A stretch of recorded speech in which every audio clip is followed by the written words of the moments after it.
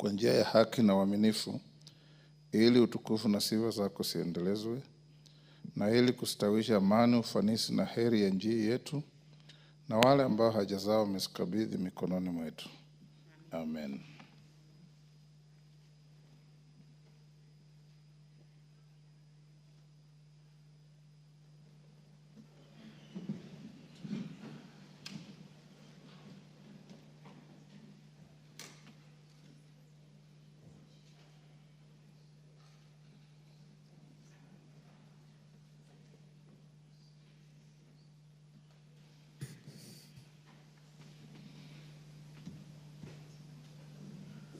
Sergeant, ring the quorum bell.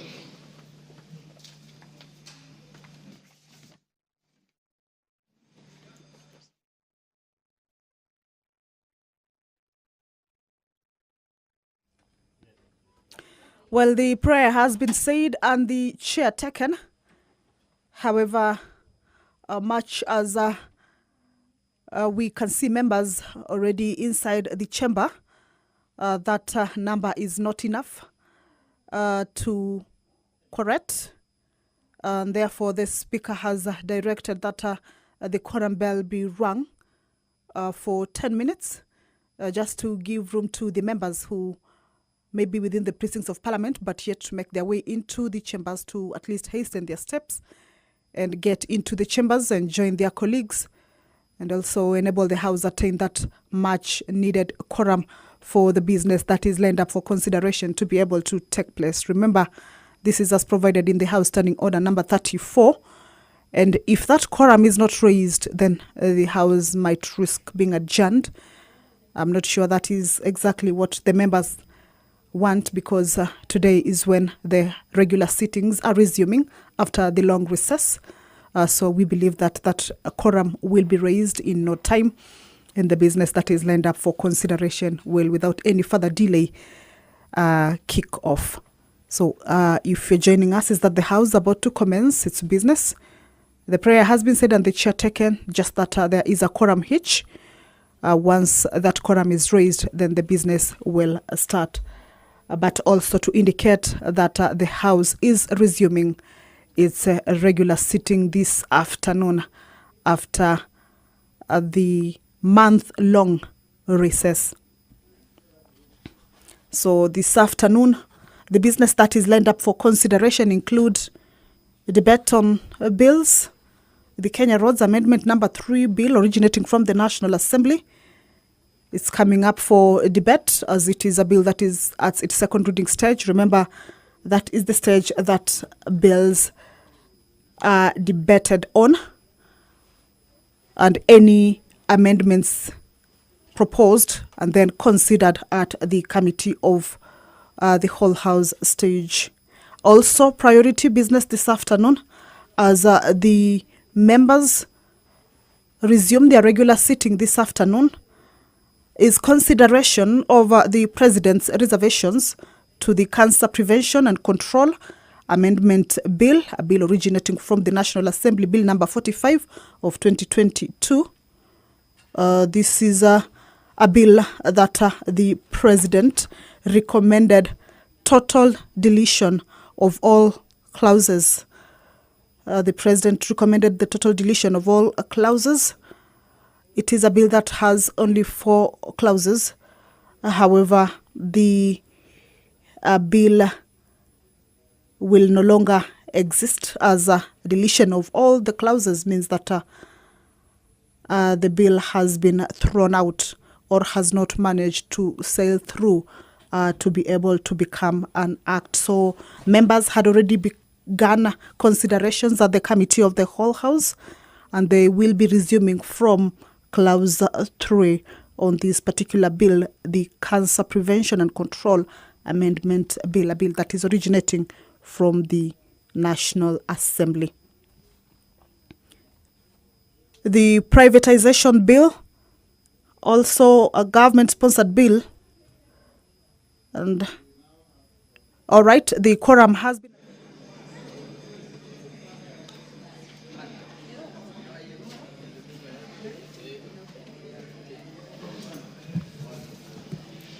Order number 1, administration of oath. Order number 2, communication from the chair. Members on their feet, take your seats.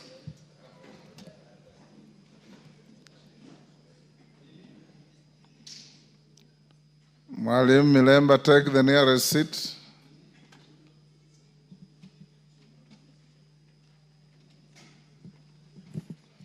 Thank you. Honorable members, I wish to welcome you back to the House for the third and last part of the fourth session of the 13th Parliament. I know that the recess was a working break for most committees, given the vetting of nominees proposed for appointment to various state and diplomatic offices and other priority matters that were referred to committees before and during the recess period. Nevertheless, it's my hope that you manage to spend some time with your families and constituents and are now ready to embark on the business that lies ahead. Honorable members, as we resume the sittings, the House is expected to transact several priority business already before committees. This includes the consideration of nominees for appointment to foreign and diplomatic missions, nominee for appointment as chairperson of the Kenya National Commission on Human Rights, and nominees for appointment as the registrar and deputy registrar of political parties. Honorable members, equally as you are aware, from 13th to 21st September 2025, the Community of Nations gathered in Tokyo, Japan, for the 20th edition of the World Athletics Championships. Notably, Team Kenya achieved a remarkable haul of 11 medals consisting of 7 gold, 2 silver, and 2 bronze as follows. Lilian Odira, gold 800 meters. Emmanuel Wanyonyi, gold 800 meters. Faith Kipyegon, the indomitable lady, 1,500 meters gold. Faith Cherotich, the little kid, I think I'm told she's 20. Yes, she's about 20. 3,000 meters steeplechase, graduating from a bronze in the last Olympics in the same event. Beatrice Chebet did what she did in Paris, gold, 5,000 meters, 10,000 meters. Paris Chepchirchir, one of the most spectacular marathon finishes for those of you who saw. They entered the final lap in the arena, neck to neck with an Ethiopian runner, and she outsprinted her. Marathon. Silver medals, again the indomitable Faith Kipyegon, 10,000 meters, and Dorcas Ewoi, running for the very first time for the country. I'm told she's a student in the US, silver in 1,500. Bronze medals, Eliud Serem, 3,000 meters steeplechase, and Raymond Cheriot, 1,500. Honorable members, the achievements by our athletes and the country, the second position among the nations that participated, coming second to the United States of America that always participates in most events. The Kenyan team also topped the medal list of African countries. Honorable members, we are 53 or 4 million people. India with 1.3 billion. China with 1.3 billion could not match us. I think it is a very important feat. It is noteworthy that of these exemplary performances, some athletes made history in their disciplines.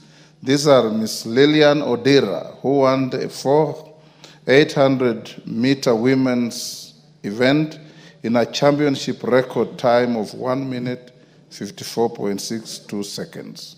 Emmanuel Wanyonyi, who similarly won the men's 800 meters in a championship record of 1 minute 41.86 seconds. This is no mean feat, and we celebrate their tenacity and dedication that has not only brought glory to our nation, but also cemented our national pride as a powerhouse in athletics. Honorable members, I note with adoration the stellar performance of our female athletes, which made Kenya the first country in the world to win gold medals in all women's events at the championships. Actually, the girls have completely overshadowed the boys in this regard. This was made possible by wins by Lilian Odera in 800, Faith Kipyegon in 1,500, Faith Cherotich in 3,000 meter steeplechase, Beatrice Chebet in 5,000 and 10,000, and Paris Chepchirchir, who won the marathon. As I commend their superlative performances, honorable members, I also wish to laud all other gallant sportsmen and women in other major sports competitions for flying our flag high and bolstering our patriotism. On my own behalf, that of the House, and indeed on behalf of the whole country, I wish to congratulate Team Kenya on its participation in the 20th edition of the World Athletics Championships in Tokyo, and to recognize their historic achievements in the global arena.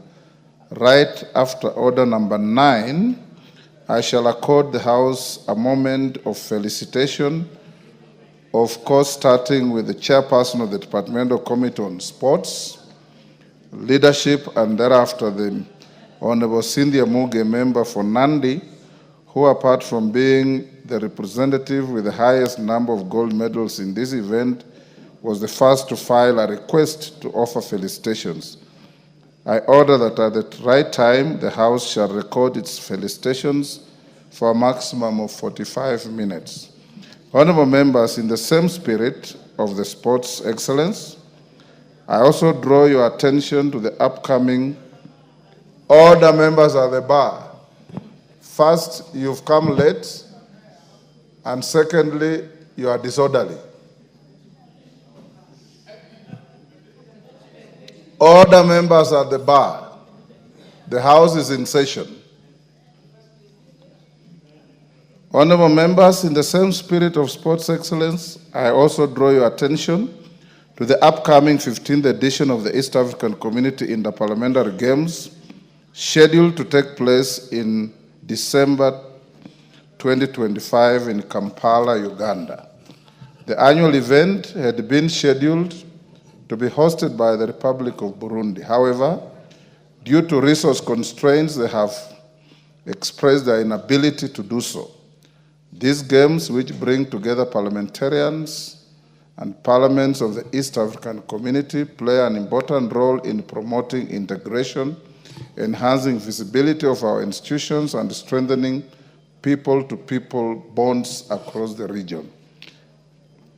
I therefore urge members to step up preparations to ensure Kenya's effective participation in the Games. This will enable us to maintain the country's leading role in supporting integration and parliamentary solidarity through sports as we showcase our sports talents on the regional stage. Honorable members, as we embark on the third and final part of the session, this fourth session, let us remain committed to serving the people with diligence, integrity, and service above all.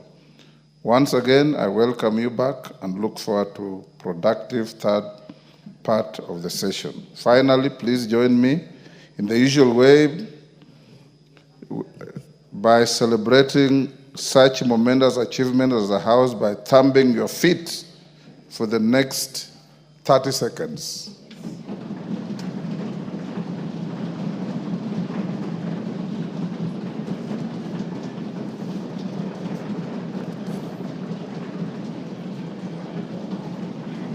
Thank you.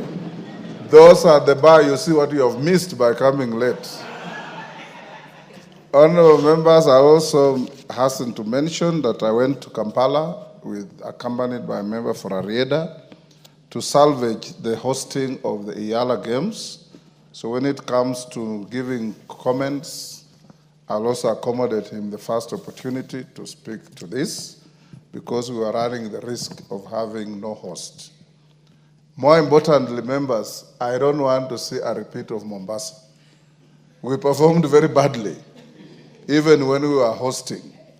Let's start in earnest, and I've directed the clerk to avail teams, facilities, and capacity to train and prepare properly and thoroughly, so that we don't go to Uganda and be hopeless bystanders as others harvest medals and medals and medals, like we saw in Mombasa.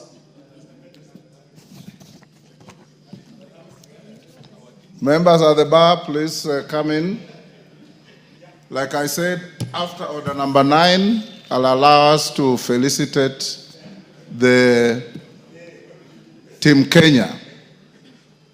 And I notice what is missing in the communication. At least we should also have saluted the coaches of this team that make proper selection of good athletes, mentor them, and take them to give Kenya an image worth emulating. Next order. Order number 3, messages. Members on their feet, take the nearest seats.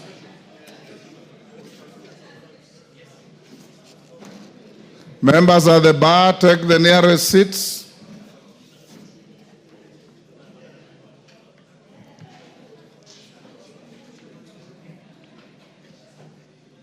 Thank you.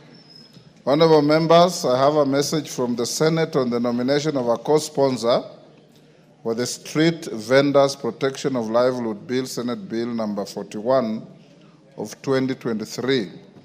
Honorable members, pursuant to the provision of Standing Order 414 relating to messages from the Senate, I wish to report to the House that I have received a message from the Senate regarding the nomination of a co-sponsor for the Street Vendors Protection of Livelihood Bill, Senate Bill number 41 of 2023.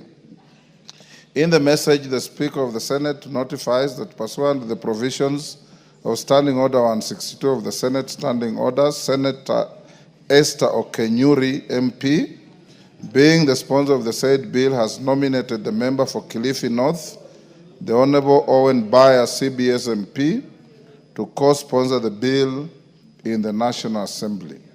Honorable members, you may recall that on Tuesday, 19th August 2025, I reported to this House a message from the Senate regarding the passage of 5 bills by the Senate, among them being the Street Vendors Protection of Livelihood Bill, Senate Bill 41 of 2023. As you may have noticed in today's order paper, the bill is scheduled for first reading under order number 9. Thereafter, the bill will stand committed to the Departmental Committee on Trade, Industry and Cooperatives, as earlier directed on 19th August 2025. Honorable members, pursuant to the provisions of Standing Order 1431B of the National Assembly Standing Orders, the Honorable Owen Bayer, CBS MP, will now assume the role of the co-sponsor of the bill and will be responsible for marshalling its consideration in the National Assembly. I thank you. Next. Order number 4, petitions.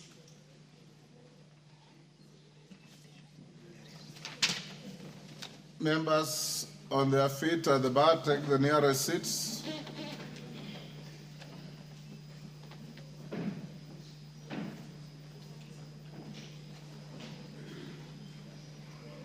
Farah, where is your nearest seat?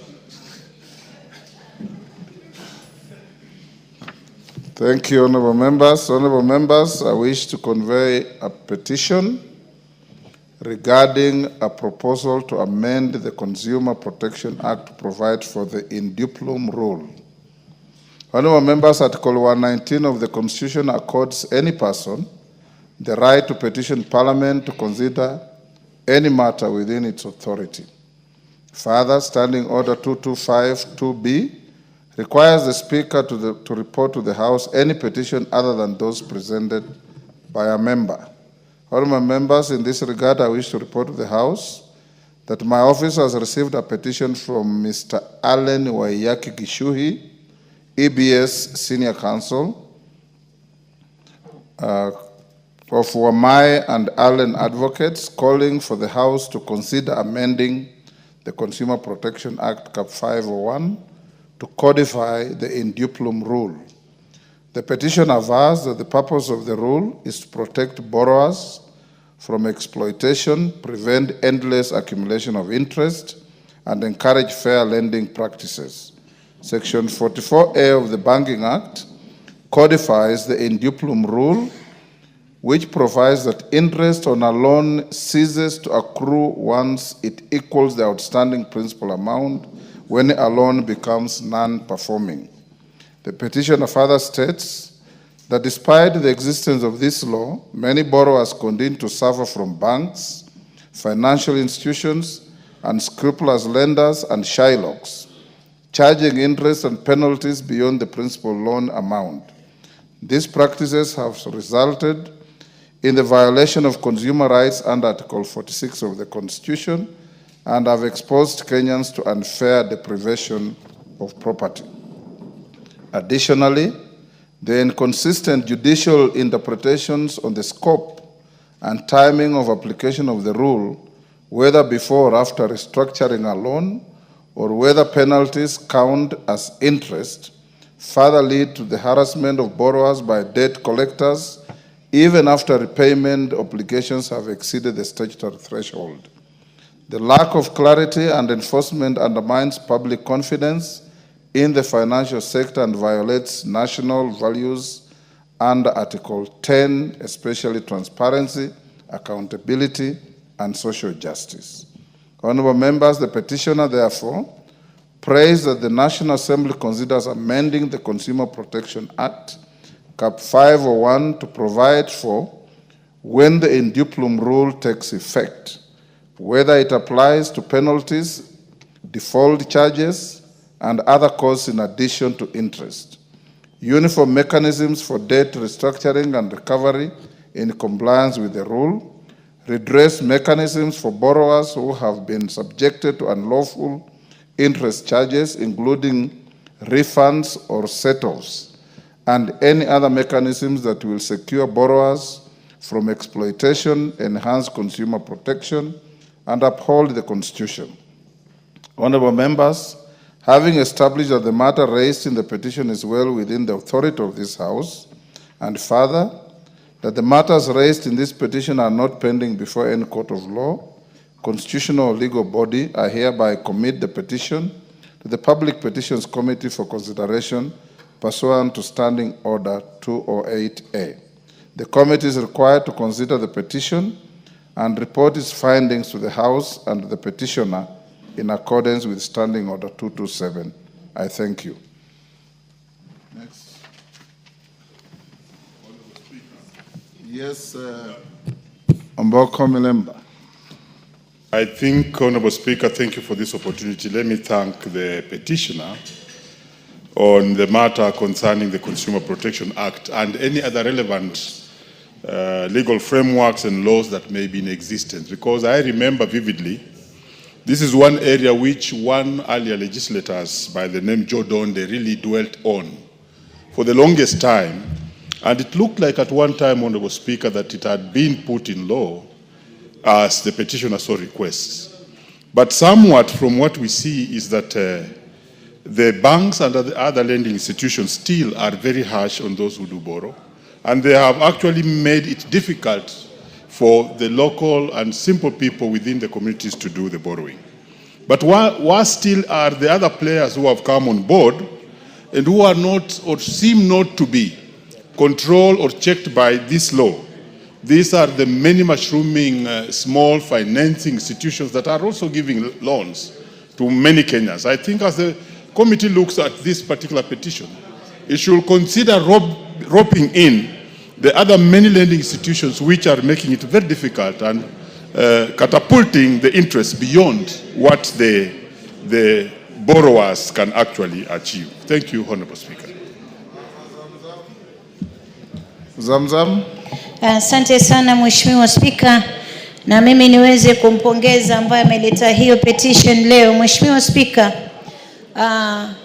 tunapata wale ambao wanadai watu, Mheshimiwa Spika, ambao wanatoa hizi loan wanaenda hata zaidi. Mheshimiwa Spika, juzi nimekuwa na hawa watu wa tuktuk ambao wanafanya biashara ya tuktuk, Mheshimiwa Spika, na wametaja kuna makampuni ambayo yanatoa loan kama vile kina Mogo, kina Tala na wengine. Mheshimiwa Spika, unapata mtu ametoa jasho lake, amelipa tuktuk mpaka imebaki pengine 10,000, amedefault siku moja ama siku mbili, anakuja anapokonywa ile tuktuk, inachukuliwa. Mheshimiwa Spika, Mheshimiwa Spika, kuna wengine hata mimi hapa kwa simu miaka ya nyuma, na siku hizi imebidi niangalie tu, niliwahi kuchukua nikataka kuangalia hizi loan zafanya vipi. Niliwahi kuchukua kwa Tala 2,800.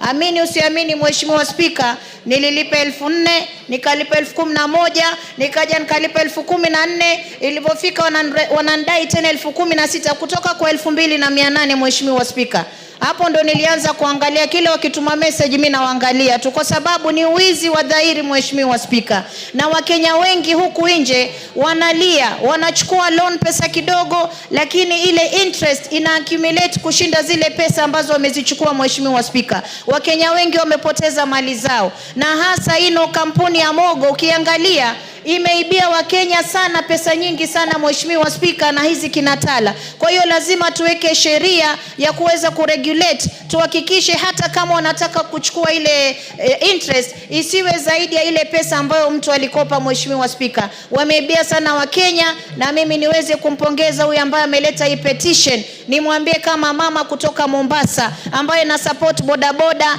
na support watu wa tuktuk, na support yule mama mboga na biashara yake ndogo kwa kuibiwa kutokana na hawa watu, nitasupport sheria iweze kutungwa ili tuweze kuhakikisha tuna regulate industry. Asante sana Mheshimiwa Spika. Thank you, Mr. Speaker. From the onset, let me thank Senior Counsel Alan Gishui for bringing the petition.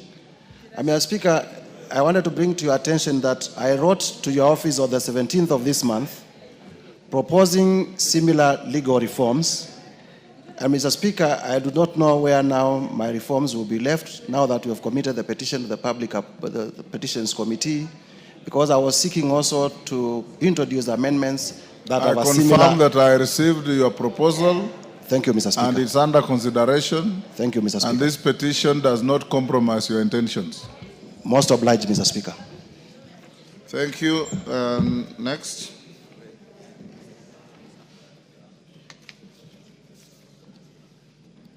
Order number 5, papers. Majority Leader.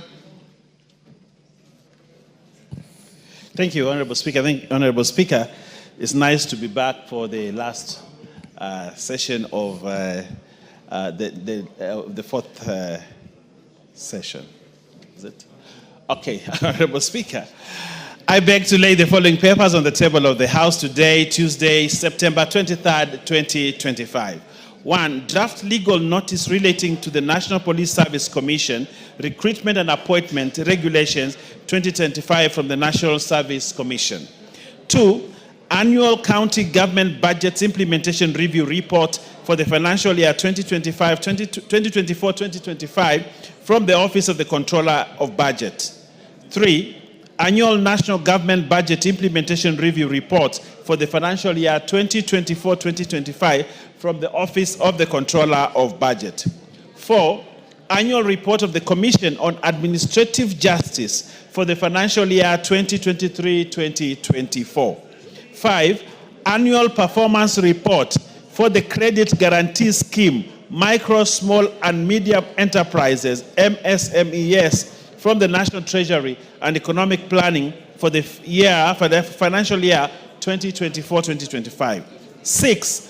Report on performance of the special groups, youth, women, and persons with disability for the second half of the financial year 2024-2025 from the Public Procurement Regulatory Authority.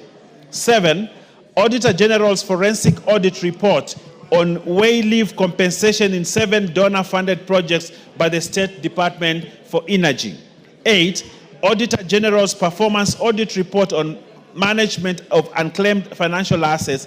And lastly, Honorable Speaker, report of the Auditor General and financial statements of a case study on integrated delivery of selected non-communicable diseases in Kenya, PHGF grant number TFOA 5636 Moi Teaching and Referral Hospital for the year ended 30th June 2025, and the certificates therein. Honorable Speaker, I beg to lay, and thank you, Honorable Speaker. Yes. Chairman, Budget. Honorable Speaker, I beg to lay the following papers on the table of the House today, Tuesday, 23rd September 2025. Reports of the Budget and Appropriations Committee on its consideration of 1, the Equalization Fund Appropriation Bill, Senate Bill number 7 of 2025, and 2, the County Government's Additional Allocations Bill number 8 of 2025. Thank you. JLAC. Thank you very much, Honorable Speaker. Honorable Speaker, I beg to lay the following papers on the table of the House today, Tuesday, 23rd September 2025. Reports of the Departmental Committee on Justice and Legal Affairs on its consideration of the approval hearing of number 1, nominee for appointment as the chairperson of the Kenya National Commission on Human Rights, and number 2, nominees for appointment as registrar and assistant registrar of political parties. Thank you, Honorable Speaker. Chairperson, Defense, Intelligence and Foreign.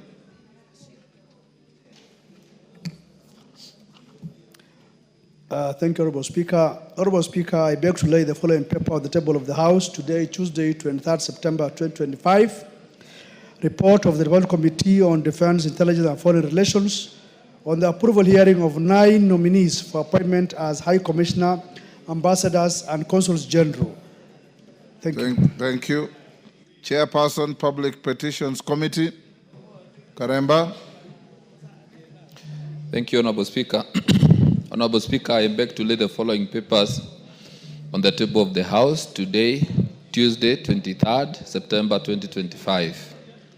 Reports of the Public Petitions Committee on its consideration of 1, Public Petition number 52 of 2023 by the Honorable Ibrahim Abdi, MP, regarding the banning of the use of asbestos as a roofing material.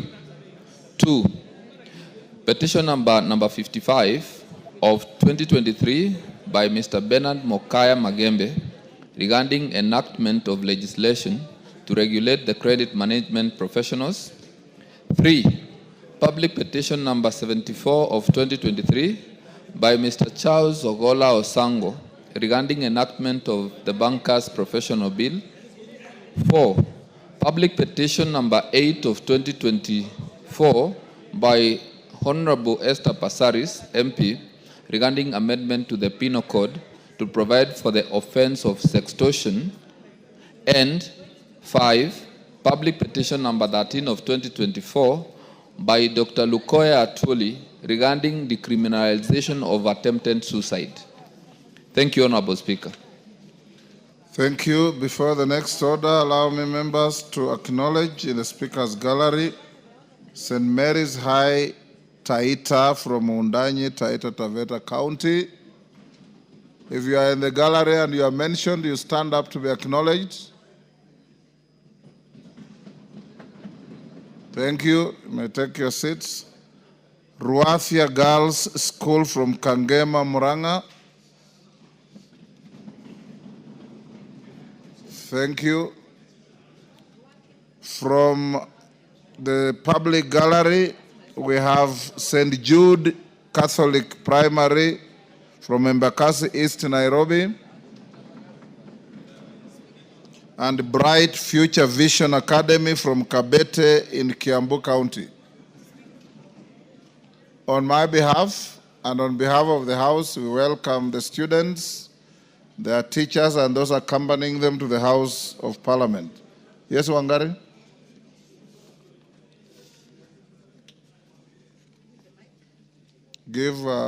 Thank you. Thank you, Mr. Speaker. I'm just joining you to welcome the students to this House, and also note, Mr. Speaker, that I schooled in Ruathia Primary School in Kangema constituency.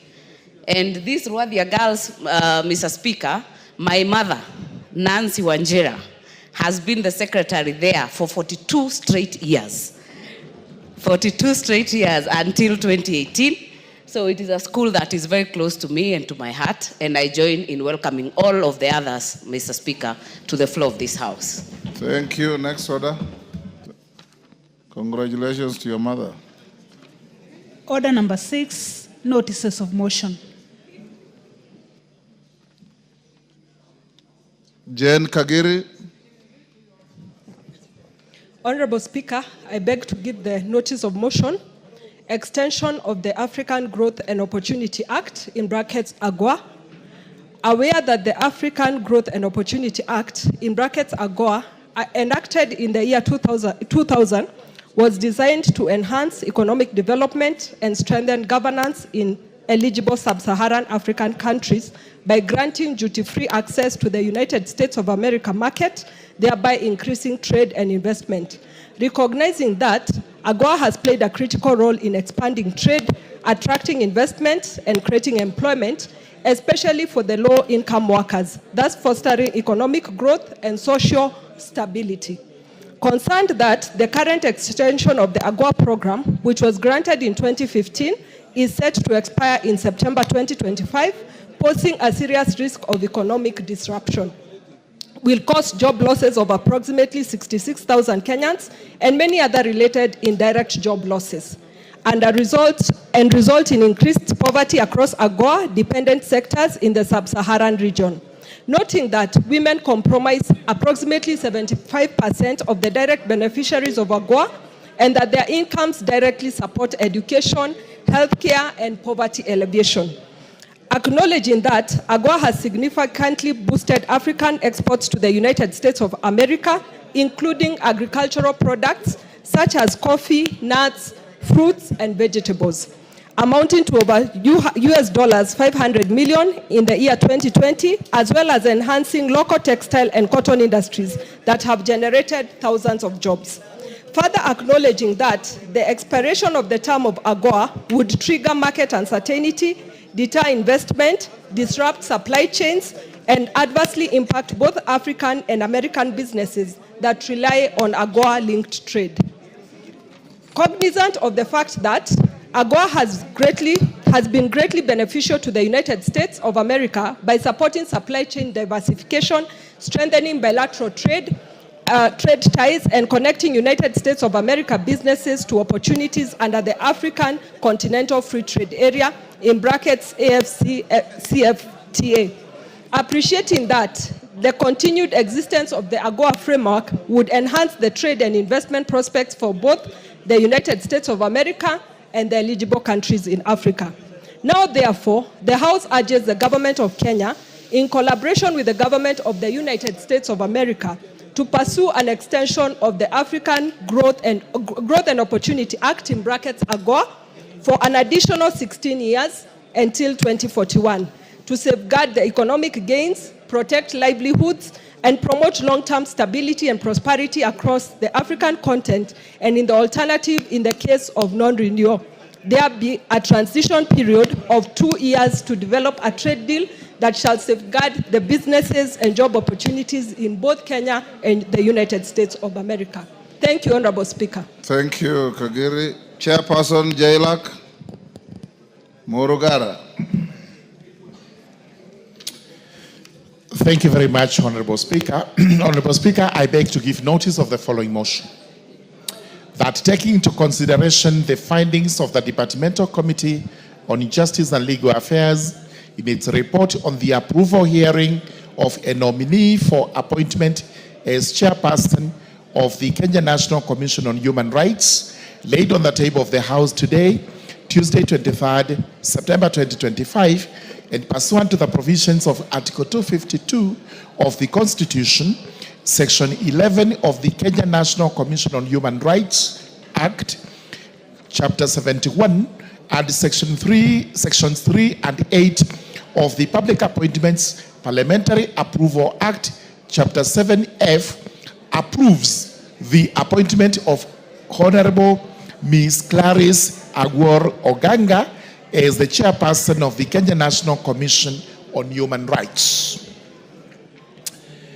Also, Honorable Speaker, I beg to give notice of the following motion that, taking into consideration the findings of the Departmental Committee on Justice and Legal Affairs in its report on the approval hearings of nominees for appointment as Registrar and Assistant Registrar of Political Parties, laid on the table of the House today, Tuesday, 23rd September 2025, and pursuant to the provisions of Section 3 and 8 of the Public Appointments Parliamentary Approval Act, Chapter 7F, approves the appointment of the following. Number 1, Mr. John Cox Lotionoko as Registrar, and number 2, Ms. Agatha Wanjiku Wahome as the Assistant Registrar of Political Parties. Thank you very much, Honorable Speaker. Thank you, Sir George. Chairperson, Defense, Intelligence and Foreign Relations Committee, Bashir.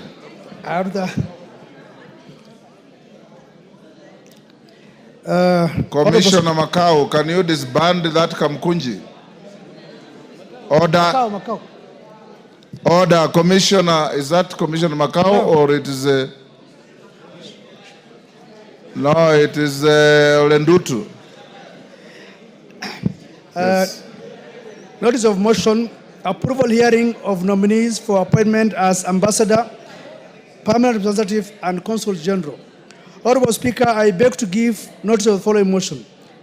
That taking into consideration the findings of the Departmental Committee on Defense, Intelligence and Foreign Relations in its report on the approval hearings of 9 nominees for appointments as High Commissioner, Ambassador and Consul Generals, laid on the table of the House on Tuesday, 23rd September 2025, and pursuant to the provision of Article 132(2)(e) of the Constitution, Section 222 of the Foreign Service Act Cap 185(e), and Section 3 and 8 of the Public Appointments Parliamentary Approval Act Cap 7F. This House approves the appointment of the following persons as High Commissioner, Ambassadors, and Consul Generals.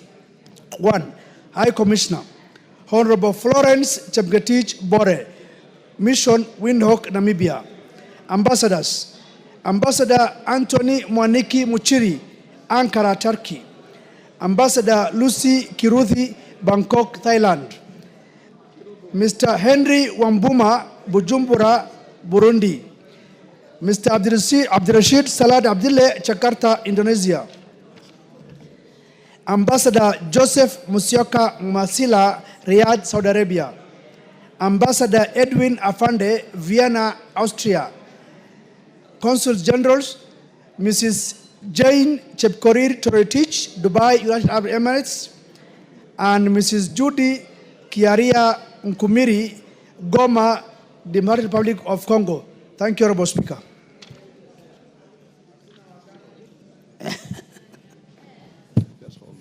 Thank you, Honorable Bashir. Clerk, skip Order 7 for now. Call out Orders 8, 9, 10, 11, and 12.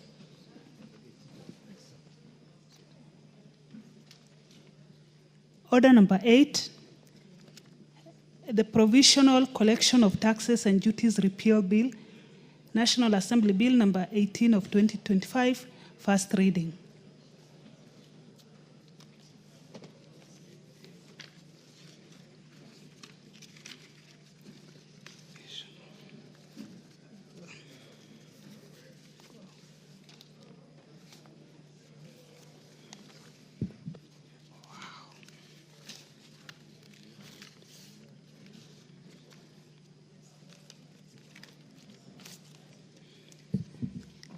A bill for an act of parliament to repeal the Provisional Collection of Taxes and Duties Act and for connected purposes. Order number 9, the Street Vendors Protection of Livelihood Bill, Senate Bill number 41 of 2023, first reading. A bill for an act of parliament to provide a legal framework for the recognition, protection, and regulation of street vending in Kenya, the identification of minimum standards for street vending and for connected purposes. Order number 10, the Local Content Bill, Senate Bill number 50 of 2023, first reading.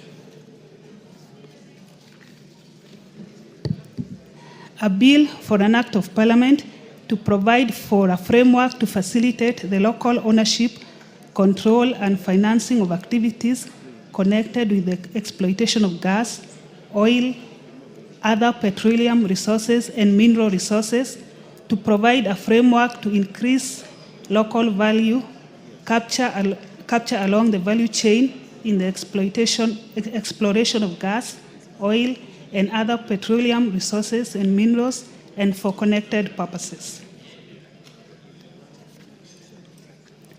Order number 11, the Early Childhood Education Amendment Bill, Senate Bill number 54 of 2023, first reading.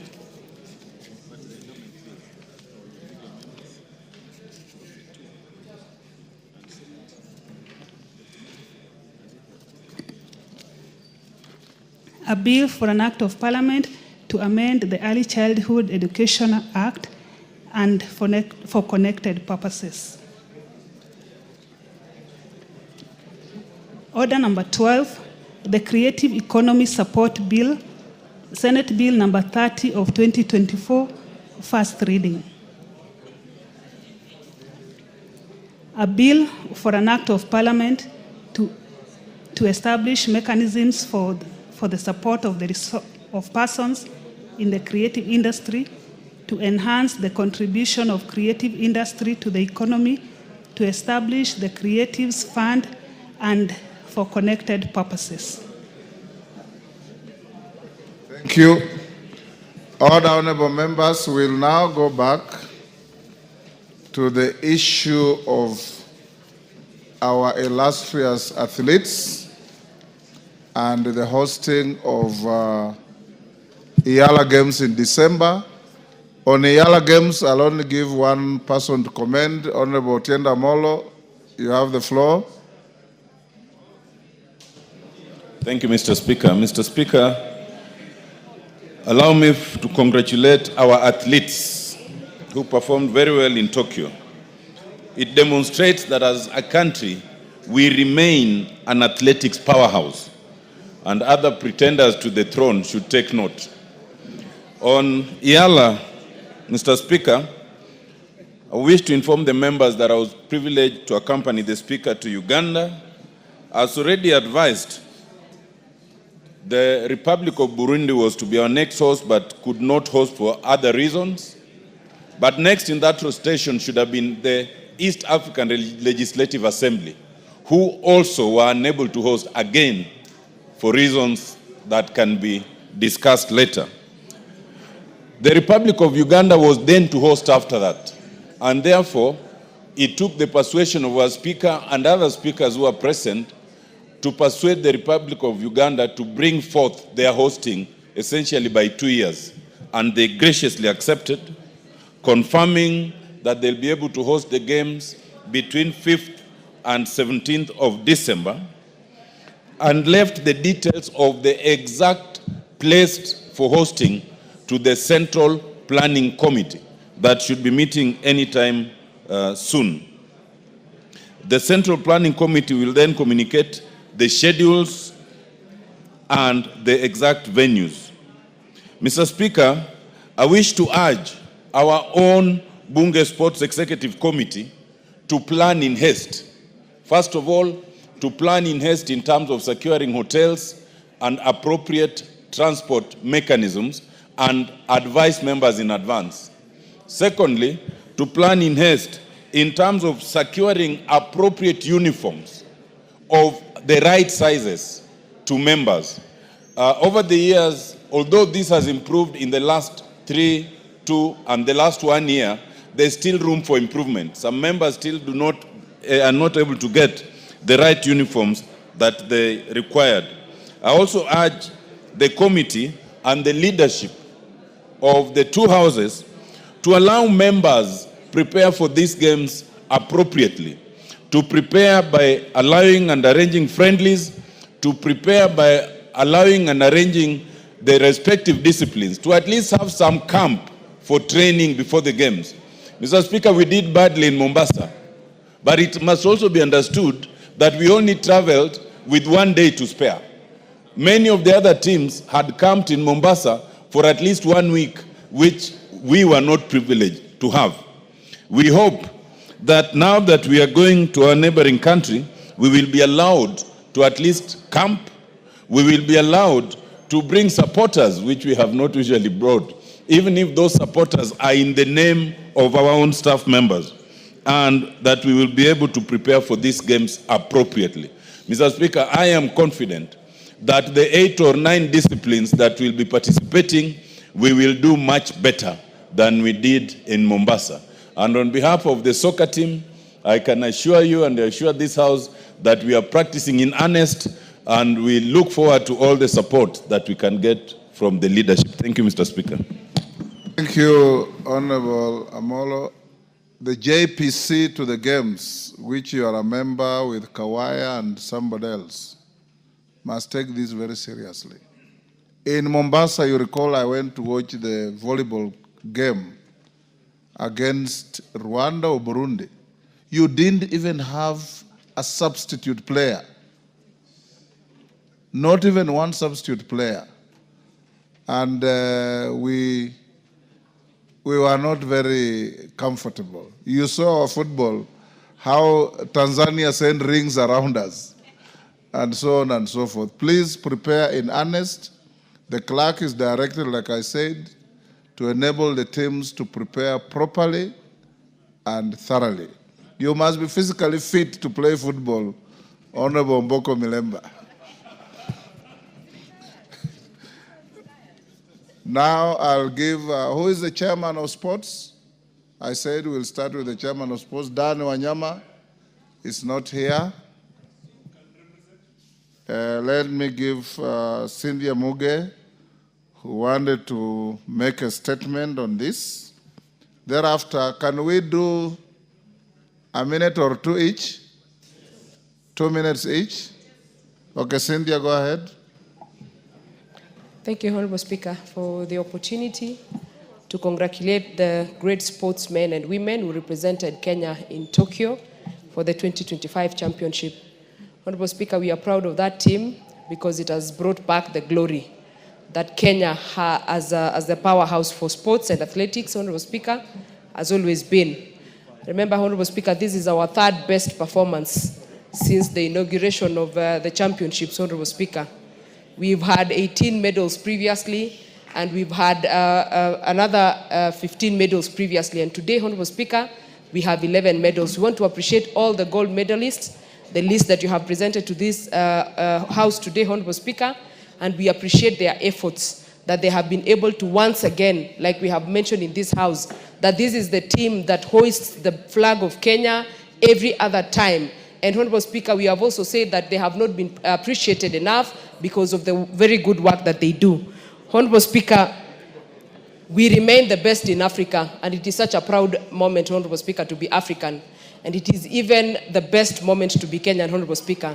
And every day, Honorable Speaker, our athletes continue confirming that Kenya is the absolute kingdom of athletics and championships, Honorable Speaker. And we appreciate the people that represented us as a country, Honorable Speaker. Honorable Speaker, I also want to note that over time, our athletes have been doing a very good job. Previously, Honorable Speaker, we have contemplated having them have translators. But this time around, Honorable Speaker, when you listened to Ewoy speaking, when you listened to Perez speaking, when you listened to Wanyonyi speaking, when you listened to Faith Kipyegon speaking, you felt proud as a Kenyan because our athletes are properly able to present themselves, Honorable Speaker, and express themselves. Honorable Speaker, this also calls for responsibility for us. As a country that hosts these great people, what are we doing to support the sports, Honorable Speaker? And I appreciate the government of Kenya Kwanza because of the up-to-standard stadiums that we are building. And Honorable Speaker, I am seeing a brighter future for athletes, and we want to really appreciate them so that they can continue hoisting the flag of Kenya. We want to tell all the gold medalists and the people who have participated that as Kenyans, we... Thank you. KJ. Mr. Speaker, I thank you for your communication. In your communication, you indicated that Kenya is a very small country compared to countries like America. America is probably 6 times the size of Kenya in population, around 17 times in size. And it is so, we are in our place, Mr. Speaker, to be celebrating our athletes who brought us glory. Mr. Speaker, it is to make the observations going forward that one, as you noted in our communication, our male athletes will need a boost. Secondly, Mr. Speaker, it is also to recognize that sports is a national event. It never matters who will wear the gold medal. Mr. Speaker, in the past, any community has had an opportunity to bring glory to Kenya. And so when we see a runner coming from Migori and winning gold and breaking record, Mr. Speaker, this brings our country together in such a way that we are reminded of our glory times when we knew in athletics a medal could come from anywhere. From Eastern, we have had Rose Tatamuya. From Central, we have had John Ngugi and Wanjiru. Now we are having Omanyala and Odira from Nyanza. This is to say, Mr. Speaker, that if we set up centers... Omanyala is not from Nyanza. Omanyala from Western. Omanyala from Western and Odira from Nyanza. Thank you, Mr. Speaker. I stand to be corrected. And of course, our powerhouse in Rift Valley, where we breed champions, Mr. Speaker. The point I was making is that these athletics, just like the football that just went, was just needing leadership, Mr. Speaker. And when we offered leadership, we start winning again, and it is to congratulate Kenya, to congratulate the athletes, and for bringing Kenya back to winning ways on the international platform. I thank you very much, Mr. Speaker. Bensouda. Thank you, Honorable Speaker, for giving me this opportunity. And I want to thank you because you've spearheaded the love for sports and given even a clear framework for others that are yet to come. Honorable Speaker, I rise on behalf of women in this nation to confirm that truly women can lead. And the athletes who went there have exhibited exemplary performance. And this portrays that women are capable and competent of leading and giving the mantle. I rise also on behalf of Nyanza region. We have a movement of the Luos in this country called, in vernacular, allow me to quote, Sigandnyinam, the story of the daughters of the lake. Lillian Odira happens to come from Migori County. And Honorable Speaker, we are celebrating as Nyinam, the daughters of the lake. And I want to ask you, Mr. Speaker, that as the athletes will be invited for dinner, I want you also to organize a special dinner for the Speaker and invite all women in this House to join you with those women who has led this country. Thank you, Honorable Speaker. I congratulate them. Thank you. Is that Kimayo? Or Cherorot? Cherorot?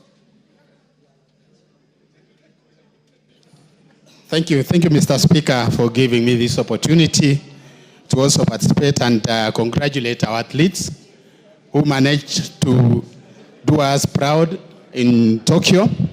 I want to say, Mr. Speaker, this country is actually powerhouse because of the sports or athletics, Mr. Speaker.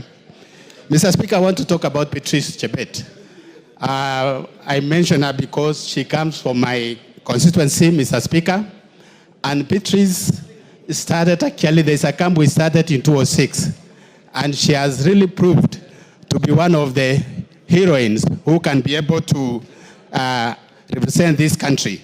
I want to say, Mr. Speaker, that this country, we rely on athletes who are actually using only food without using enhancement substances, Mr. Speaker.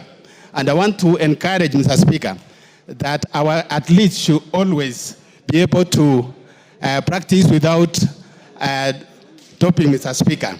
I want to say also that the coaches are there, Mr. Speaker. They are unseen team who are actually managing to train and also teamwork in this country. I want to say we are proud of our athletes and congratulations to this country and also those who represented us abroad. Thank you, Mr. Speaker. Thank you. Yes, Mwalio, you normally sit somewhere else. Yeah, nimeama.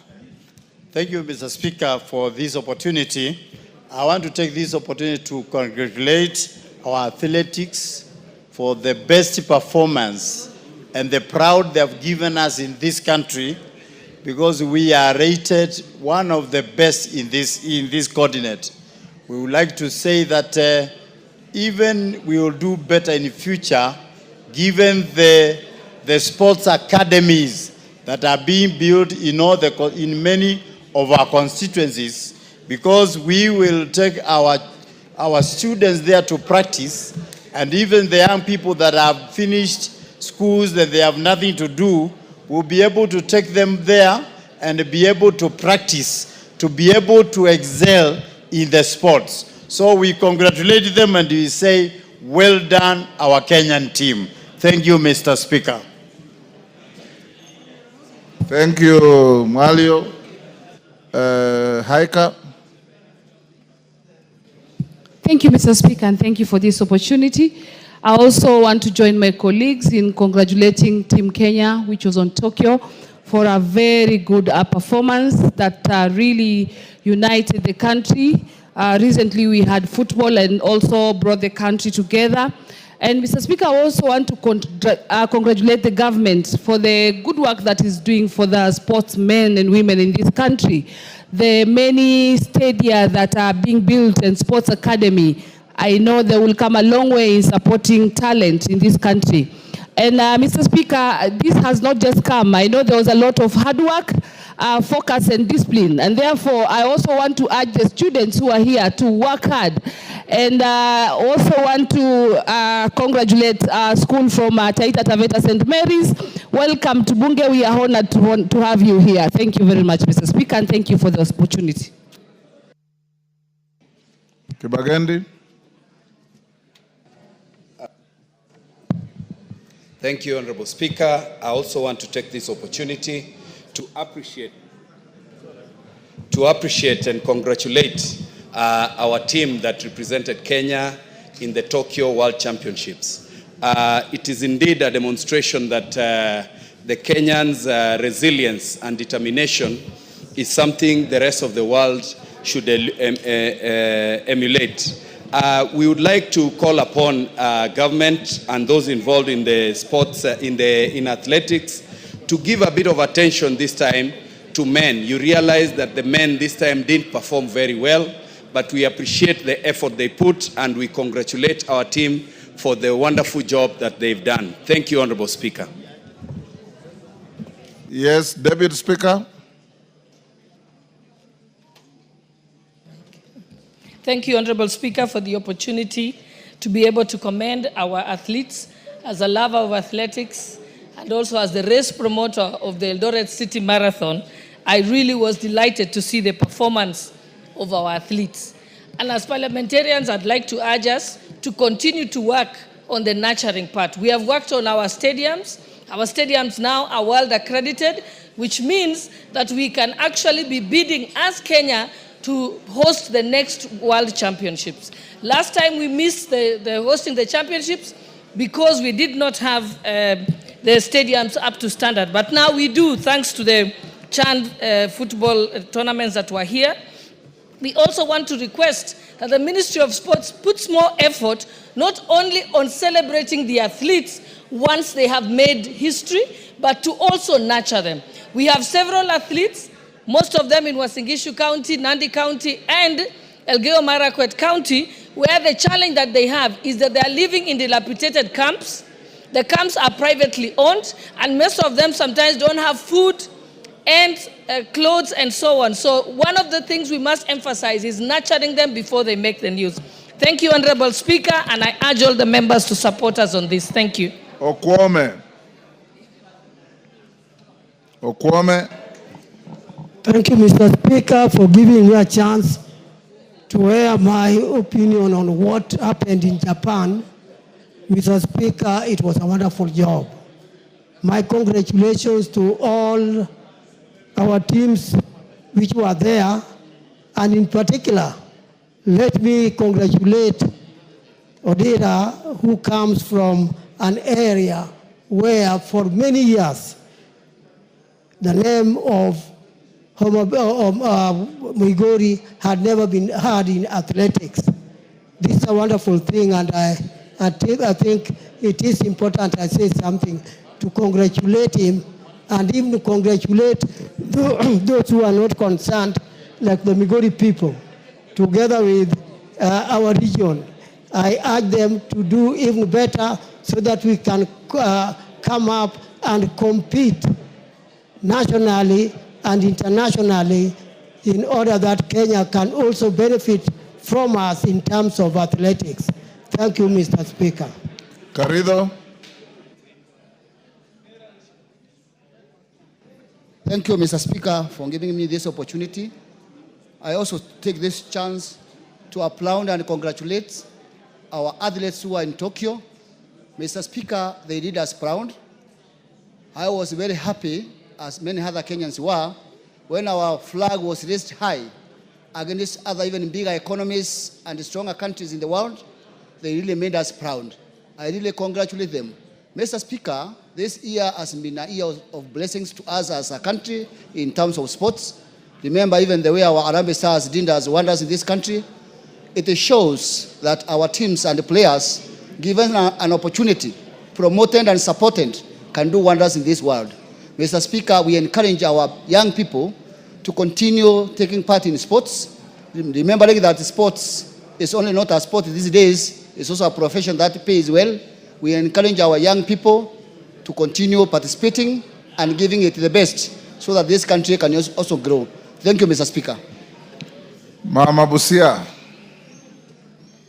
Thank you, Mr. Speaker. I want to actually applaud our Team Kenya for flying our flag so high and making every Kenyan realize that actually we do not have boundaries when it comes to such activities. Kenya is one, whether it is whatever tribe that is participating in any sport, any event, all Kenyans, the way they get glued on the screen and praise and scream and just wish that we take it, is what we should be doing even in progressing our own world, our own country. I want to also appreciate the President for supporting, motivating these young people. That's all they need from us. We must keep supporting them, their welfare, everything that they need must be given to them on time so that they don't go down, but we add numbers. We need all the counties also to participate in the Olympics, all other games in the world. Thank you, Mr. Speaker. Kingara. Honorable Kingara. Mr. Speaker, sir, for giving this opportunity to congratulate Kenyans who did very well there in Japan and elsewhere. Mr. Speaker, it has been noted that when athletes are motivated, they do their work well. I don't know whether, Mr. Speaker, we have an ample budget in our national budget which facilitates our athletes or sportsmen and women when they're out there. You noted, Mr. Speaker, when Kenyans doing football here were added, they did well. But the question is, do we have a consistent budget which can facilitate them consistently so that we can do well consistently too? Mr. Speaker, Mr. Speaker, even Parliament should honor this appreciation by also coming up strong and even giving a room or a garden, Mr. Speaker. Mr. Speaker, remember when I stood here talking matters sports, I requested whether even Parliament can have good facilities, including a field, where we can be doing our own sports affairs, noting that even the private sectors have the same. Mr. Speaker, this is not a big deal. Let's work and have good facilities even for our own self. Finally, Mr. Speaker, the parliamentary games, we are not consistent. I stand and say, in athletics, we are not consistent. We need to start early, as you directed, but also be guided especially on which facilities to use. As I stand here, we have not been committed to a serious grounds of doing our, and you know we are old, doing our we are.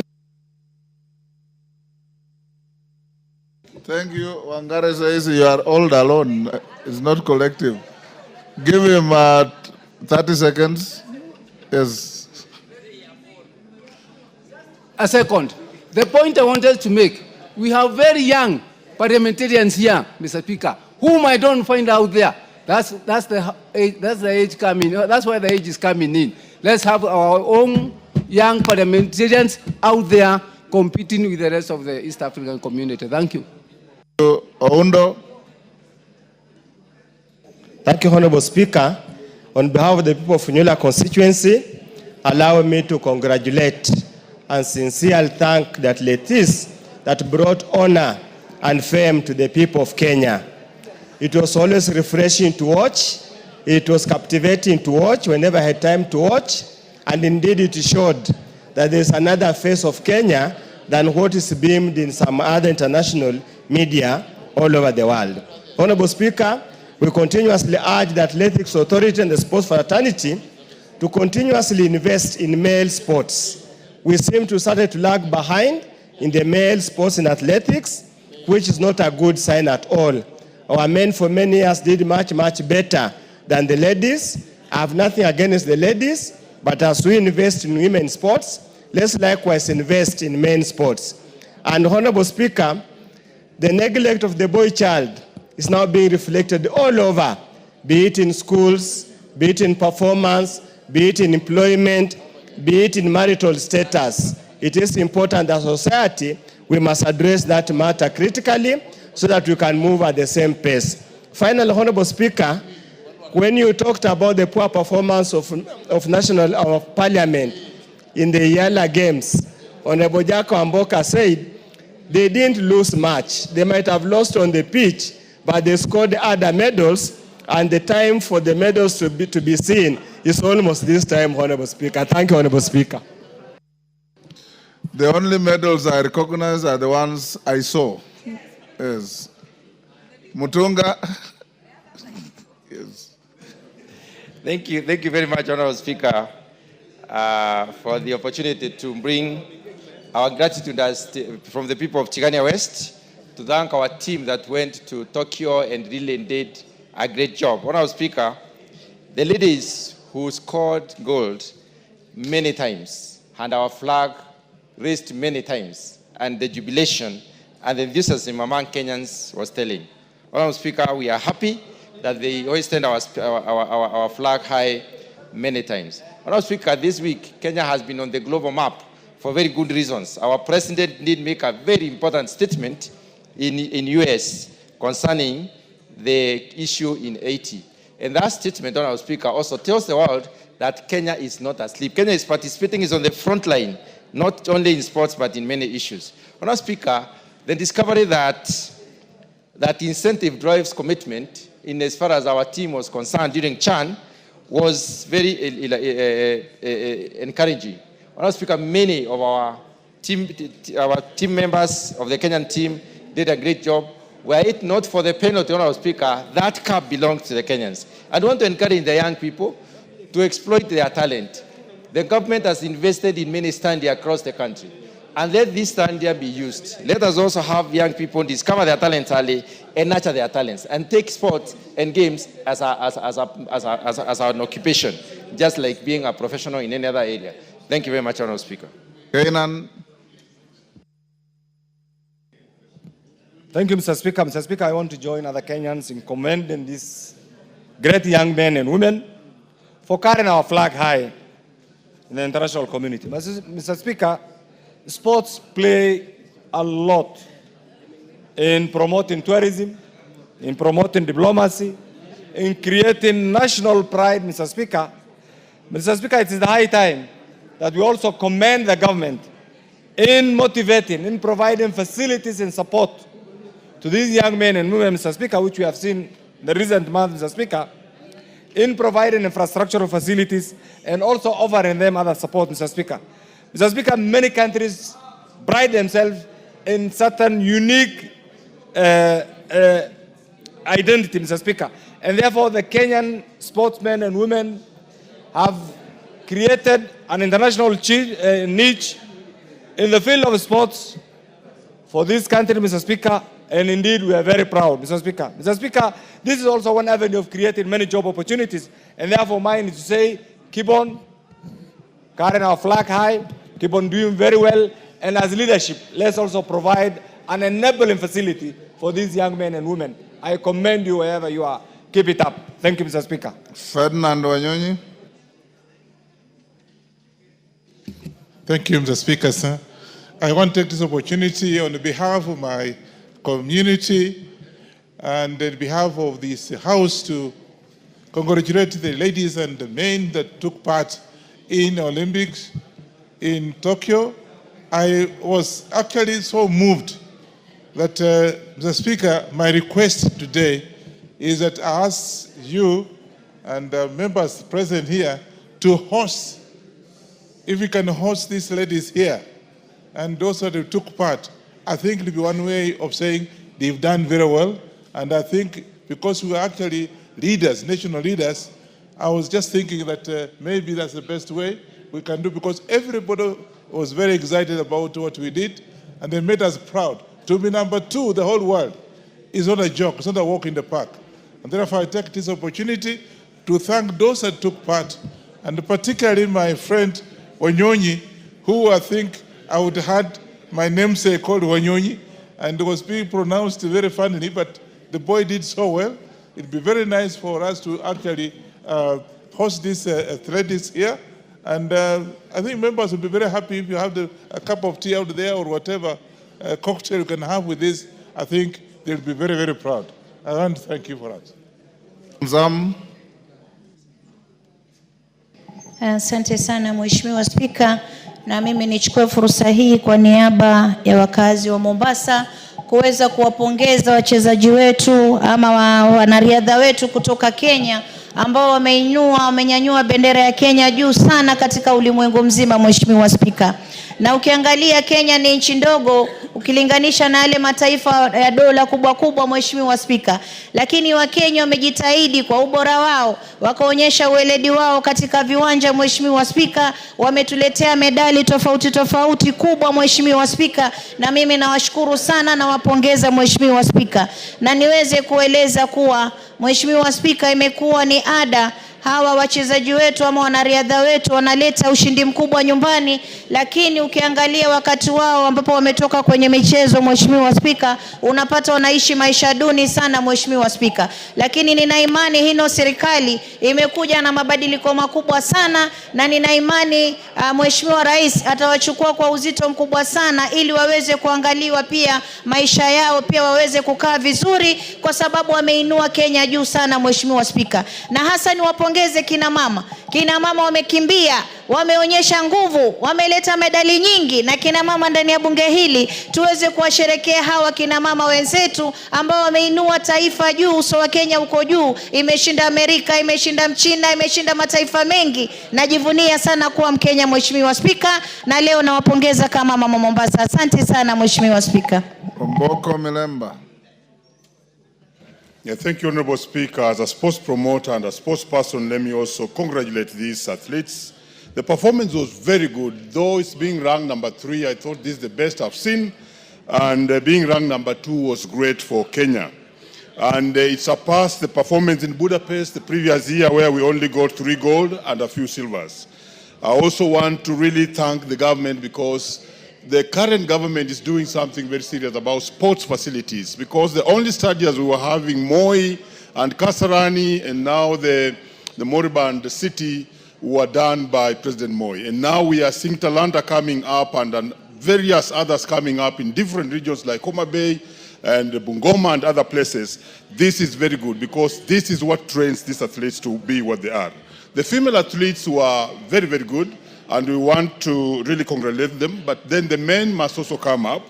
But I want to say, Honorable Speaker, that most of them are very young people and they really need support. I happened to meet Serem Edmond, and Serem was just walking the streets of Eldoret. They really need support. But finally, the Minister of Education must actually give all the pathways to schools, because under the competence-based education system, we need all the schools to have all the pathways so that the talents can come up. Thank you, Honorable Speaker. Masara. Thank you, Mr. Speaker. Mr. Speaker, let me add my voice to the ones who have congratulated our team who are in Japan, Tokyo, for the good performance.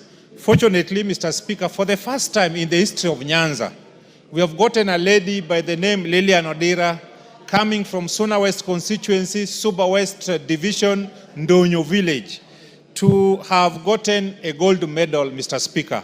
This is a good moment for us, and I can say through her, many young girls and boys now will be inspired to also run, because we are known back in Nyanza, we are known to be footballers. But Lilian Odira has proven that there is no limit. She had done what nobody has ever done, and I believe since Suna West there is gold. Some of the gold which were taken by the colonists, she's bringing some of them back. I want to encourage young people that they should not be limited to anything. They can try their potential and do the impossible.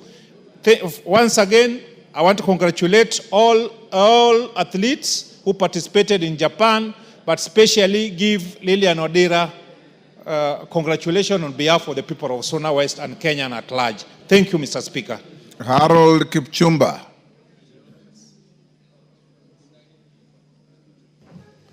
Thank you, Mr. Speaker, sir. I join my colleagues to thank the athletes, and I just want to take this opportunity to wish every athlete. There are many others who are younger than those that need support. I want to thank the government for having supported sports and athletes in particular. May I also in this opportunity inform this House that there was a Confederation of East Africa and Central Africa Amputee Football Federation Championship, and Kenya amputees became the champions of Africa. And I think this is a great opportunity also to open up and consider inclusion as we promote all other sports in the country.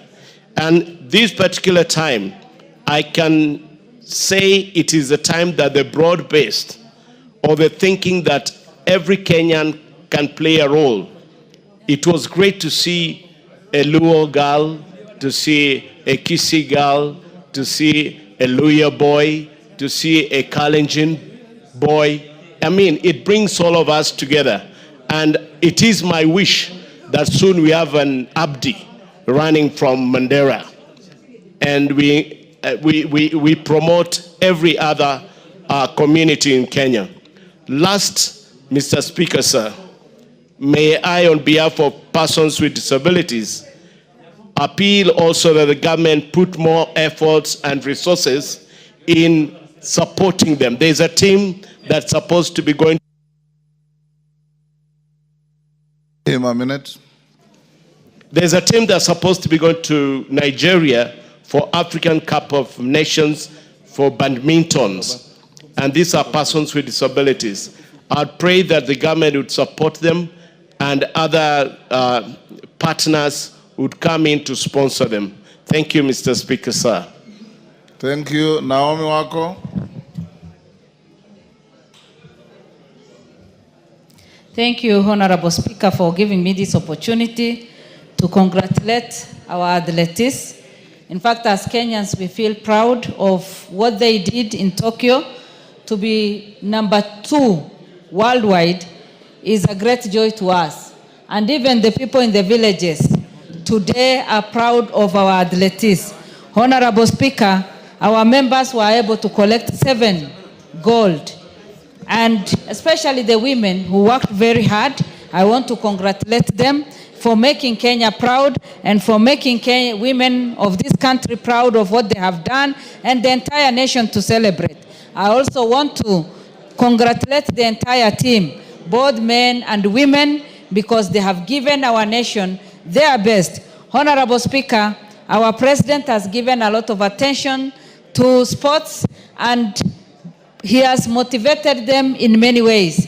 Mine is just to say that as leaders, we also need to congratulate and also motivate our members so that they perform well.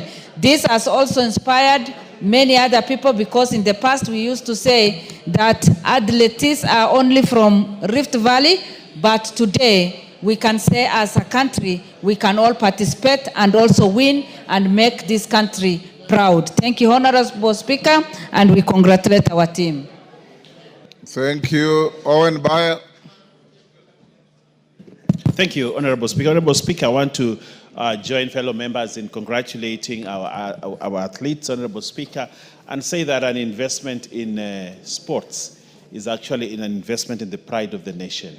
We stand tall as a nation and as a country today celebrating the great feat of our great athletes and our sports people. Honorable Speaker, probably this great feat that happened in Japan is because stems from what we did in the football in Chan.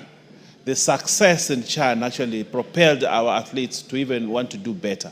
And I believe, Honorable Speaker, as we go forward as a nation, with the motivation and with the whole country united and rallying for success in the sports fields, Honorable Speaker, we are going to not only succeed on the sports field, but will remain as a country that is united, as a country that is focused, and as a country that is looking for success in every field, Honorable Speaker.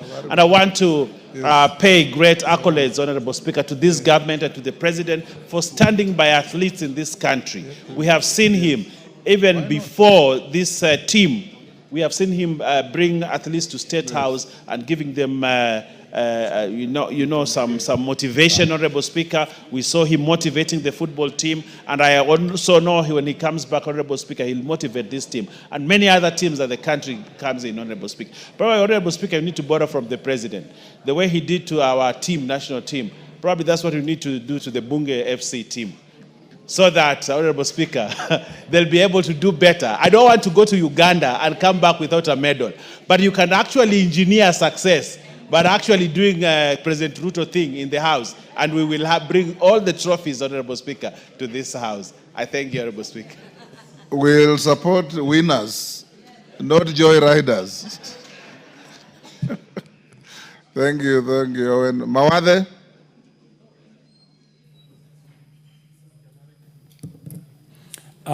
Thank you, Mr. Speaker. Sir, I also wish to take this opportunity to congratulate our athletes, especially in the ones that won in Tokyo, Japan. That was an excellent showing.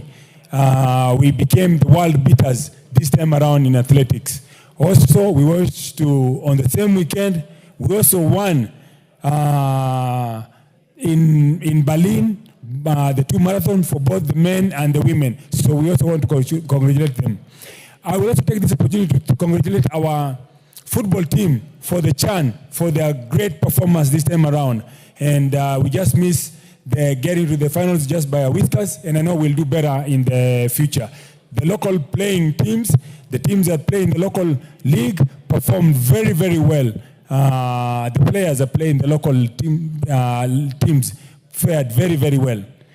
In the same tone, I also wish to bring up the issue of our sports here at Bunge.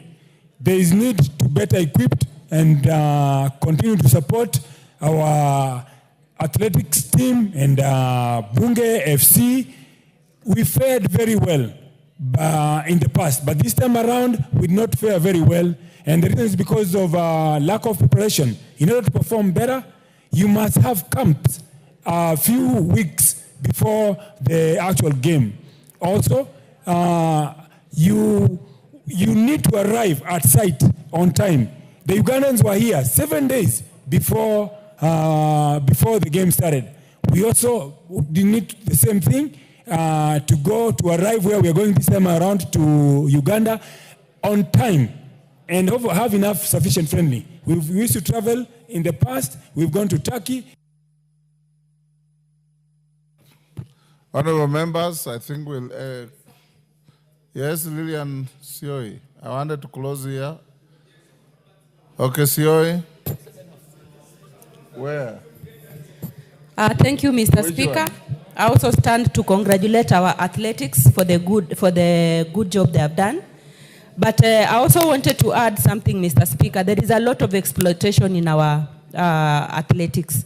I don't know if they are called schools or agents that are mentoring our athletics.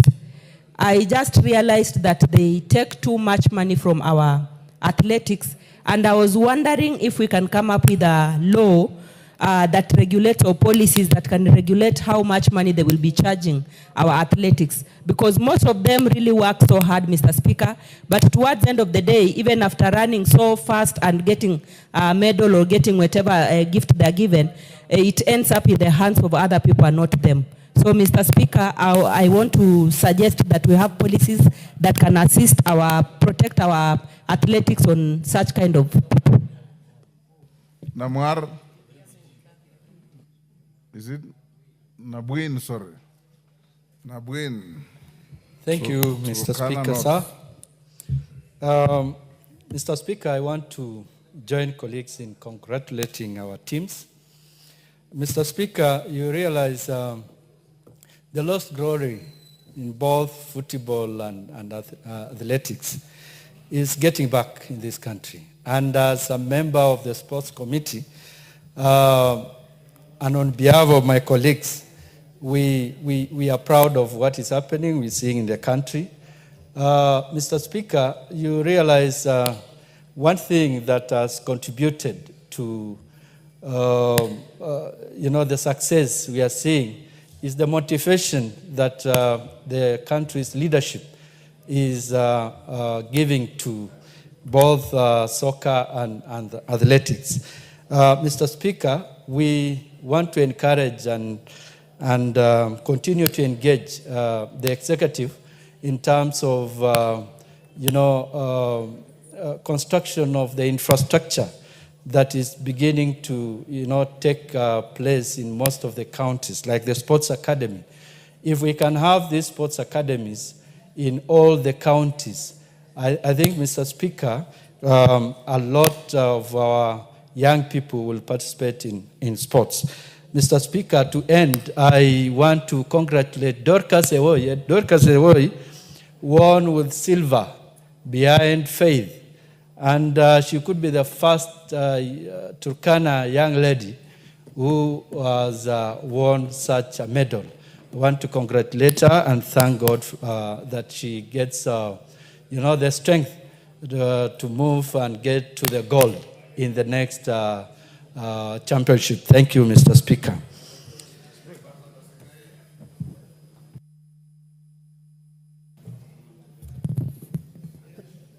Thank you, Mr. Speaker, sir. I want also to join my colleagues to pay tribute to our gallant Kenyans who gave this country something which has never been done. Mr. Speaker, 11 medals and getting the number 2 to the United States of America, Mr. Speaker, was no mean achievement. Mr. Speaker, I would like to thank the President particularly for motivating our sports women and men in this country by giving them some motivational awards. We would like to thank him and ask him to continue supporting these sports. Number 2, Mr. Speaker, I would like to support my colleagues by recommending that we have all these sports academies in all the counties in the country. Mr. Speaker, if we have the academies in the country, in all the counties, I'm very sure we can best get the best. And Mr. Speaker, also diversify in these sports so that we can now go to 100 meters, 400 meters, and other sports in this country. Mr. Speaker, I want to say thank you and welcome our Kenyans who have gone to Tokyo and conquered. We are proud of you. Thank you.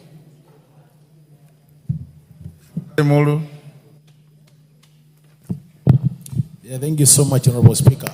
Honorable Speaker, I also want to take this opportunity to say congratulations to Team Kenya.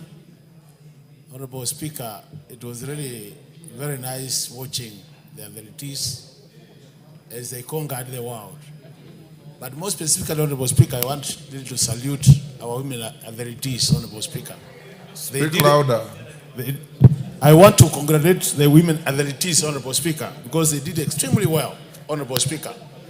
But Honorable Speaker, I got disturbed that I watched the games, the athletes also, Speaker. More so, the steeplechase men, Honorable Speaker. You know, this is one of the items you have been getting all the medals. But we are no more there. We are no longer there, Honorable Speaker. So I think we need to ask ourselves what has happened to this particular item where we used to get all gold, silver, and even the bronze. But now we got nothing. I think it's an area we need to revisit, Honorable Speaker, and see how it happens. Honorable Speaker, is only the bunga one. I think practice makes perfect. That's where we are not getting it right. People must train for them to win, Honorable Speaker. Let's train more. I congratulate you, Honorable Speaker, and congratulate Kenyans for this good performance. Thank you. Polo. Thank you, Mr. Speaker, for giving me this opportunity. And at the onset, let me join my colleagues in congratulating the team that went to Japan. Tell them kudos because they did a good job. And I take note that our country is well known all over the world because of the sporting activities. I would like to encourage all communities to involve their people because, Mr. Speaker, I was really very happy this time round that the players or the participants who were there were coming from all many tribes. At least for the first time, you could see there's a Turkana, there's a Luo, there's a Kalenjin, and that is good. It at least brings Kenya or unites us so that we are one. So thank you so much. And as us in Bunge here, Mr. Speaker, I would like to encourage the Bunge to at least put more emphasis on these issues of sporting so that when we go and compete elsewhere or with other countries, at least we bring more trophies. We noticed while we were in Mombasa that we were not, or our players were not fit enough, meaning that there is no provision or there is no time for training. While other countries could actually take a whole week earlier to come and actually train, to familiarize themselves with the fields. So I feel that we need to take we need to give more seriousness to this to sports. Thank you so much, and I congratulate all the teams. Thank you. Honorable members, the time I allocated is up. We'll end here. I will. Pasaris, you came and solicited to be given a minute to speak. Go ahead. Thank you, Honorable Speaker, for giving me this opportunity to stand as a proud Kenyan leader congratulating our team for the good work that they did. Coming number 2 in the world, Kenya is on the map. It's on everybody's lips. Everybody goes to athletic events all over the world to see Kenya win. We are the measure of success when it comes to athletics. And I believe that we need to stand and thank our government because our government has been rewarding footballers, taking sports really seriously, and that's really good. Mr. Speaker, I want to talk about sextortion. Sextortion was a bill that I brought, and I have to bring it in again because it did not go through in its first session. There's an article today in the People magazine about sex for sports, sex for positions, exploitation of our players by coaches. I think the government needs to really investigate to make sure that our sportsmen and women, especially the young and the old, are not exploited by their coaches and are not having to exchange sexual favors to be able to make the team. That article was damning, and I believe we don't want to taint the name of athletics in Kenya, and any of our teams should not be should not be in a position where they are extorted, and the terminology of sextortion should actually be becoming something that everybody thinks about. I congratulate the team, and I say that as a government we're going to investigate, because no one should have to exchange their bodies to make the team in Kenya. And if that is happening, we need to deal with it.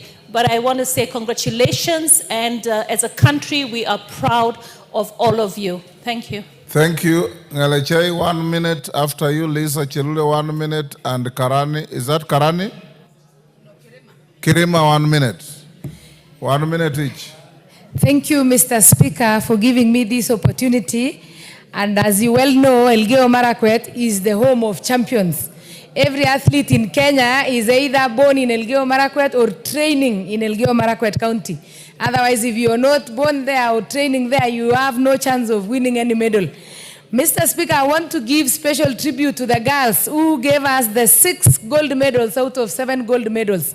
And this one tells us that we can achieve anything, because if you compare the US, who became the #1, and Kenya in the US is like a drop in the ocean, and we can be #2 in the continent, in the whole world. Mr. Speaker, they did a superb job, and I want to congratulate them and also encourage those who are not able to win the medals, that they have chances to, and they have equal opportunities. And for the male participants, we need to...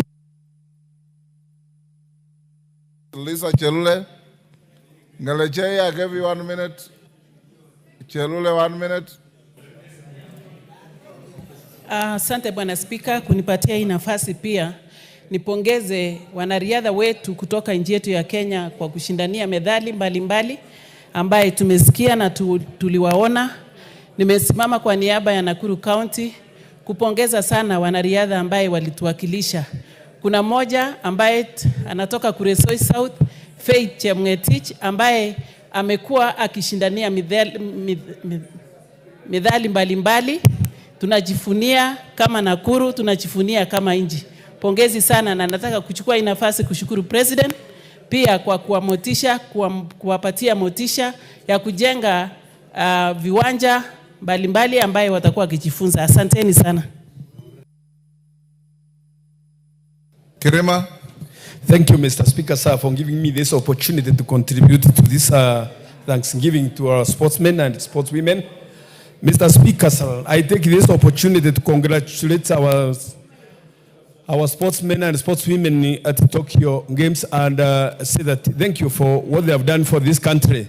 Also congratulate the President for taking initiative of which has never been taken before by other leaders who were before him, for encouraging our sportsmen and women for what they are doing. But Mr. Speaker, sir, there is a myth that sprinting and running is only done in some parts of this country, yet it can be done everywhere, provided people get facilities which are required and people to train them. I encourage the trainers and the government to take that initiative to transfer. You, honorable members, will end here on this.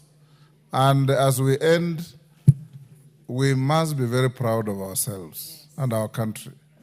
How many countries can have an opportunity to have their national anthem sung 6 times in a foreign capital within 2 weeks? It is something we must salute. And as we salute the success in Tokyo, remember over the weekend, 2 Kenyans again, a man and a woman, won the Berlin Marathon. So our powerhouse in athletics is something to be very proud of. And at some point, I'll discuss with the sports committee to see if we can felicitate these heroes and heroines here in Parliament. But more importantly, for the men, the boy child is lost. The boy child is disappearing. And for the committee on sports, what happened, Otienda Molo, to our steeplechase? That was our race. If Kenya won 1 gold medal in any Olympics or World Athletics, it was steeplechase. Now it's at least thanks to the young girl, Faith Cherotich. The men have disappeared. Women, take your space and keep the flag flying for Kenya. Thank you very much, members. Let's go now back to order number 7. Order number 7, questions and statements. We only have responses to statements. Is Protas Akuja in the house? Akuja is in the house. Russell, do you have the response?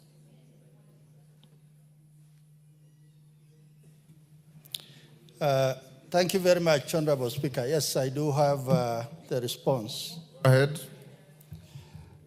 Honorable Speaker, the Member of Parliament for Turkana South Constituency, Honorable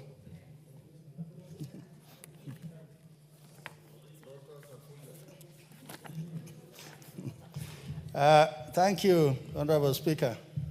Honorable Speaker, the Member of Parliament for Loima constituency, Honorable Dr. Protas Akuja, requested to be apprised of the appointment of chiefs and assistant chiefs in his constituency. The Honorable Member particularly sought to be informed the reasons for prolonged delay in the appointment of chiefs and assistant chiefs in his constituency, measures that the Ministry of Interior and National Administration is undertaking to ensure that the constituents continue to access government services, and thirdly, specific timelines. Honorable Speaker, on the issue of prolonged delay, the Ministry confirms that there are no prolonged delay in the appointment of chiefs and assistant chiefs in the entire country, including Loima. On the measures that the Ministry is taking, vacant positions are usually managed by serving assistant chiefs in acting roles. Additionally, assistant chiefs from nearby sub-locations are assigned to serve in vacant ones while awaiting formal appointment. This helps bridge administrative gaps in governance and service delivery, ensuring that constituents continue to access essential government services. Specific timelines. Honorable Speaker, the Principal Secretary has granted authority to appoint the Assistant Chief in the following administrative units in Loima constituency: Kalemunyang, Lorengipi, and Naipa sub-locations. The appointment will be notified soon so that they can immediately start the process of authenticating the academic and professional certificates with the Kenya Examination Council and other issuing bodies after completing the authentication of their certificates. The appointees will be deployed accordingly. Honorable Speaker, I beg to respond. Akuja. Thank you, Honorable Speaker. Honorable Speaker, the response from the CS Interior has been fairly answered.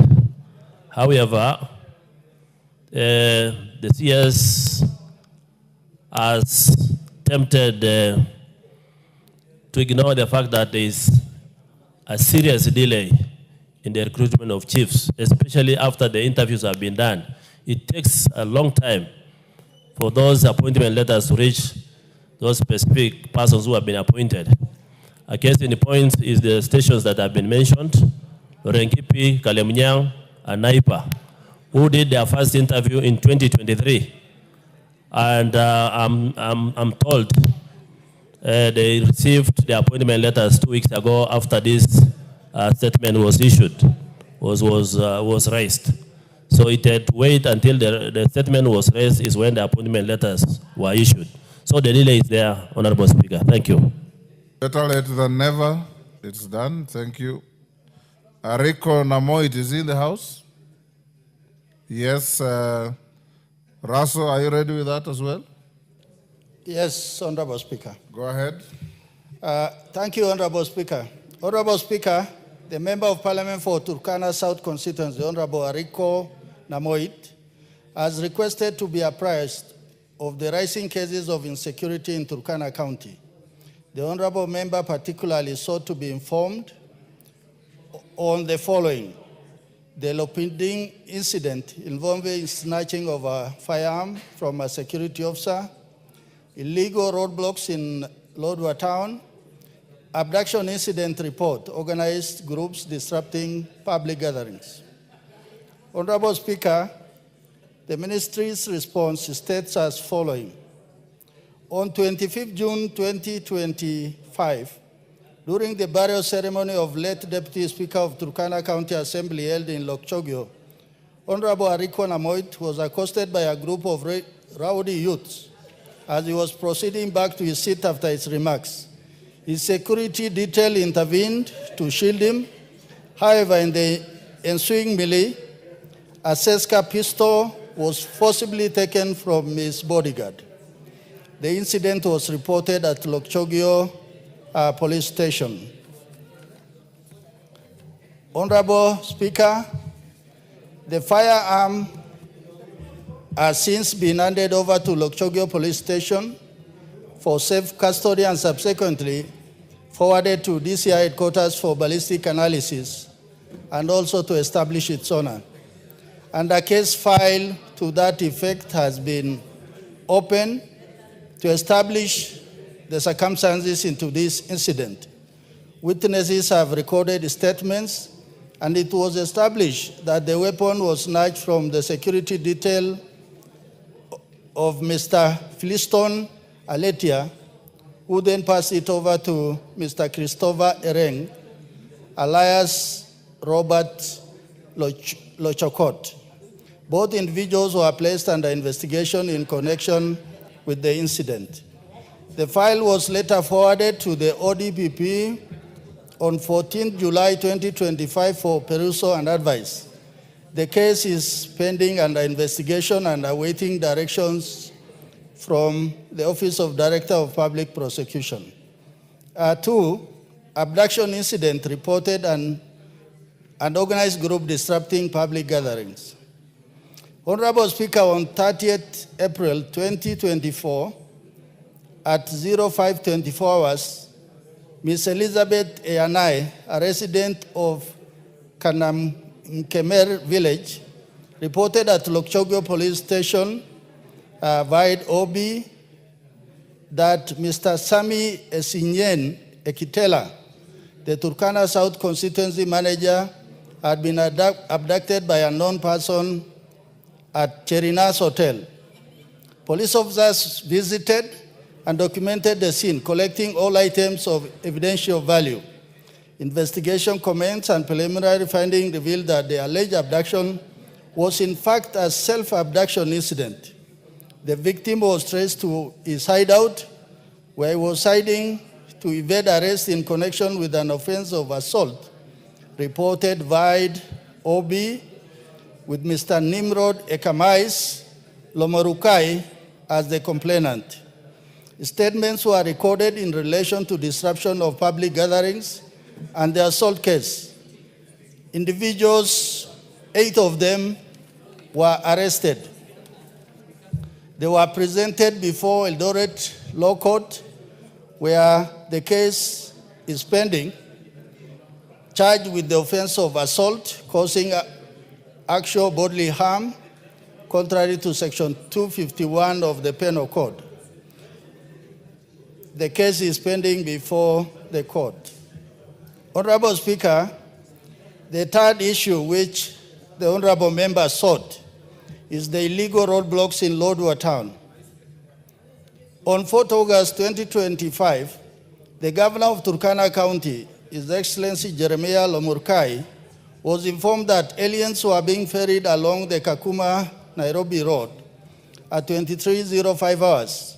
He proceeded to the county council sales collection point, where he intercepted a motor vehicle registration number KDU 367E, suspected to be transporting aliens. The governor immediately alerted the OCS Lodwar police station, who detained the bus and its passengers and escorted them to Lodwar police station. the Director of Refugee Services was notified in liaison with the ODPP. The refugees were presented before court on 5th August 2025 via PCR case 123/2025 and charged with the offense of living a designated area without permission, contrary to Section 31(2), as read with Section 41(2) of the Refugee Act. Part B of the same, the specific measures being taken by the Ministry of Interior to curb the rise of hired persons disrupting public gatherings. Honorable Speaker, the following measures have been taken by the ministry to curb. 1, the government continues to sensitize members of the public on the provisions of Public Order Act, Cap 56, in which the law requires that any person intending to organize a public meeting or procession must notify the regulating officer, the OCS of the local police within the jurisdiction, and is to be held at least 3 days, but not more than 14 days before the event. 2, upon receipt of a notification, the OCS is required to develop a security plan for the planned meeting or procession.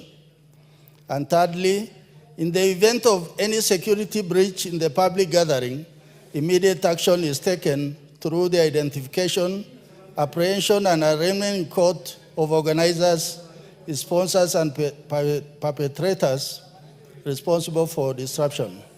Honorable Speaker, I beg to respond.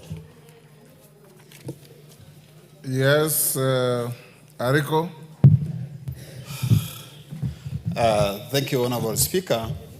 Honorable Speaker, the chairperson for security has attempted to at least present what the ministry presented to them, but actually, the Lokichoge incident, and specifically Lopidi, the incident was occasioned by the ferried goons from Lodwar town, led by the culprit. Honorable Speaker, the statement by the ministry really contradicts.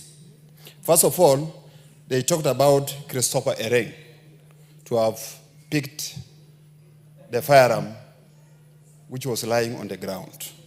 Then after investigation, they revealed the truth of the matter, that the person who took the gun is one person called Aletia, and handed over to Christopher Ereng. They took this gun up to Kakuma town. That's where the governor called the person in charge of GSU Lokichogio. And they presented the gun to that person. That person took the gun. The officer took the gun to OCS Lokichogio. So the question is, how long does it take for justice to be given to those who have suffered from the acts of these goons? Actually, Honorable Speaker, justice delayed is justice denied, because it has taken now over 2 months. This matter is still under investigation, and it is a matter which is straightforward. The person involved are known. I don't know why it is taking this too long. And the reason as to why there are so many cases pending under DCI, and these cases have brought a lot of issues to Turkana County. One person taking charge of security in Turkana, and that is the governor of Turkana County. On the second issue, Chair, Honorable Speaker, the issue of abduction, let me not go into that, because abduction is defined by the Penal Code. 256 is defined. Forceful removal of a person from one point to another. And that is explained very well by the eyewitnesses and not the hearsays from the governor. I don't want to go into that because that matter is still in the court. That matter made me to sleep in prison for 3 days. I was here, Honorable Speaker, when the matter took place in Turkana, and not in Turkana, in Lodwar town, and not in Lokchogio, as purported by the ministry. Honorable Speaker, the eyewitnesses are there. I don't want to go into that. The third issue... You are supposed to seek a clarification on the statement as given. You are now making a speech. Not, Honorable Speaker, I'm trying to highlight and inform the misinformation as issued by the ministry. Thank you, Honorable Speaker. Honorable Speaker, on the last matter on the county governor of Turkana becoming a base commander, a traffic commander for Turkana County. Honorable Speaker, how can a governor go to an extent of going to a roadblock? Then the incidents that took place there, they are there in the media. The police officers and the DCI were beaten by the goons that were varied by the governor. This matter is in the media. They cannot lie to us. And the governor himself said, I do not want to deal with any security agencies other than the OCS, because he has put the OCS in his pocket. Honorable Speaker, please, we need justice. Turkana County people... Yes, Benja, what's your point of order?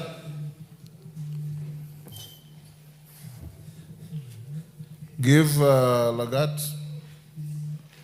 Benjamin. Yeah, Mr. Speaker, you know,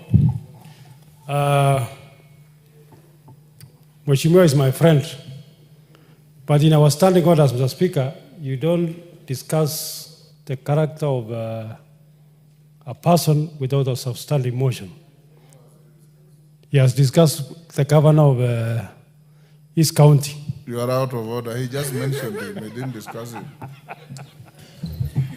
Chair, I don't know how... Which chair? Honorable Speaker. Sorry. Yes.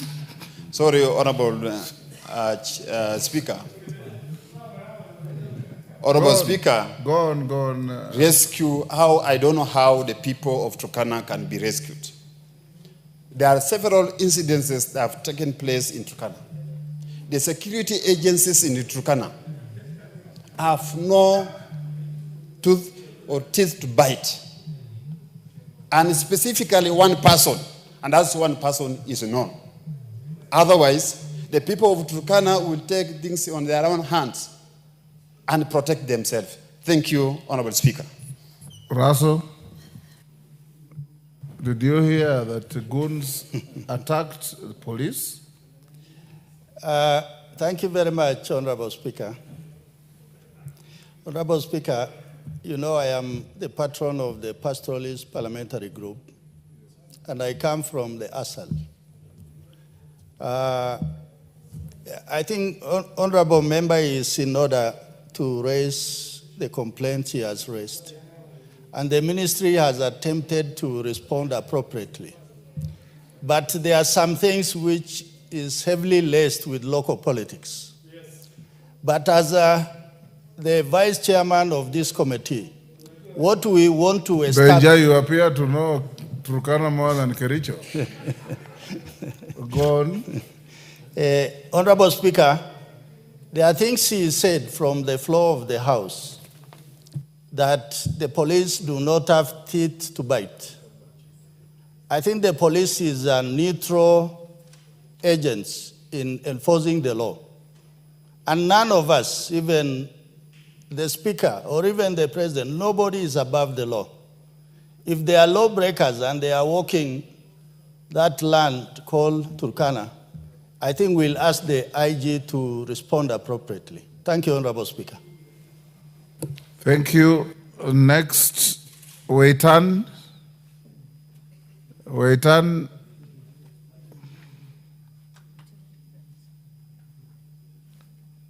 Yes, member for Turkana North.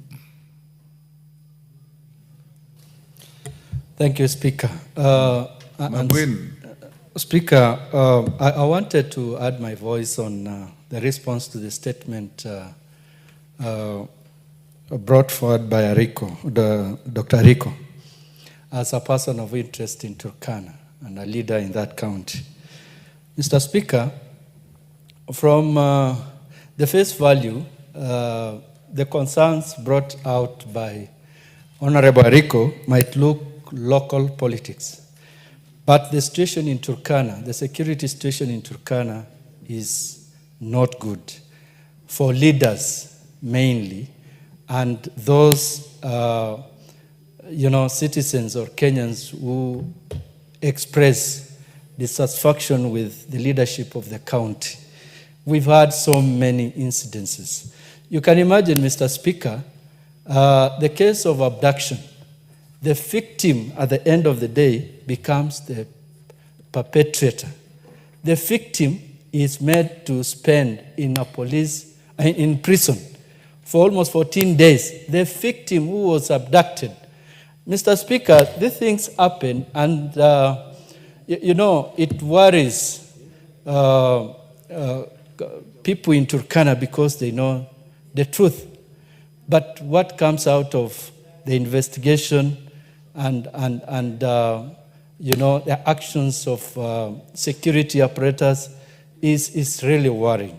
So, Mr. Speaker, though, of course, there is politics at play, but what Honorable Rico has brought forward to this House must be looked at very keenly. Mr. Speaker, if you look at the case in Lokchogyo during the burial, it is clear from the report by the chair of that committee that it is not true that the firearm, a government firearm, is said to have been picked from the ground, which is not true.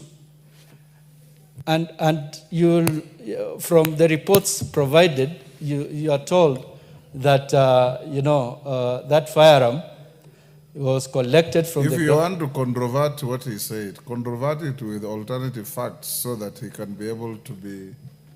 Thank you, Mr. Speaker. The truth is, the goons varied from Lodwar, and this is what happens.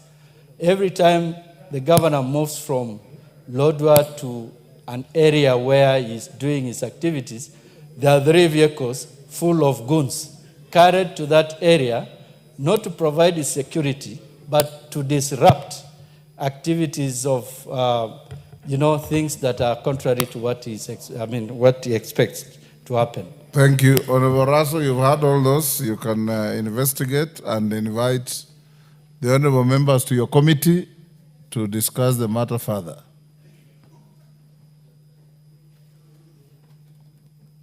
Give Honorable Raso the mic. Thank you, Honorable Speaker. We are well guided. Thank you. The next is Waitan in the House. Honorable Waitan, there's a response to a statement about management of Hajj programs have been requested by Honorable Bashir, that consultations and discussions are still going on, and we put off the matter to next week. So the matter is stayed to Wednesday afternoon next week. Hopefully you'll have finalized what you are doing. Joyce Bensouda.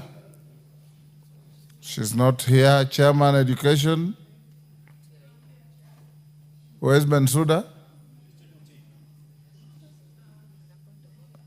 Yes, Eve Obara. Give Eve the mic. You are not Joyce Bensouda by any chance, are you? No. I am the Vice Chair for Education. So you are ready to respond? Yes. Bensouda is not here. Bensouda was here and I've tried to reach her. If Bensouda is taking tea, it means she is not interested in prosecuting her request. So it is dropped. It's not dropped. We stay to next week. You can respond. Yes, yes, Wangari? Mr. Speaker, not on... Vice Chair, hold on. Yes, on the same issue? It was on education, Mr. Speaker. So let me finish with this first. If Obara, Honorable, you can hold your response to tomorrow afternoon, subject to Bensouda giving an appropriate and acceptable apology.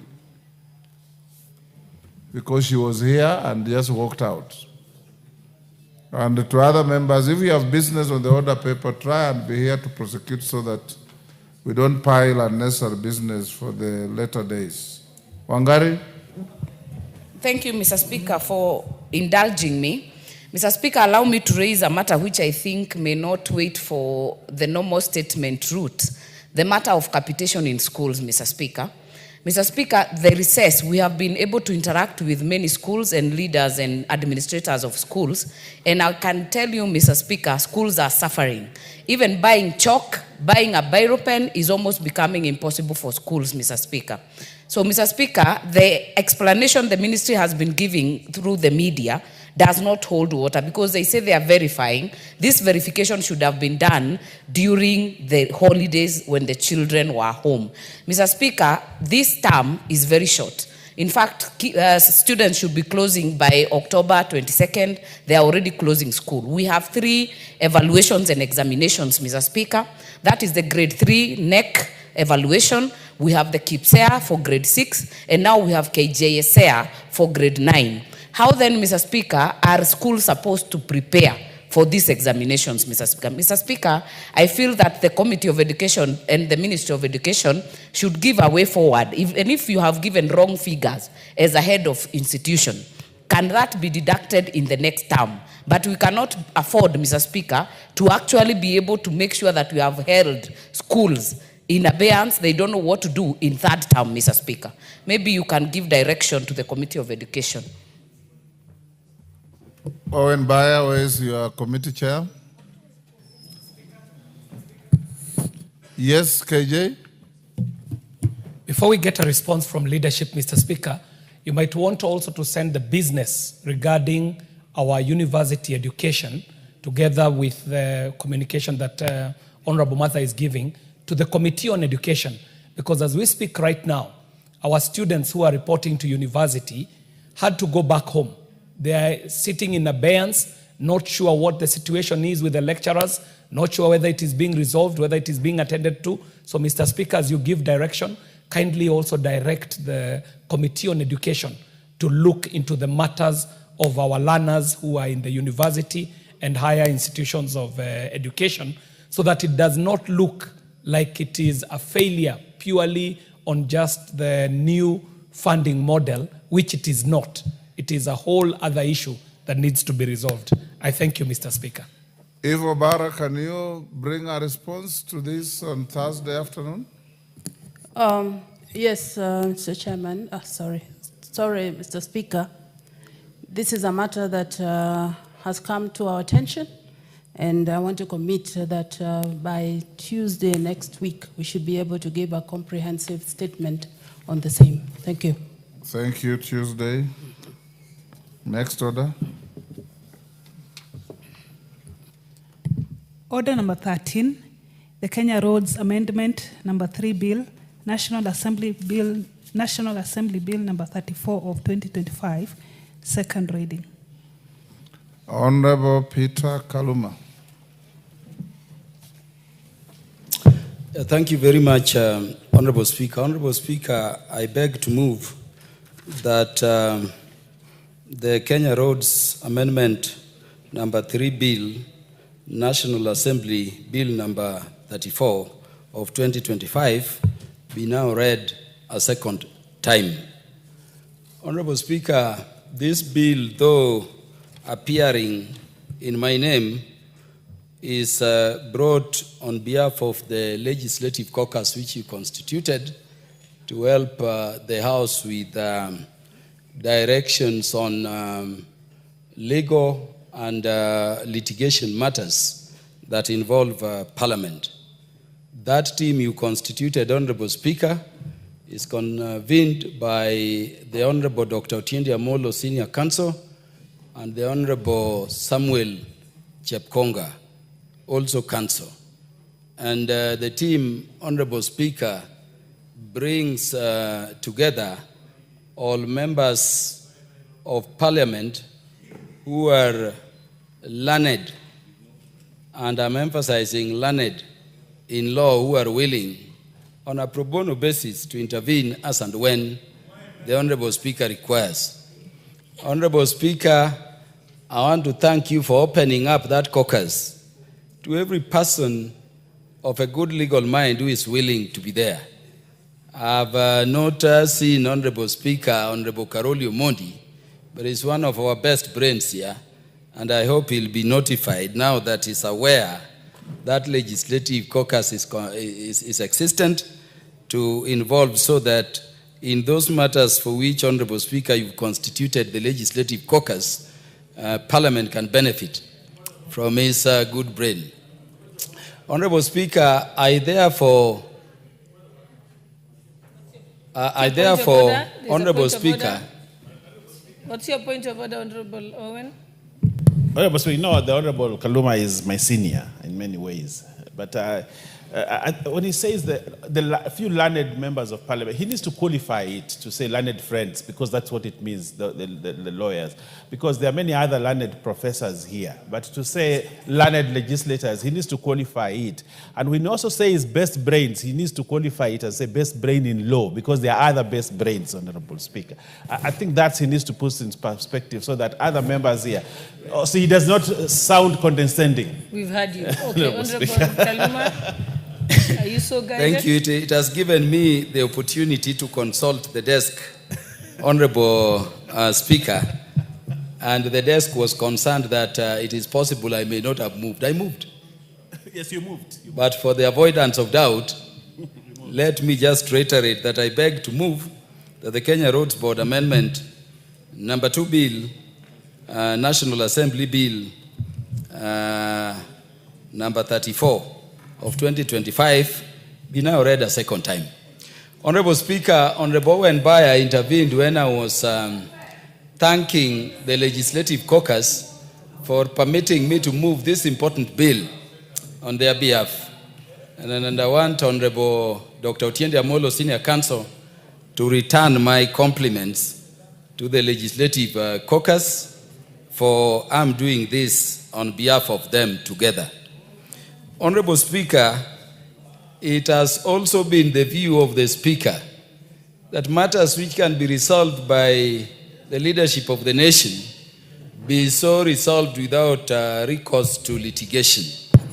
And so, Honorable Speaker, I wanted to thank you also for appointing me separately to lead a team which included the Majority Whip, the Honorable Silvanus Osoro, the Honorable Marianne Keitany, the Chair of the Committee in charge of Roads and Infrastructure, the Honorable George Kariuki, and the Honorable Naisula Leisuda, among members, to lead and engage the Council of Governors in negotiating this matter of the roads maintenance fuel levy. Honorable Speaker, I did report to you, and I want to report again that we did all the best we would do to secure that the Council of Governors, bringing together governors of our country, together with the members of Parliament, resolve this issue out of court process. And I thank that team, which, Honorable Speaker, you constituted to work together with me in that endeavor. Honorable Speaker, before I go into the meat of the matter, permit me also to thank the Council of Governors under the leadership of Dr. FCPA Abdullahi Ahmed for what I saw on their part in terms of the leadership they are giving the Council, and particularly the Chair himself. We had several meetings. The most important, Honorable Speaker, was at the Council of Governors offices. And by the way, it was clear from their attitude and ours that the venue where we were meeting to take up these important matters, as people favored to be national leadership now, away from the court, was very pleasant and was commendable. Honorable Speaker, having said all that, let me also thank the chair of the departmental committee in the National Assembly in charge of roads and infrastructure, the Honorable George Kariuki, and the membership of that committee. Not only, Honorable Speaker, for joining us in those endeavors to resolve these matters, which ultimately we agreed required the intervention of this parliament, and I'm saying parliament to include the National Assembly, Honorable Speaker, and the Senate, and he joined us through all those meetings. I also want to thank that committee, Honorable Speaker, that because of the urgency of this matter, the committee put aside every work they were doing, Honorable Speaker, to undertake those constitutional requirements under Article 118 regarding public participation, and they did very detailed and expeditious public participation. I've read their reports. I believe the members, because of the importance of this matter, have also read it and benefited a great way from the suggestions they are making, not only in supporting this important bill around the maintenance of roads across the country, but also by way of the improvements they are suggesting. At the right time, Honorable Speaker, we will be able to listen to the thoughts they are proposing and agree. Honorable Speaker, despite all those efforts, a judgment was ultimately delivered by the High Court of Kenya in Petition 423 of 2024. That judgment faulted the two bills we are seeking to bring amendments to by way of this bill. And Honorable Speaker, that judgment says largely two things.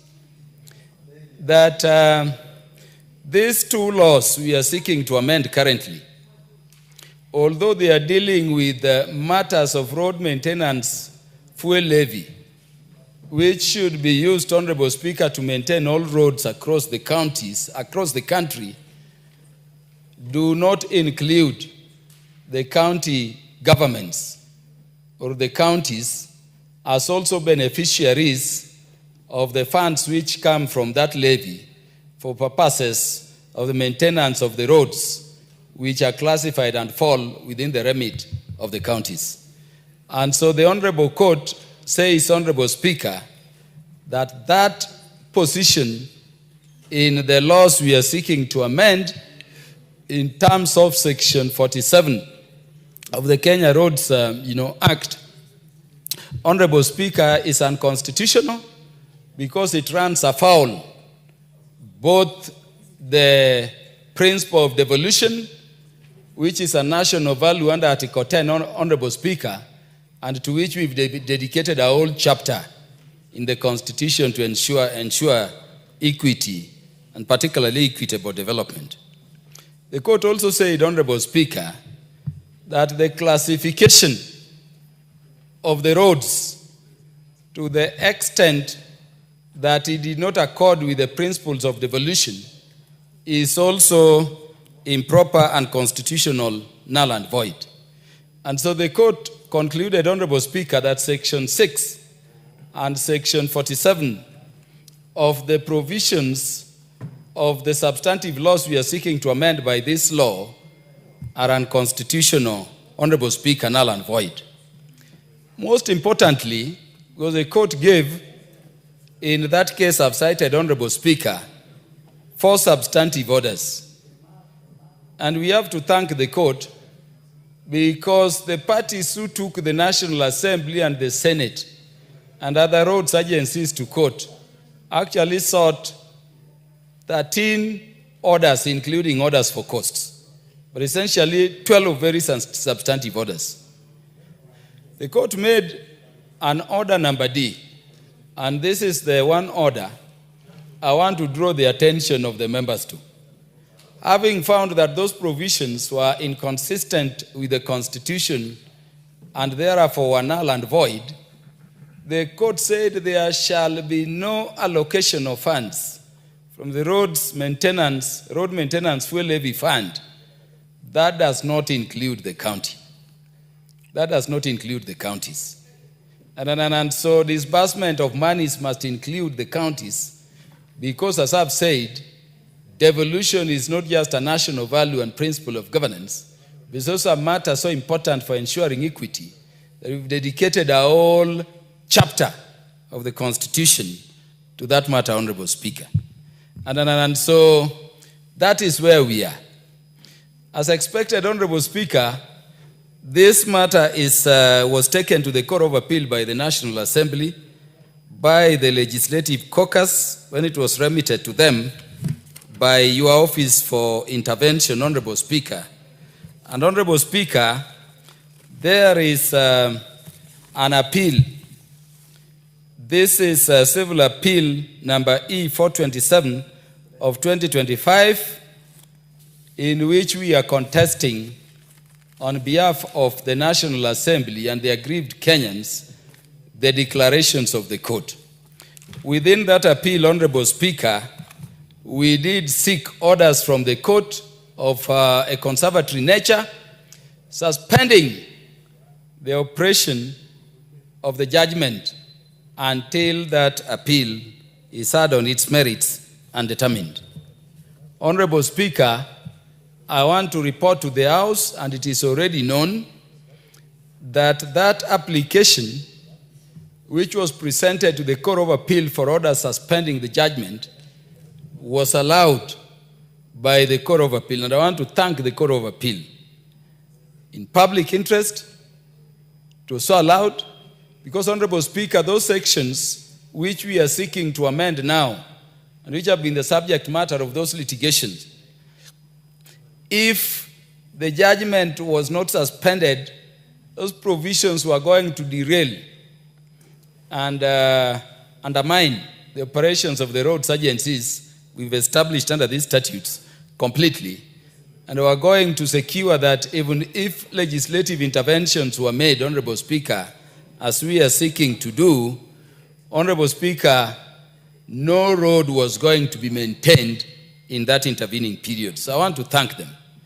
But I want to emphasize, Honorable Speaker, that though the Court of Appeal gave that order of stay of enforcement of the judgment in terms of all those substantive orders, that order of stay was only given for a period of 12 months, beginning July, when the order was issued. So what it means, Honorable Speaker, is that if the appeal is not heard and a favorable determination made by July next year, the bad situation for which stay was sought and given by the Court of Appeal was not given. Honorable Speaker, I have absolute confidence in the success of the appeal that is pending before the Court of Appeal, filed by the National Assembly and the aggrieved roads agencies. And I have no doubt in my mind, Honorable Speaker, even as I move the consideration of this bill by the House, that there is a chance, and a very high chance, and probability, that that appeal must succeed. But Honorable Speaker, there is a good reason as to why we are favored to be in leadership position at this point in time. And there is a good reason, Honorable Speaker, as to why Kenyans chose us out of the 55 million Kenyans in the country to be in this arm of government whose core mandate is to legislate. And so I want to confirm, Honorable Speaker, that this bill is being brought not to concede that the appeal will not succeed, but as a point of leadership confirmed by those previous meetings we've had with even the members of the Council of Governors under the leadership of Dr. Ahmed Abdullahi, and of course the other meetings and interrogations, to do what is right in public interest for the people of Kenya in spite of what other processes could be there. Honorable Speaker, that therefore now brings me to the substance of this bill. It's a very short bill. We are effecting amendments to a number of provisions in the Kenya Roads Act and in the Kenya Roads Board Act.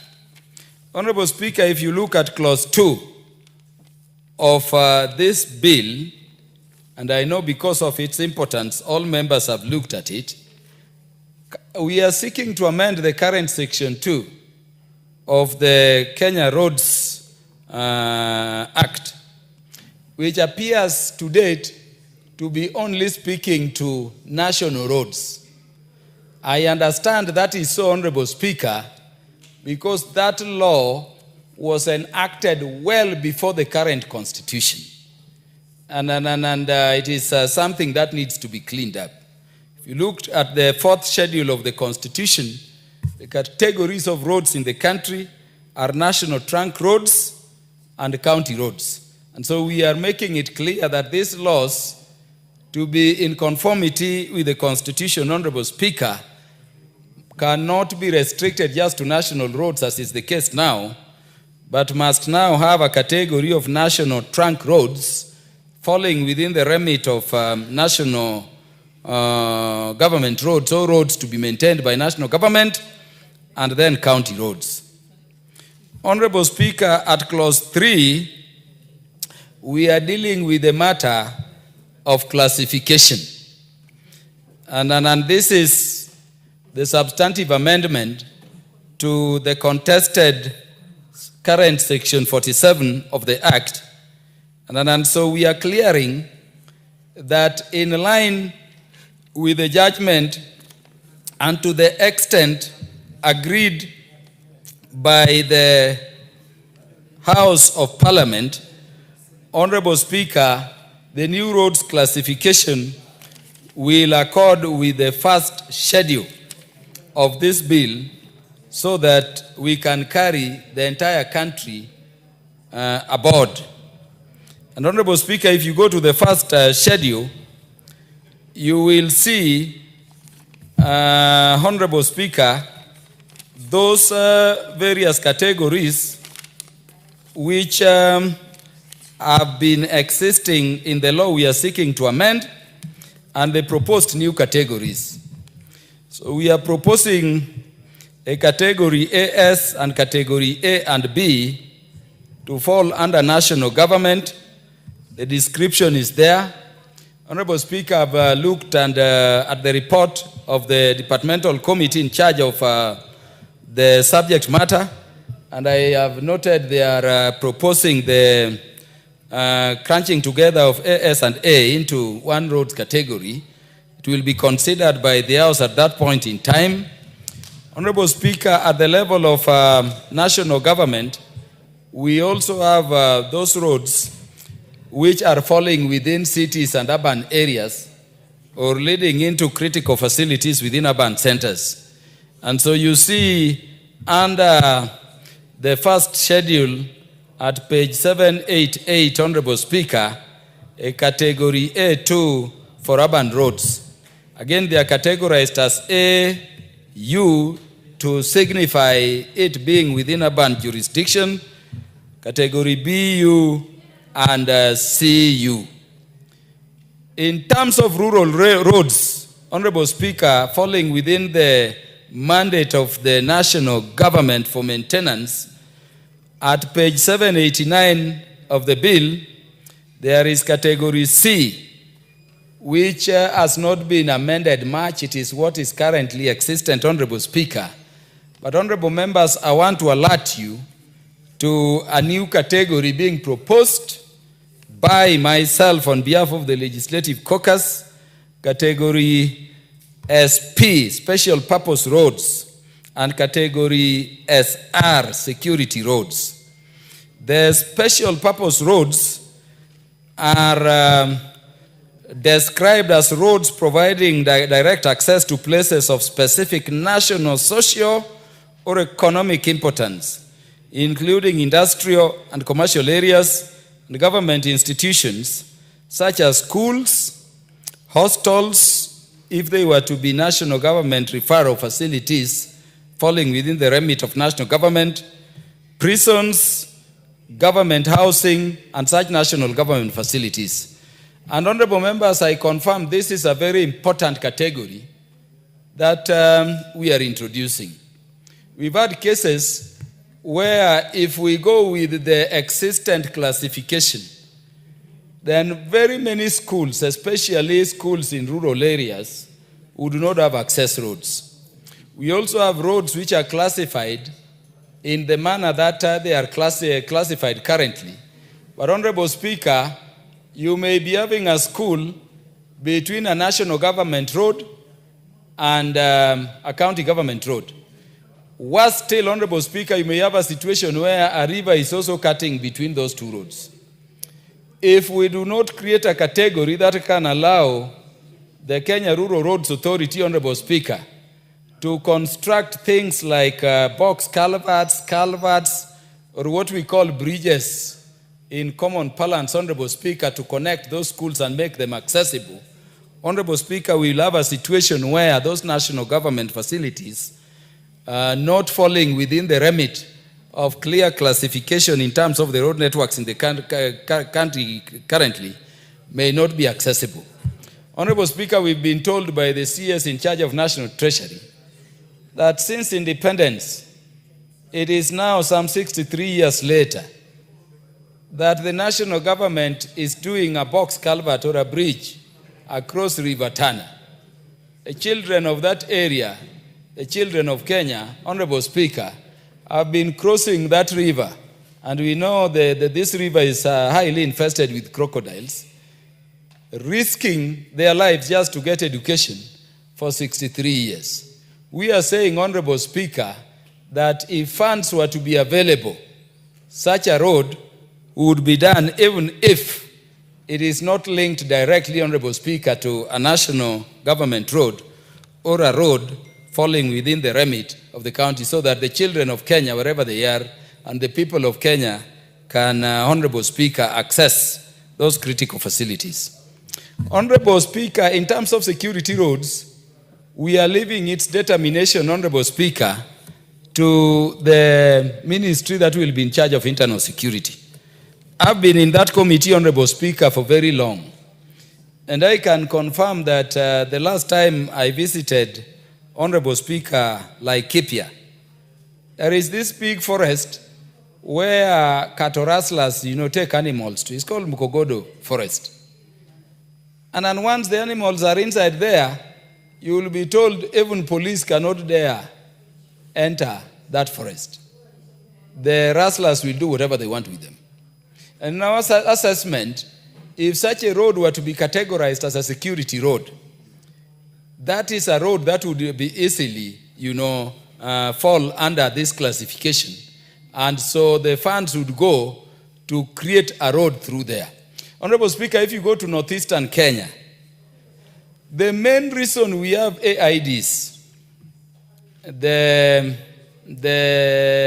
explosive devices, is that these terrorists normally dig, just the Maram areas and plant the explosives there.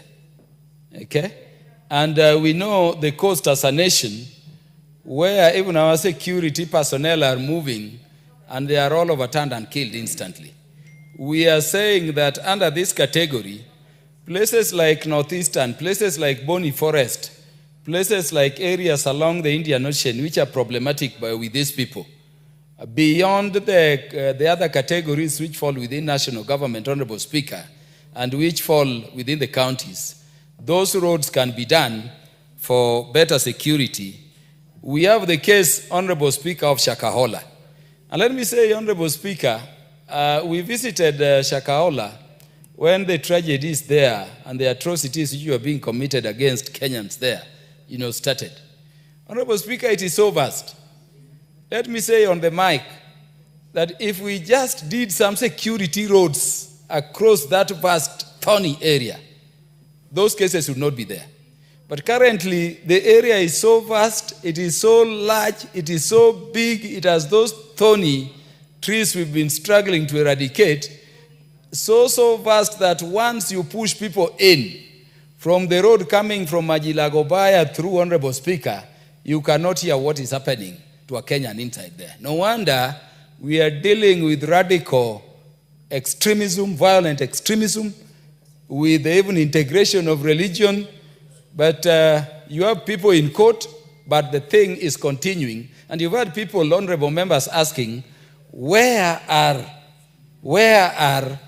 the neighbors when all those Kenyans are being killed? And I can tell you, the numbers of Kenyans who have died in such a place, the numbers you hear may not be the entire number of Kenyans who have, been killed and have decomposed there.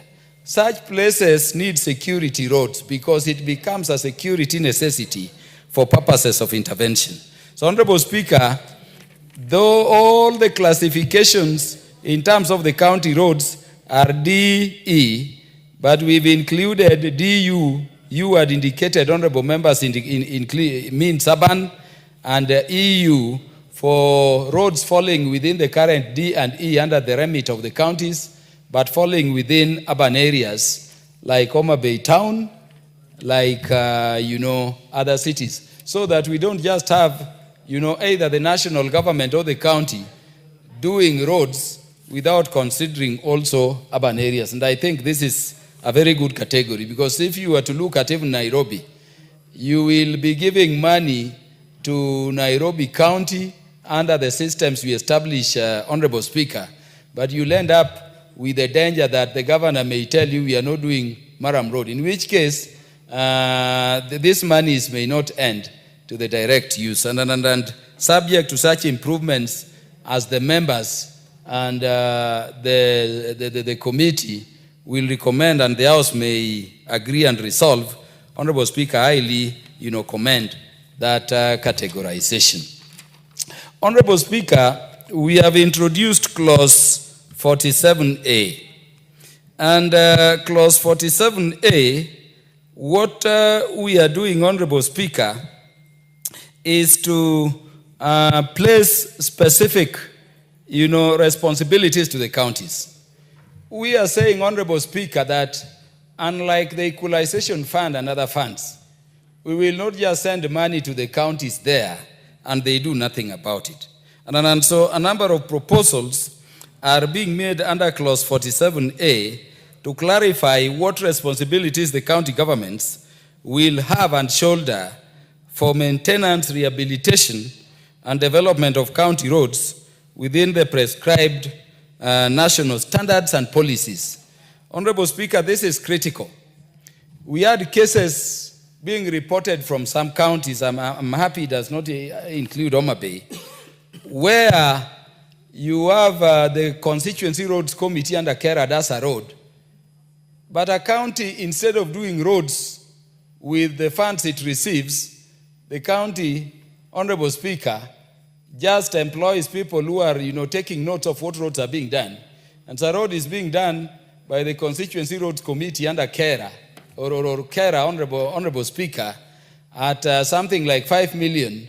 When you look at records and you saw those processes in the Senate, Honorable Speaker, you hear on the same roads, our county also spent 50 million, nearly 10 times what Kera spent without doing anything.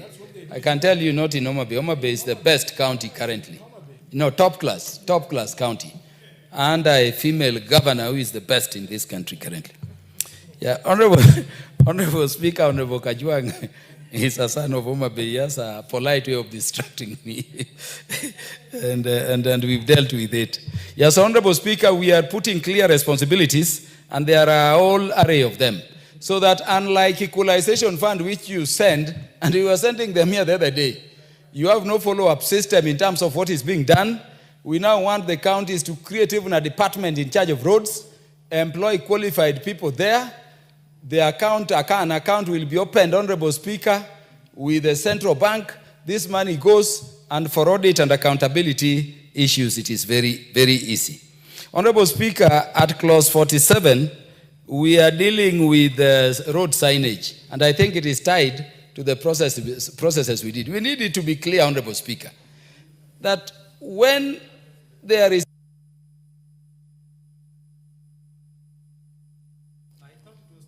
You can proceed.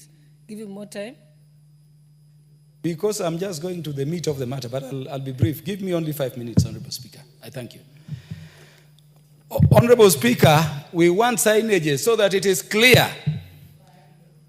This road is a county government road. This road is a national government road. This road has been done by Kenya. This road has been done by Kura. This road has been done by KRA. So that we can avoid these issues of, Honorable Speaker, the situations where there can be, corrupt practices and want of accountability over matters roads. Honorable Speaker, lastly, and the most thing we are dealing with, and Honorable Speaker, you will see this in the bill, and I know members have looked at it, is having been, thought that we are adding the counties, we have to reorganize the percentages into which, the roads maintenance fuel levy is to be shared. And so, Honorable Speaker, the bill proposes that counties will get 5% of the total amount of funds collected by under the road maintenance fuel levy, fund. Honorable Speaker, because we have created that new category of sharing, the existing categories have to go down. So counties will get 5%. We are moving the allocation of Kenya, which was initially at 40%, Honorable Speaker, down to 36% to accommodate that share to the counties. Honorable Speaker, we are then moving the allocation which was going to Kenya Urban Roads Authority, KURA, from 15 to 14%. And Honorable Speaker, we are then moving the allocation which was initially being accorded to Kenya Rural Roads Authority at 32% to 31% by 1% to accommodate that addition to the county. I know, Honorable Speaker, some would be asking, why are we giving the counties 5? But Honorable Speaker, I'm saying that this is not equitable share. Counties still receive an equitable share, a portion of which will be going to roads. This is money from the collection of fuel levies for the maintenance of roads based on the roads classifications per county, and in consultation with the ministry that is relevant, Honorable Speaker, it is confirmed to us that by classification currently, if you looked at the total, the 5% would secure that the roads falling under the remit of our county governments, Honorable Speaker, are maintained and in a good state for all Kenyans. That section 6 is what I've dealt with under that provision, and is a very critical provision. I would urge the members to accommodate it. Without much ado, Honorable Speaker, I want to thank the members for the opportunity to present this matter on their behalf. And Honorable Speaker, I know I've given enough detail. I want to thank you for the support you've given, Parliament in the exercise of this legislative, act, Honorable Speaker. And I beg to move, and permit me, therefore, having moved, Honorable Speaker, to request that the Honorable Dr. Otiende Amolo, Senior Counsel, seconds. Thank you, Honorable Speaker. Proceed, Honorable Amolo. Thank you, Madam Speaker. Madam Speaker, I rise to second the Kenya Roads Amendment number 3 Bill of 2025. Madam Speaker, there's an issue that the Honorable Owen Baya raised, and he did not get the benefit of a response. Wherever he is, he will have to know that there's a distinction between learned and educated. Even if you can be a professor of everything, you can only be educated. You will not benefit from being called a learned friend. So the Honorable Owen Baya is educated and is my friend. He's my educated friend, not my learned friend. In fact, in the English tradition, the word learned friend was actually reserved to peers, barrister to barrister. When a barrister was referring to a solicitor, they would say, my friend, not even my learned friend. You must get the history of why lawyers are called learned, then you can start questioning it. But I do not have time to go into it. Suffice it to say, the Honorable Owen Baya, that you are my educated friend, and when we go for tea, I will explain at length why you cannot be my learned friend. Madam Speaker, very briefly, this bill transcends 2 committees and a caucus. This bill transcends the Justice Committee, It transcends the roads committee. But it was found wise to now have it adopted by the caucus because we have the benefit of dealing with those committees and beyond.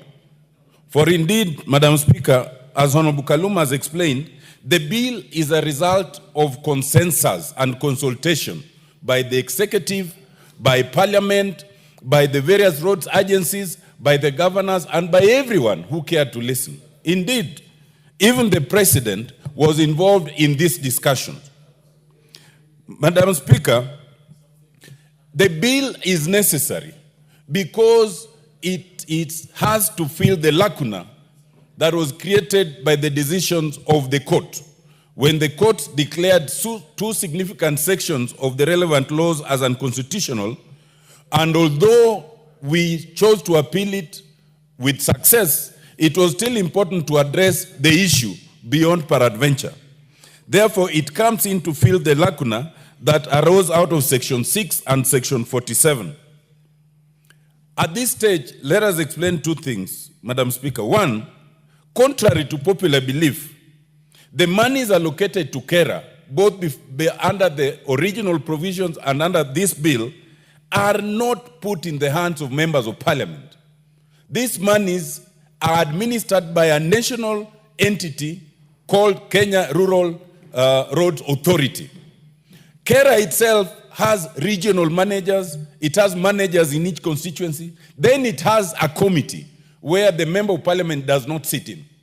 The limited role of the member of parliament is like any elected leader, because the member of parliament has, a view, a landscape view of the roads in the constituency. So you are able to suggest that please balance it out between the wards, please this one is worse than the others, and that is a role that is called representation.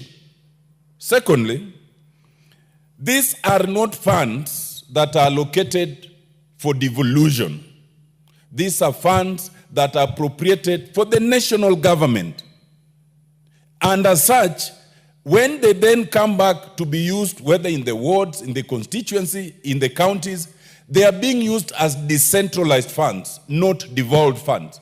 And therefore, those who argue that we should abandon this because of devolution are missing the point. This is not money meant for devolution.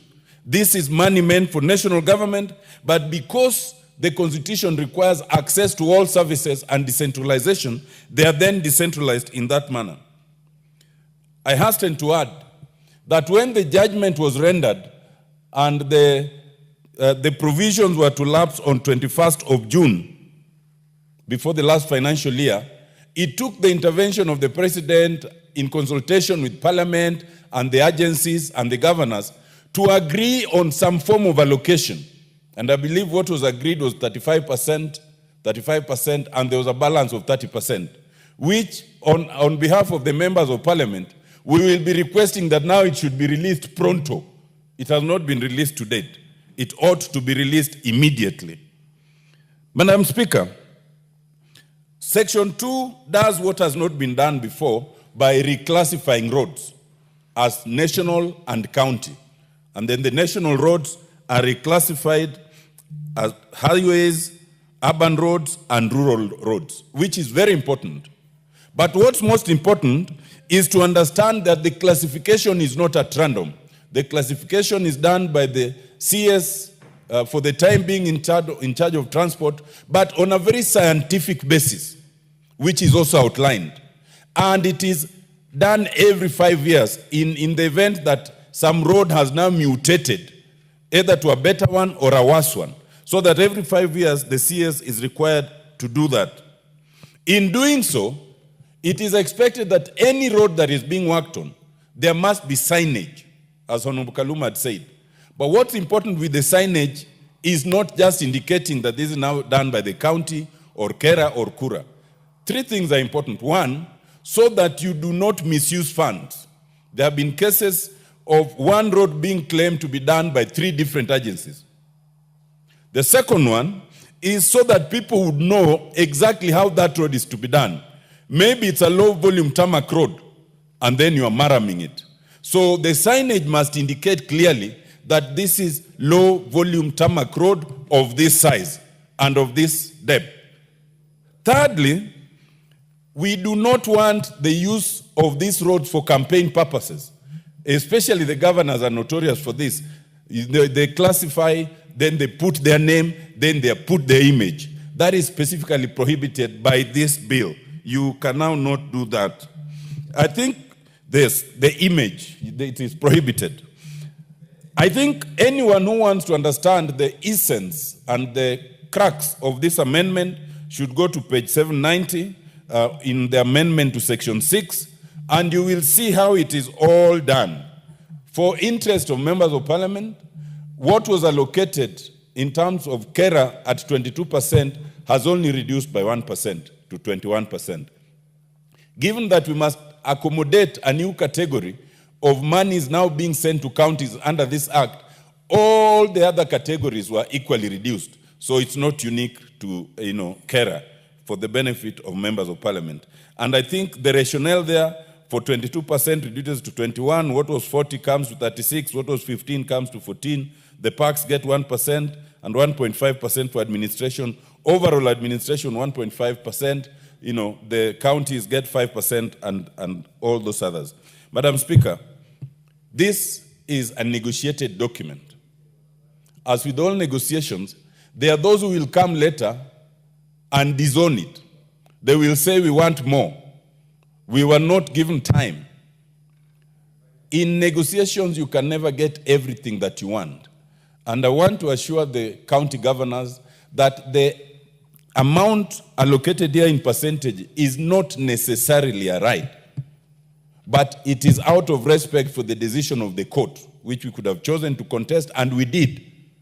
But we see no point in having endless contests, and therefore it was decided that we accommodate the counties even within the national government share of revenue as proposed. Madam Speaker, I second.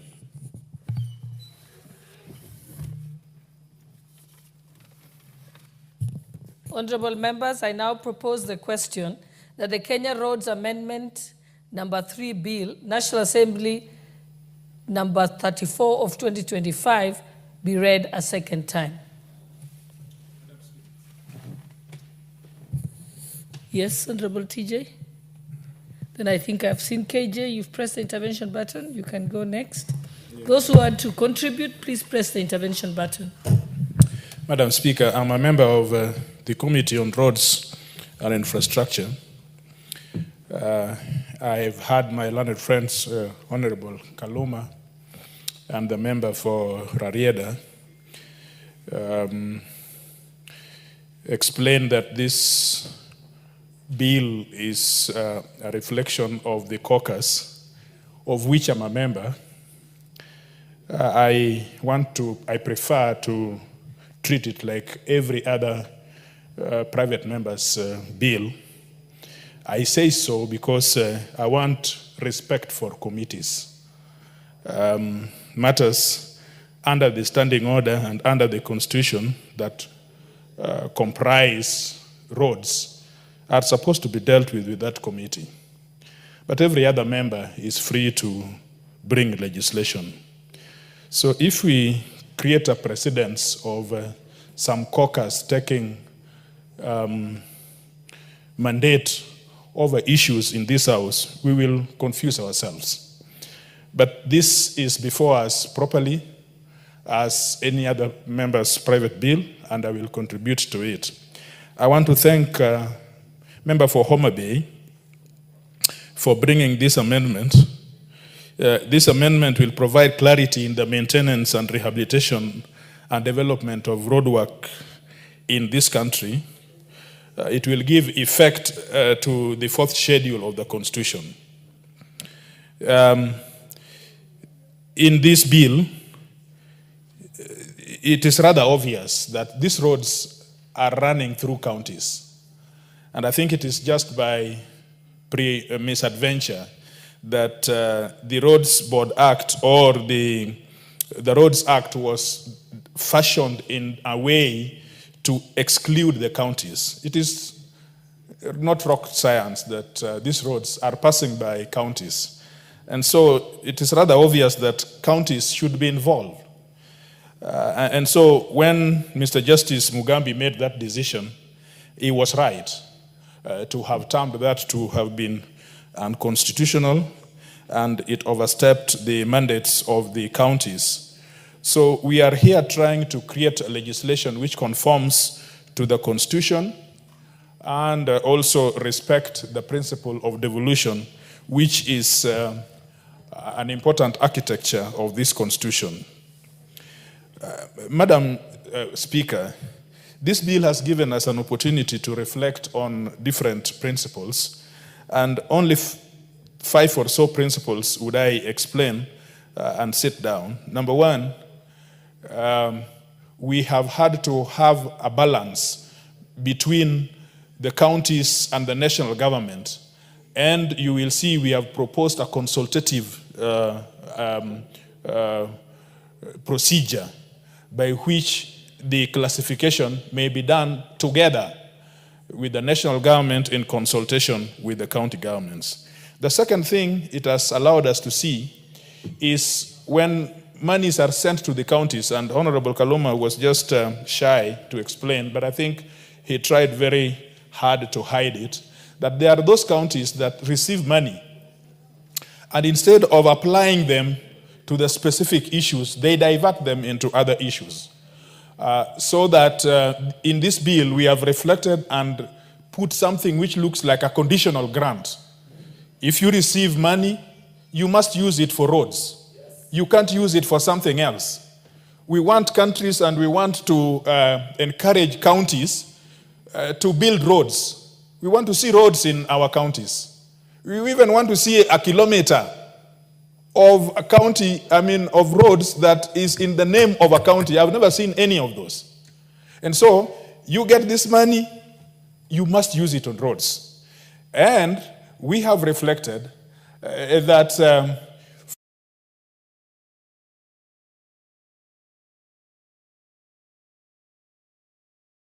have to open an account, a specific account. That money is deposited in that account. This, I am sorry, this belongs to a senior member from Homa Bay. I disclaim the ownership of that noise. But you see now, you get money, you must open an account. That money must be sent to that account. If you don't, the comptroller of budget, the treasury will not allow you to access that money. I think that is also in this. But now we also have to see how to balance clarity amongst institutions. And one of the things that we have asked the Cabinet Secretary to do is to create a criterion for this proverbial thing called 10%. They get it all the time, but you know, it is freebies. They use it as they wish. They don't account for it. And so in this legislation, we have demanded that there must be empirical parameter by which a criteria by which this money is given. And one of those is although it is a discretionary issue, but that discretion must be exercised in terms of maintaining the overall roads equity. Roads equity means in Dagoretti North, for example, if you go there and you find dilapidated roads, you want to balance across Nairobi and see that even though Dagoretti North received so much money, but in terms of road equity, you then balance it to be having some kind of network which is uniform in Nairobi. And issues of emergency, we want to, the Cabinet Secretary, for example, something happens as a matter of act of God. We don't want a Cabinet Secretary to run there and start lamenting. He must have some money in his hands to be able to fix that problem. And primary oversight of these agencies, and so forth and so on. And so the last principle which we have seen, I do not want to go into this percentage because this percentage will be open to members, some of them more qualified in mathematics than I have. I just want to talk around issues of principle. The last one is city roads. Everybody here thinks about rural roads. I mean, beautiful. We have rural roads must be there. But didn't you know that if you lived in Nairobi, as all of you are living in Nairobi, once you have stepped out of Express Highway, you must reach your home. You must reach your home. Who thought that you will fly or you will crawl into your house without going through a road? Now that road is not under Kura. That road is not under Kenya. And yet that road must exist. If you leave it for the county government, for 5 years I've lived in this Nairobi, I've never seen an inch of that road. So how do you want to live in your palatial home in Karen or in Runda or wherever you are? And so, in Kaluma's bill, a lot of thought went inside it, but only concentrated in the rural roads, the highways, and all those beautiful things. But now in the committee, we have thought through it, and we have said the last connectivity in city roads, that in cities, there will be a last connectivity if then the roads are coming from the highways to the arterials within the estates and the residential areas. So that therefore ring-fences some of those roads that are giving you the connectivity into some of your homes and in some of your supermarkets that you would want to be. I thank you, Madam Speaker, because this is coming at the right time. I would have thought that this House should be full because this is an issue which concerns each one of us. But I really thank you for giving us an opportunity to deliberate on this matter, and I support this bill. Thank you very much. Honorable KJ, then we'll come to you. Member for Chuka.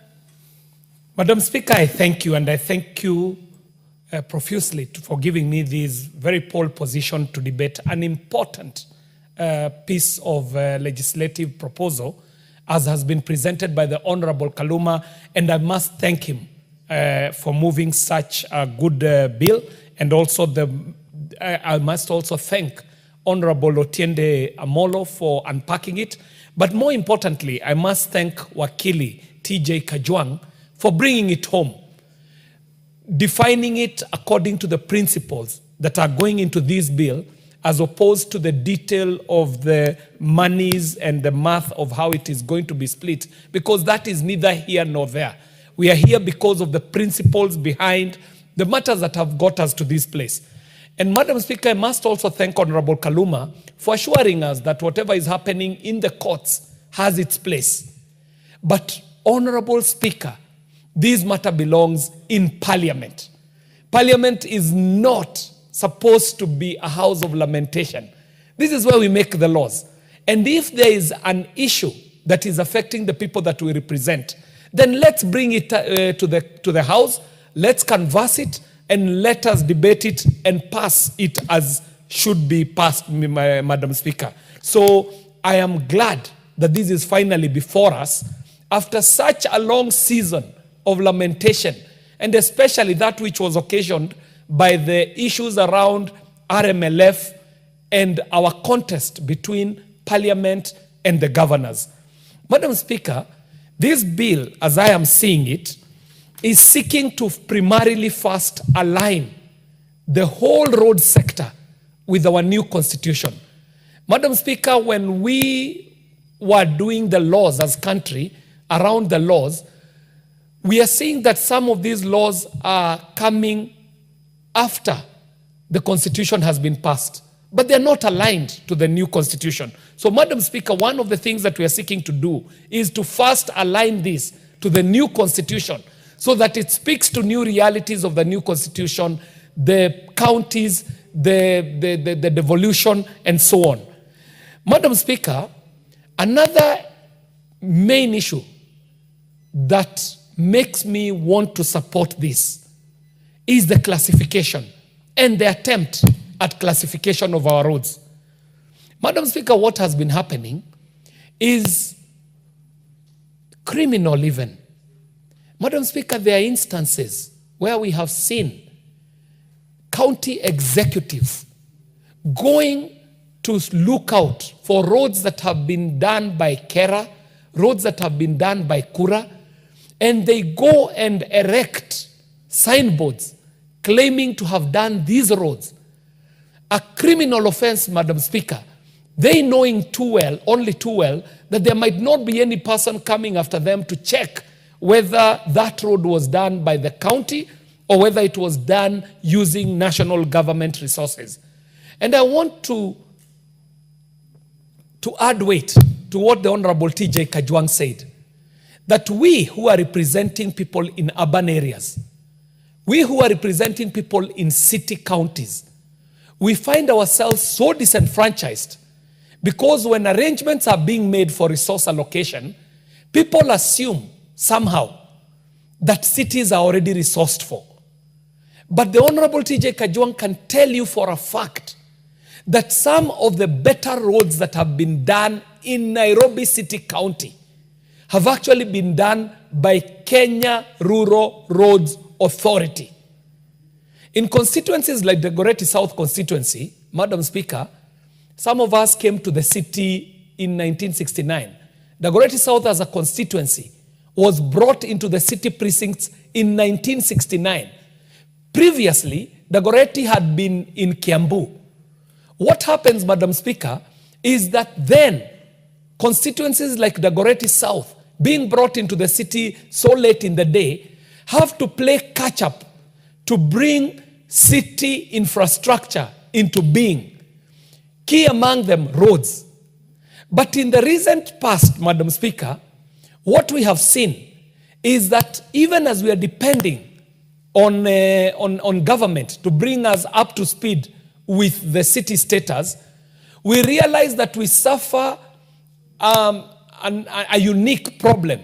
Because in a place like Nairobi City County, we rarely get to see the county making any roads. In fact, Madam Speaker, the biggest job that the county does is to destroy the roads that are already done. For example, Madam Speaker, as we speak now, I am a jittery person because a road that was done only so recently by Kenya Rural Roads Authority, Wanyeklos, today has been excavated by City County so that they can do whatever they want to do. It could be a service line, it could be electricity, it could be connectivity to Wi-Fi, but I think this one is an issue to do with sewerage. But every time that the county destroys the road, putting these facilities, they rarely come back to repair the road. And in fact, Madam Speaker, I'm saying it from the floor of the House here today, that we're putting the county, Nairobi City County, on notice that each time you destroy these roads, please come back and repair them to the status that you found them in. Because for now, as it stands, Madam Speaker, all we know the county for doing is destroying the roads that are already done and never bringing them back to the status that they require. Madam Speaker, I'm supporting this bill too for the fact that we are now going into the cracks of the matter on allocations.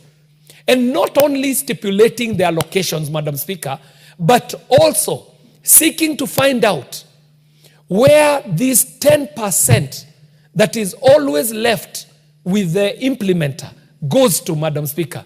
As it sits now, that conversation is up in the air. Nobody knows how this 10% is administered, to whose benefit, and in which manner. So, Madam Speaker, just because we are going to go into the allocations, and we shall be looking into these allocations and their use, I support, Madam Speaker. Madam Speaker, finally, I do support, because this bill, in the format that it's being presented, is seeking to ring-fence the monies that shall be going to counties, Madam Speaker. Madam Speaker, we have seen with devolution that when we do division of revenue in this house, and the money goes to the executives in the counties, rarely are they accountable to the house that did the division of revenue, and the excuse is normally that they should be superintended over by county assemblies. But Madam Speaker, come to think of it, these are national resources that we are allocating. This is not own-sourced revenue from the counties. Counties themselves are not working hard enough to create their own revenue. But they are very quick to come to the table for the division of the cake on the national revenues as have been collected, Madam Speaker. So the fact that we shall be ring-fencing roads monies within the county budgets, that alone for me is reason enough for me to be supporting this bill. Finally, Madam Speaker, I do think that the push and pull between ourselves and the county executives is unnecessary. What this parliament has been able to do, even in the absence of good frameworks like we are putting up today, even just on RMLF, Madam Speaker, has to be celebrated. Madam Speaker, I know you're a proponent of the bottom-up economic transformation agenda. And in Bita, when we were campaigning, one of the things that we were talking about is how we shall make Kenya a saving nation. And Madam Speaker, this parliament was agreeable that a certain percentage of RMLF must be set aside for savings. And Madam Speaker, what has happened in a few short months, the amount of money that country has been able to save by just setting apart a piece, a very small percentage of RMLF to go to savings, is something that shall be celebrated for generations to come. So, Madam Speaker, I do stand to support this. I support, first, because it is going to align us with the Constitution. Secondly, because we shall go into good classification. Thirdly, because we shall make allocations clear and transparent. And finally, the fact that we shall be able to ring-fence the roads monies that go to county are good reasons enough for me to support. And in the third reading, Madam Speaker,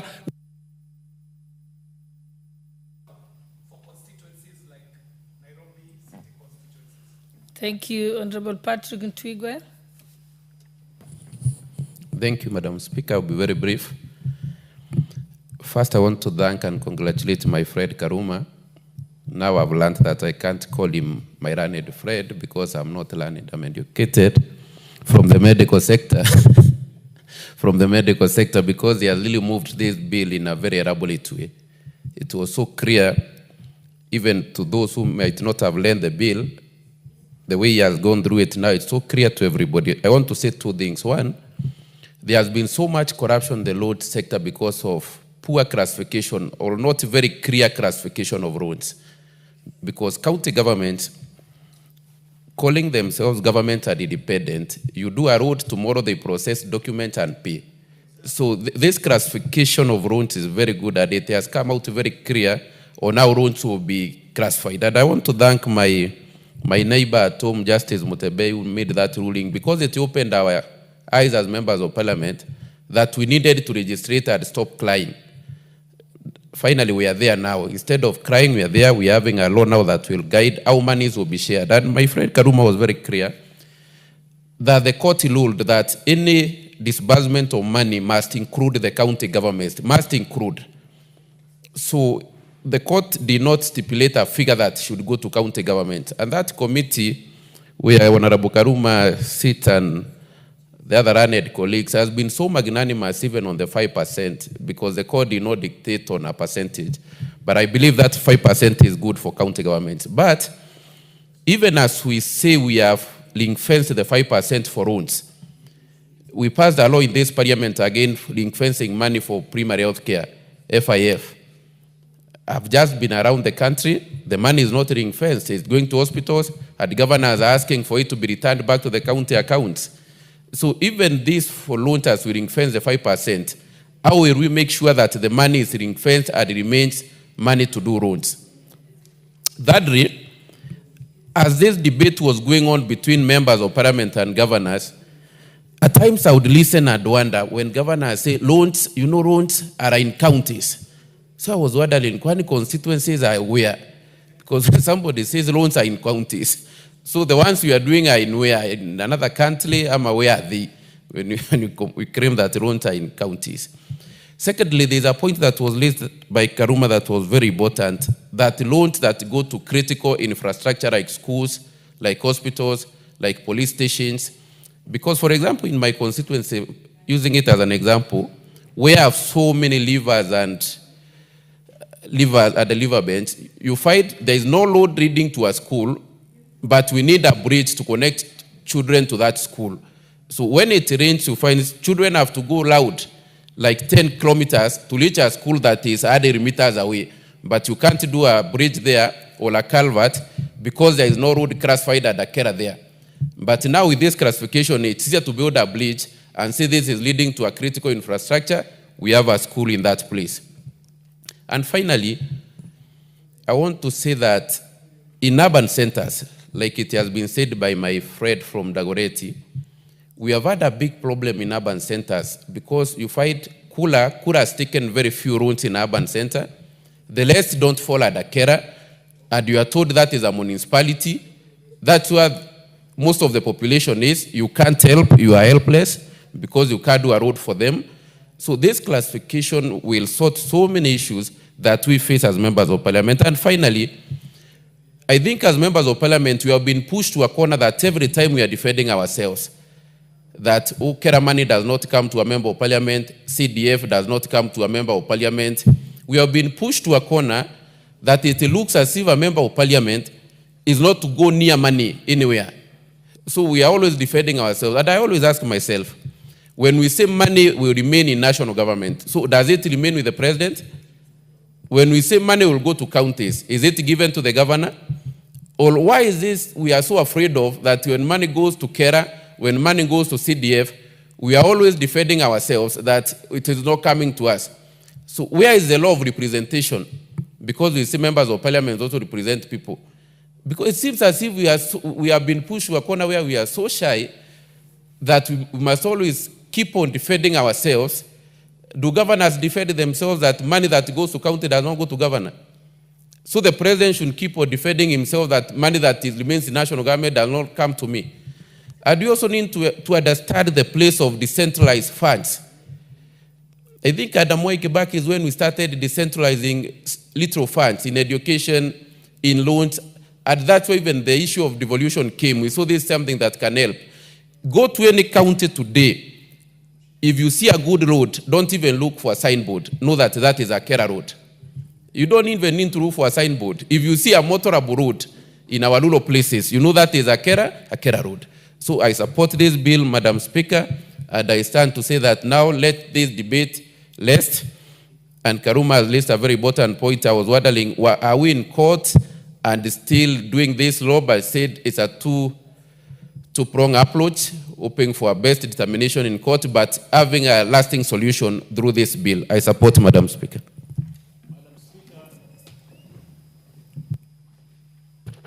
Yes, Honorable Owen. Thank you, Honorable Speaker. Honorable Speaker, first I want to congratulate the learned friends for doing a commendable job. I said the learned friends. the learned friends among themselves for a good job.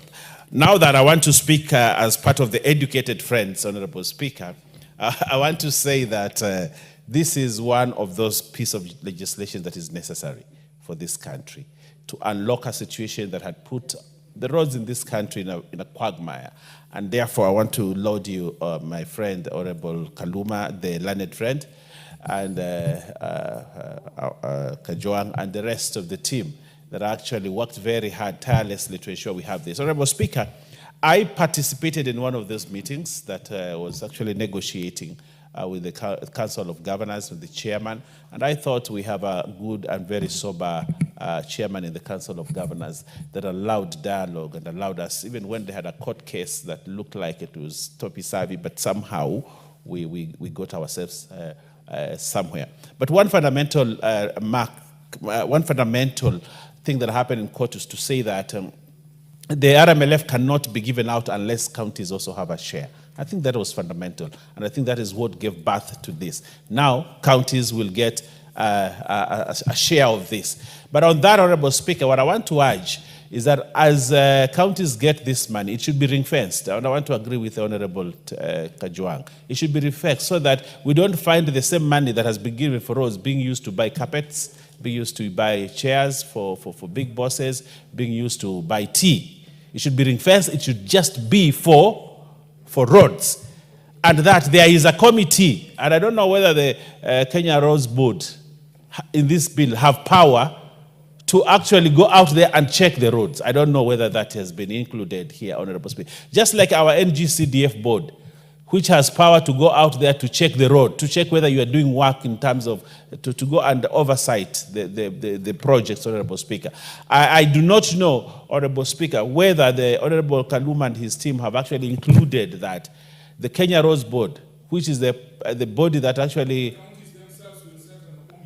Oh, okay, good. But Honorable Speaker, if counties set their own committees, just like telling monkeys to have a committee of their own to check out their activities.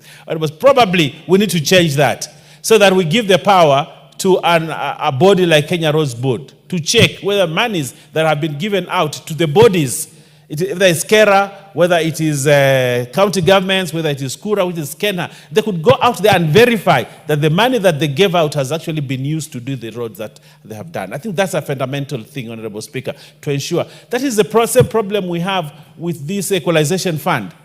Honorable Speaker, we have an equalization fund which has no body, which has no board.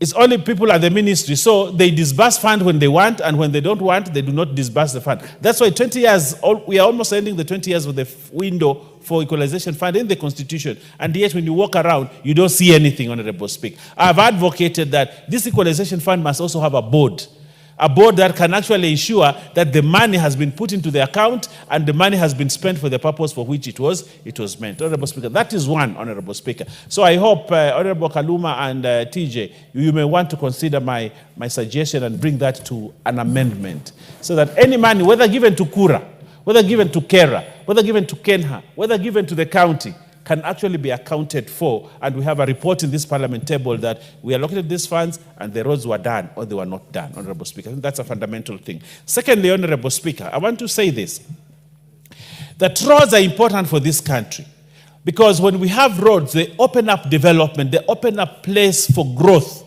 When we don't have roads, Honorable Speaker, then we close up an area and we close out the people, and the people who have no opportunity to actually get development. A lot of the areas that have been marginalized or said to be marginalized have been marginalized by first, one thing, lack of a road.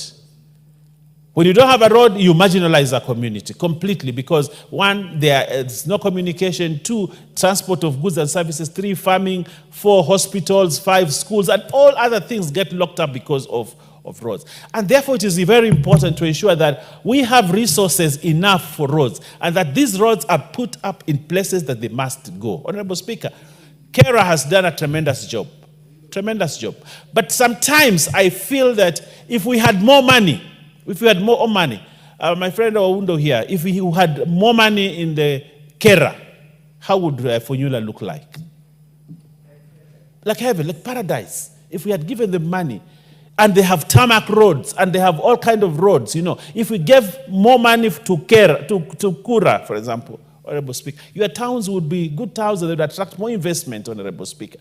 But Honorable Speaker, we need to ensure that we have enough resources for roads because roads open doors for development in every constituency.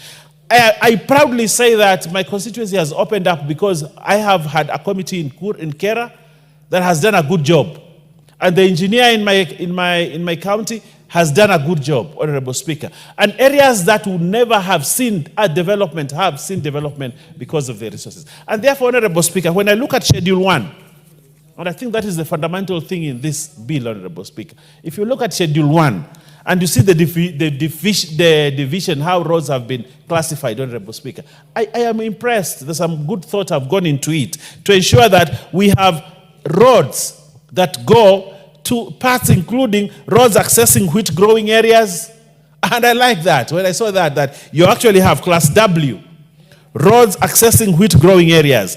unclassified rural roads, including mining roads. The only thing, Honorable Speaker, that I would have loved to see, and I want to draw the attention of the Honorable TJ Kajwang. You will speak your language later on, my friend, with TJ. Why don't you have roads leading to fishing grounds? Because my place and your place, one of the mainstays and economic activities is fishing. And a lot of times, the roads that lead to the areas where people are fishing are not there. Actually, fish get spoiled on the way because they are very perishable. Because there is no road leading to the ocean or to the fishing ground or to the lake, Honorable Speaker. But I do not know what triggered the thought of saying we have roads accessing wheat growing areas, roads accessing coffee, roads accessing settlement, national park, but yet, and sugar growing areas, tea growing areas. Why did we leave fish? Honorable Speaker, why did we leave fish? Yes. So, Honorable Speaker, I think this is something, because if I have money, I can't put it in tea because I don't have tea. I can't put it in wheat because I don't have wheat. But I have an ocean, and you have the lake. Yes, Honorable Speaker. So, Honorable Kaluma, I don't know if you come from Homa Bay, but you left to put a classification on roads that leading to fishing grounds.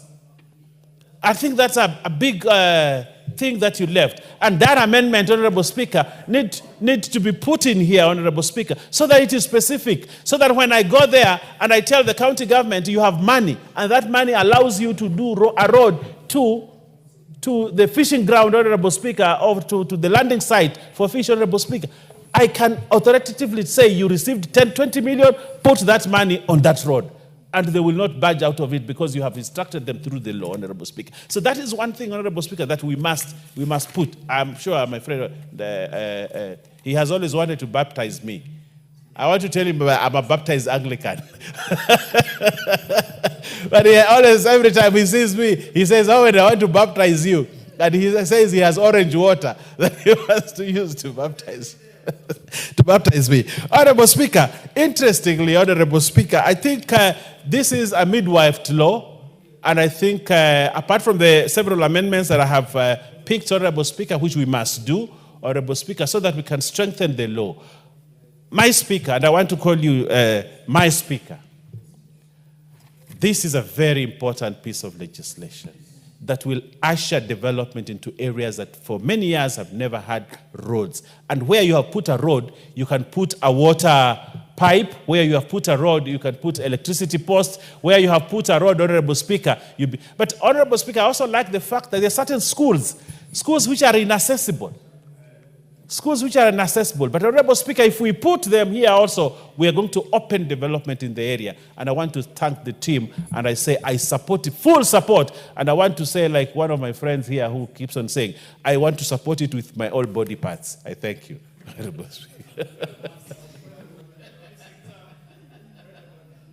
Yes, Honorable Oundo, what's your point of order? Honorable Speaker, looking at the time that left before the end of the session, and noting the importance of this particular bill to the people of Kenya, especially rural Kenya, I request that the Speaker, in your wisdom, allow that the debate be now adjourned to another time, so that as many people, as many members of Parliament can talk to this matter while addressing their members, their constituents, so that we have enough time. We don't have much time left. Thank you, Honorable Speaker.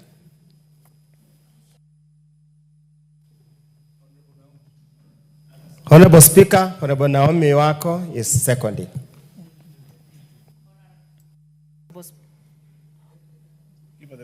Honorable Speaker, I second, because we need many members to contribute to this, because this is a very important matter to be debated by all the members, because it concerns the entire nation, and I second.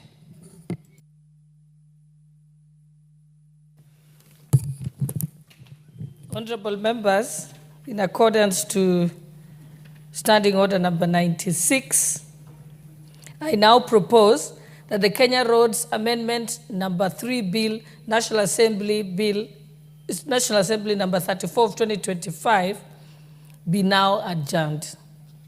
May I put the question? Honorable members, I now put the question that the Kenya Roads Amendment number 3 Bill, National Assembly number 34 of 2025 be now adjourned. Will as many as of that opinion say aye? Aye. Will as many as of the contrary opinion say nay? The ayes have it. Next order. Next order. Order number 14, motion, consideration of the 5th report on examination of financial statements of selected state corporations. Okay, Chairperson, Public Investments Committee on Social Services and Administration and Agriculture, Honorable Wangwe, are you ready? Yes, I am. Okay, you may proceed. Thank you, Madam Speaker. Honorable Speaker, allow me on the onset to move that this House adopts the 5th report of the Public Investments Committee on Social Services, Administration and Agriculture on its examination of financial statements of the following state corporations laid on the table of the House on Tuesday, 5th August 2025. 1. National Hold on 1 minute. I think we need a sergeant at arms here. Kindly, you may proceed.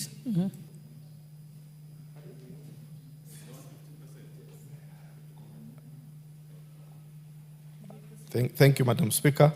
1. The National Social Security Fund for financial year 2020-2021. 2. Kenya Marine and Fisheries Research Institute for financial year 2019-2020 to 2020-2021. 3. National Hospital Insurance Fund for financial year 2018-2019 to 2020-2021. And 4. Kenya Broadcasting Corporation financial years 2013-2014 to 2018-2019. Honorable Speaker, allow me to appreciate the commitment of my members, the members of the Public Investments Committee on Social Services, Administration and Agriculture, for taking their time to really concentrate and come up with this very wonderful report. Honorable Speaker, allow me to move the House in two lots, Honorable Speaker. The first lot being the observations as general and their recommendations thereto, and the second lot, Honorable Speaker, being the specific individual parastatal and the observations and recommendations thereon.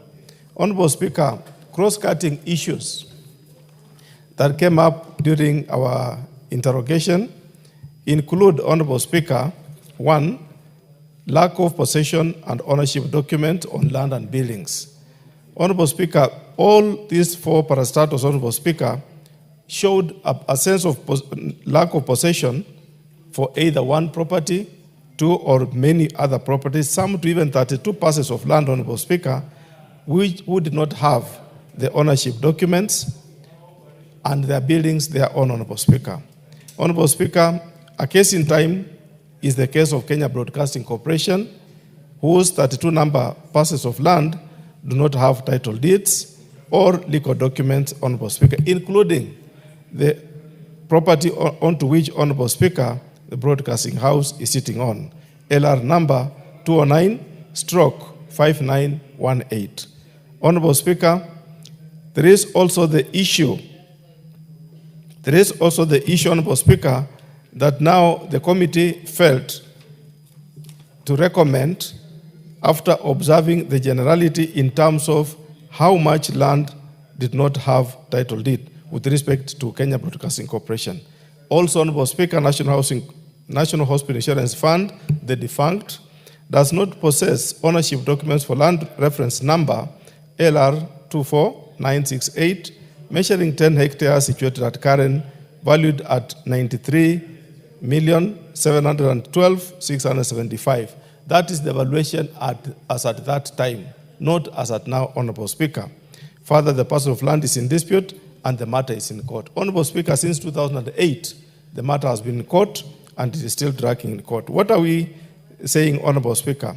That within 3 months upon adoption of this report, let the accounting officers, Honorable Speaker, liaise with the cabinet secretaries for the respective state corporations, Ministry of Lands, Public Works, Housing and Urban Development, and the National Land Commission, and fast track the process of acquiring title deeds resolve disputes between the state, corporations, and ensure legal actions are taken against private individuals who have illegally acquired public land. Honorable Speaker, whereas these people, these agencies pose like they don't have the land, the documentation, private individuals, Honorable Speaker, encroach on these parcels of land, and they keep on saying they are in court. So you cannot evict them. They have put an injunction, and Honorable Speaker, public land is in a mess to that extent, Honorable Speaker.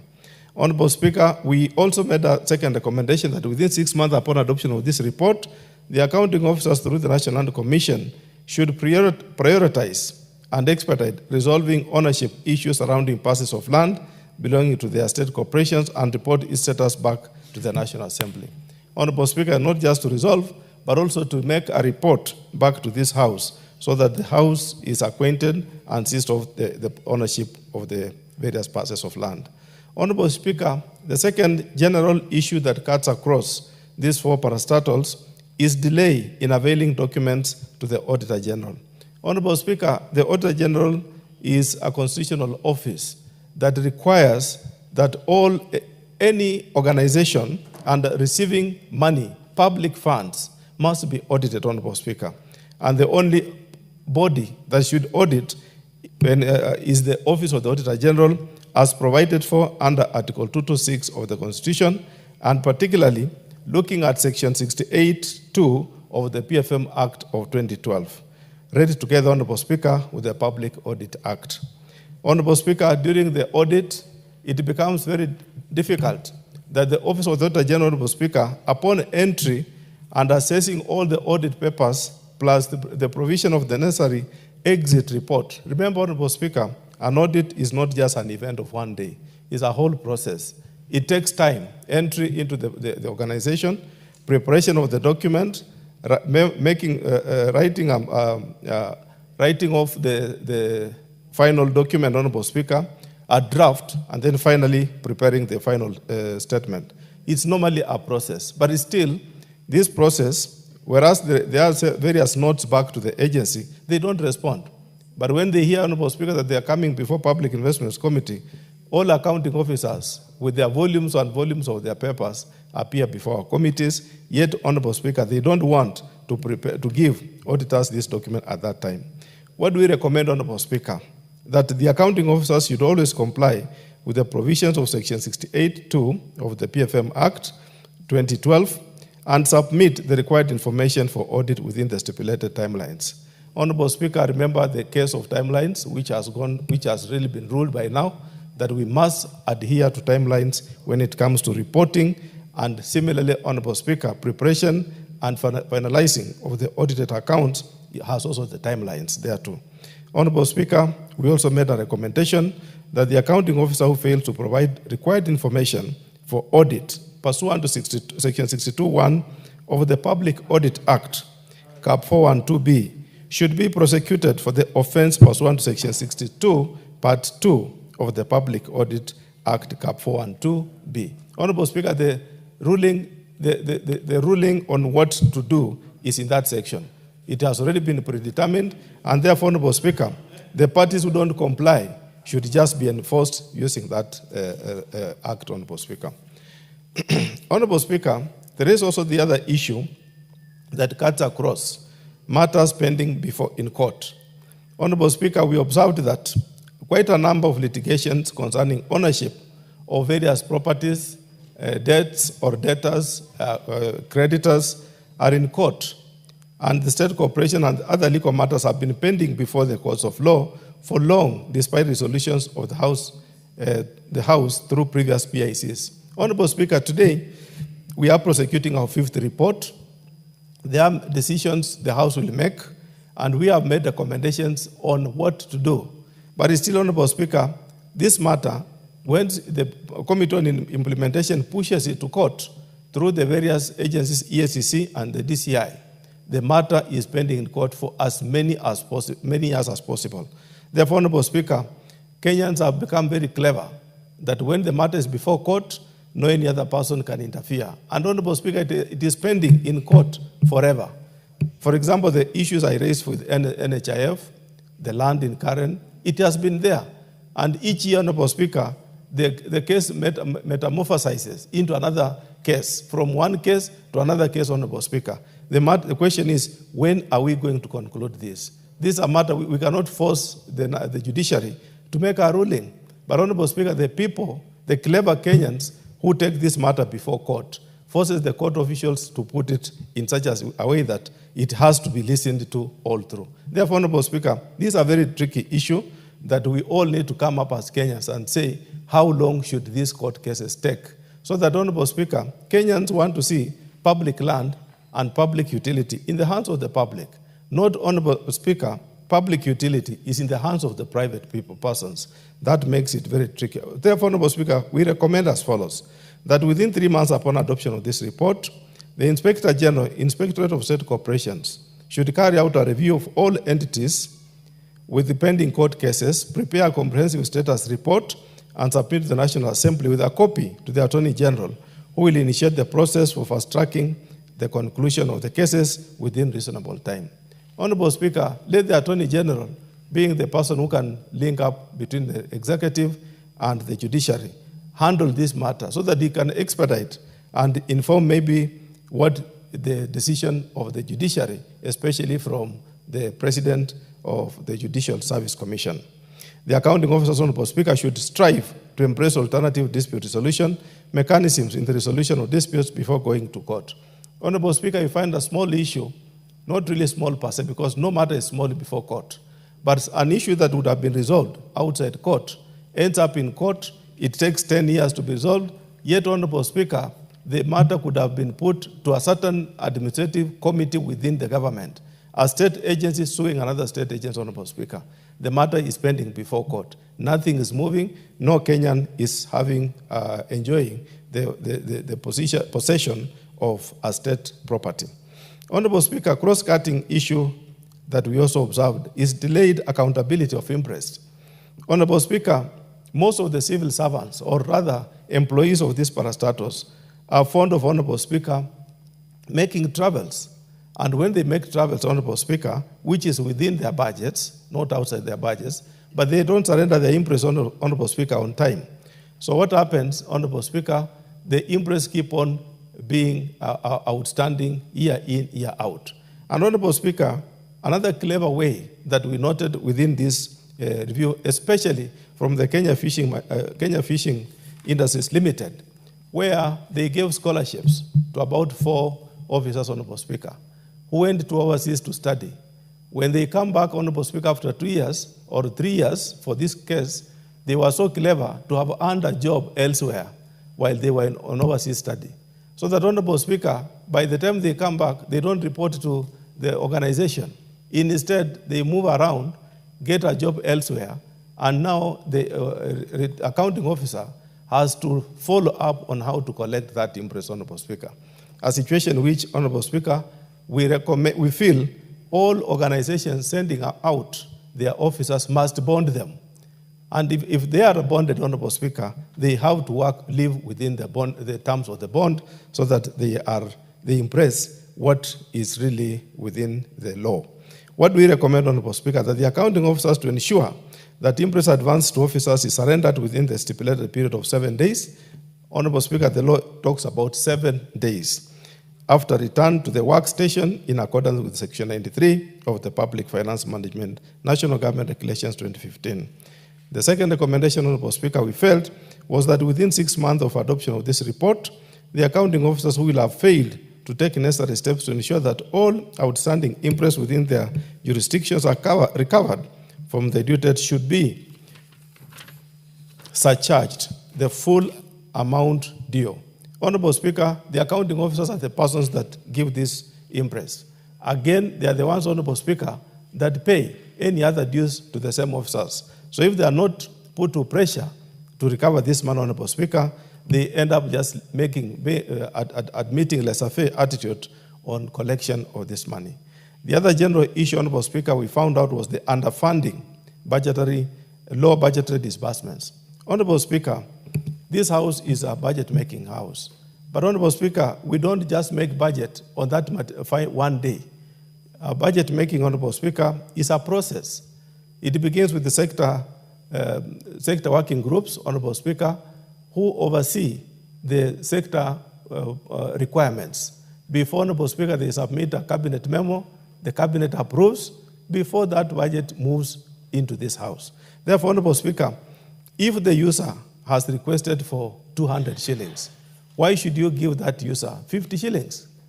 Honorable Speaker, I feel we felt as a committee that let the National Treasury review the overall budget requirement of the various sagas and ministries so that they can budget, allow them resources which are meaningfully within what they are requiring. Therefore, Honorable Speaker, what do we recommend? That the committee recommends that the Cabinet Secretary National Treasury endeavors to allocate and disperse, not just allocate, Honorable Speaker, but also disperse funds as appropriated to the state corporations funded by the national government. The Cabinet Secretary National Treasury should ensure at all times that the budgets are realistic, achievable, and always adhere to annual work plans, procurement plans, and revenue collection capabilities of the respective corporations in compliance with Regulation 44.2 of the PFM National Government Regulations 2015. Honorable Speaker, the most challenge also has been that yes, this House will appropriate the money. How about disbursement, Honorable Speaker? Year in, year out, month in, month out, no money will move from National Treasury to various sagas. We are also requesting that let the National Treasury adhere to their obligation. Honorable Speaker, allow me to move the House to individual specific agencies as listed in this report. Beginning with the National Social Security Fund, Honorable Speaker. Honorable Speaker, what we observed as a matter of concern that I want to highlight, among others, this is just a synopsis, Honorable Speaker. Most of the other issues are in the main report, is the issue of rental debtors, Honorable Speaker. Honorable Speaker, in this financial year 2020-2021, NSSF, Honorable Speaker, witnessed an increase in debtors of 230,962,739. And the issue of debtors, Honorable Speaker, in overall totaling of 541,755,371, which have been outstanding for more than 2 years. And Honorable Speaker, this being 2020-2021, the main issue that the NSSF attributed this shift increase was due to COVID-19 pandemic, which hit the whole world. Honorable Speaker, the explanation for the cause of the delay in covering is untenable since the 2 years the debts have been outstanding was beyond the issue of COVID-19. Honorable Speaker, most of the agencies, when they appear before us, and you are reviewing the year 2020-2021, the first thing they say is this was a COVID-19 year. But how about, Honorable Speaker, when you go 1 year behind and 1 year forward, you find that the 2-year elasticity check proves that this was not the point. There is much more than the issue of COVID-19. What we recommend, Honorable Speaker, that within 3 months upon adoption of the report, let the Auditor General review composition and position of the rent debtors and report the subsequent audits, report in the subsequent audit cycle of 2023-2024 in accordance with Article 2294 of the Constitution. So that, Honorable Speaker, we follow up. Let the auditor pick it, and again in the year 2023-2024, report in the final audit as we go forward. Honorable Speaker, the other issue that is of interest that I need to highlight to this House about NSSF the year 2020-2021 is the issue of budgetary control and performance. Honorable Speaker, the fund indicated that they tried to fill the vacant position via advertisements, which was key because, Honorable Speaker, they felt that they were not able to meet their budgetary performance targets because of lack of staff. So, Honorable Speaker, they tried to fill this vacancy via a Daily Nation of 2015, but however, Honorable Speaker, the under-absorption of the year ending 30th June 2021 could not be affected by the transactions of 2015. Honorable Speaker, the explanation they did say was that since the year 2015, they had been attempting to fill staff, but to date, they did not have enough staff who could support the checks and balances and performance of the organization. And they also said, Honorable Speaker, that the delayed recruitment of senior managers and delayed implementation of the Funds Collective Bargaining Agreement, CBA, associated with the court cases may imply that the management had been breaching the legal provisions leading to court cases that even led to wastage of funds, money in form of legal costs. Honorable Speaker, without casting aspersion to the legal professionals, a lawyer, Honorable Speaker, whether he wins the case or not, you'll have to pay him. Whether the matter is successful in court or not, you have to pay. Therefore, Honorable Speaker, upon engaging a legal mind, you know that it's a cost. Therefore, Honorable Speaker, these costs were injurious to the financial performance of the NSSF. What do we recommend, Honorable Speaker?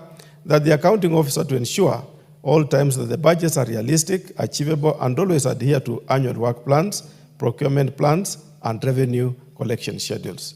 2, the committee, Honorable Speaker, reprimanded the then accounting officer for delay in having the human resource instruments approved on time. Honorable Speaker, whereas they were struggling with engaging the staff, the human resource instruments were noted approved to really warrant that the NSSF could hire staff at that time. A situation, Honorable Speaker, I want to applaud the current management of NSSF. Now they have the instruments in place. We can see in the recent past there have been engagements of some staff, and we look forward to seeing a new face NSSF, not NSSF of 2020-2021. Honorable Speaker, allow me to move the House to the Kenya Marine and Fisheries Research Institute, KEMFRI, for financial year 2019-2020 and 2021. And Honorable Speaker, pick a few things that were observed by the committee. There was one issue, Honorable Speaker, that there was a loss of Deep Sea Observatory rover. Honorable Speaker, the loss of this rover, whose value then was 13,242,599, negatively affected the value of total assets of the institute. There was no documentary evidence that the rover was insured and that a claim had been launched. Honorable Speaker, this implied that the management had breached Section 72(1) of the PFM Act Cap 412A and Section 1601 of the Public Procurement and Asset Disposal Act Cap 412C. Honorable Speaker, these acts require that the item must have been insured, Honorable Speaker. The institution should have owned the property. But Honorable Speaker, as at that time, they lost the property and they cannot claim the property, Honorable Speaker. In the prevailing circumstance that the recovery of the assets or compensation of the same is remote, the management ought to have initiated the process of seeking write-off of the assets value 13,242,599 from the Institute Books of Accounts. Honorable Speaker, whereas the management is aware that this item is lost, they have kept the figures in the books. They have not even sought the write-off because there is no way they are going to recover this asset, which dropped in the ocean, in the middle of the ocean, Honorable Speaker, and to date, it has not been found. What do we recommend, Honorable Speaker? That within 3 months upon adoption of this report, the accounting officer, KEMFRI, should ensure that the write-off process is undertaken in line with the provisions of Section 69 of the PFM Act Cap 412A. Number 2, the committee reprimands the then accounting officer for failing to ensure the institute assets and breach of Section 72(1) of the PFM Act, Cap 412A, and Section 1601 of the Public Procurement and Asset Disposal Act. Honorable Speaker, the other issue that we observed in the books of Kenya Marine and Fisheries Research Institute was the cash and cash equivalent, where, Honorable Speaker, the institute lost 165,112 reportedly held at the Baringo station through theft or pilferage by its staff, could not be prosecuted and sustained in the court, and hence the alleged culprit acquitted. Honorable Speaker, despite the fact that the money was just lost in the cash office, this is cash money, Honorable Speaker. How could it be that the culprit cannot be prosecuted? Nobody can give evidence that the money was lost. There was no breakage. The facts in the court, Honorable Speaker, could not allow the judge to give a verdict of somebody who has stolen the money. So, Honorable Speaker, what does it mean? There is definitely no administrative measures in the office that can support handling of corporation resources and protecting corporation resources. Therefore, Honorable Speaker, the management was in breach of Regulation 165 of the PFM National Government Regulation 2000 on risk management, fraud prevention, and internal controls. Honorable Speaker, those three elements, they demonstrated lack of management of risk, fraud prevention, and internal controls, Honorable Speaker. Therefore, Honorable Speaker, what do we recommend? That the committee reprimands the then accounting officer for breach of Regulation 165 of the PFM National Government Regulations 2015. The buck stops with the CEO, Honorable Speaker, where the employee or any other employee is not doing the right thing and the government is losing resources, the buck stops with you. Point number 3, Honorable Speaker, was the Doria operationalization. Honorable Speaker, the then accounting officer irregularly transferred 37,886,770 to the State Department for Fisheries, which was in breach of Section 54(1) of the Public Finance Management Regulation 2015, which prohibits payment made out of funds earmarked for specific activities for purposes other than those activities. Honorable Speaker, when we are budgeting, we budget for specific activities.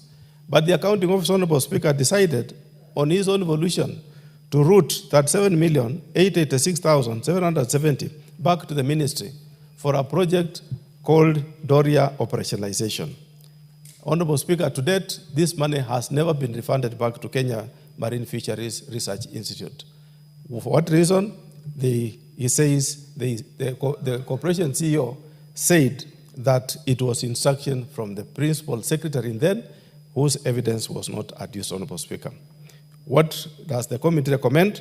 The committee, Honorable Speaker, reprimands the then accounting officer for breach of Section 54(1) of the Public Finance Management National Government Regulations 2015. Honorable Speaker, the third agency we want to present the report is National Hospital Insurance Fund, especially financial years 2018-2019 and 2020-2021. Honorable Speaker, the organization reported in this financial year a deficit of 1,156,934,012.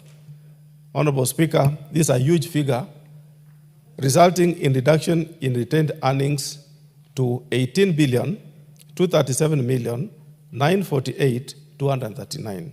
That's a huge, a very material representation, Honorable Speaker, of a deficit. Further, Honorable Speaker, as at 30th June 2021, the fund reported a revenue shortfall amounting to 22 million 790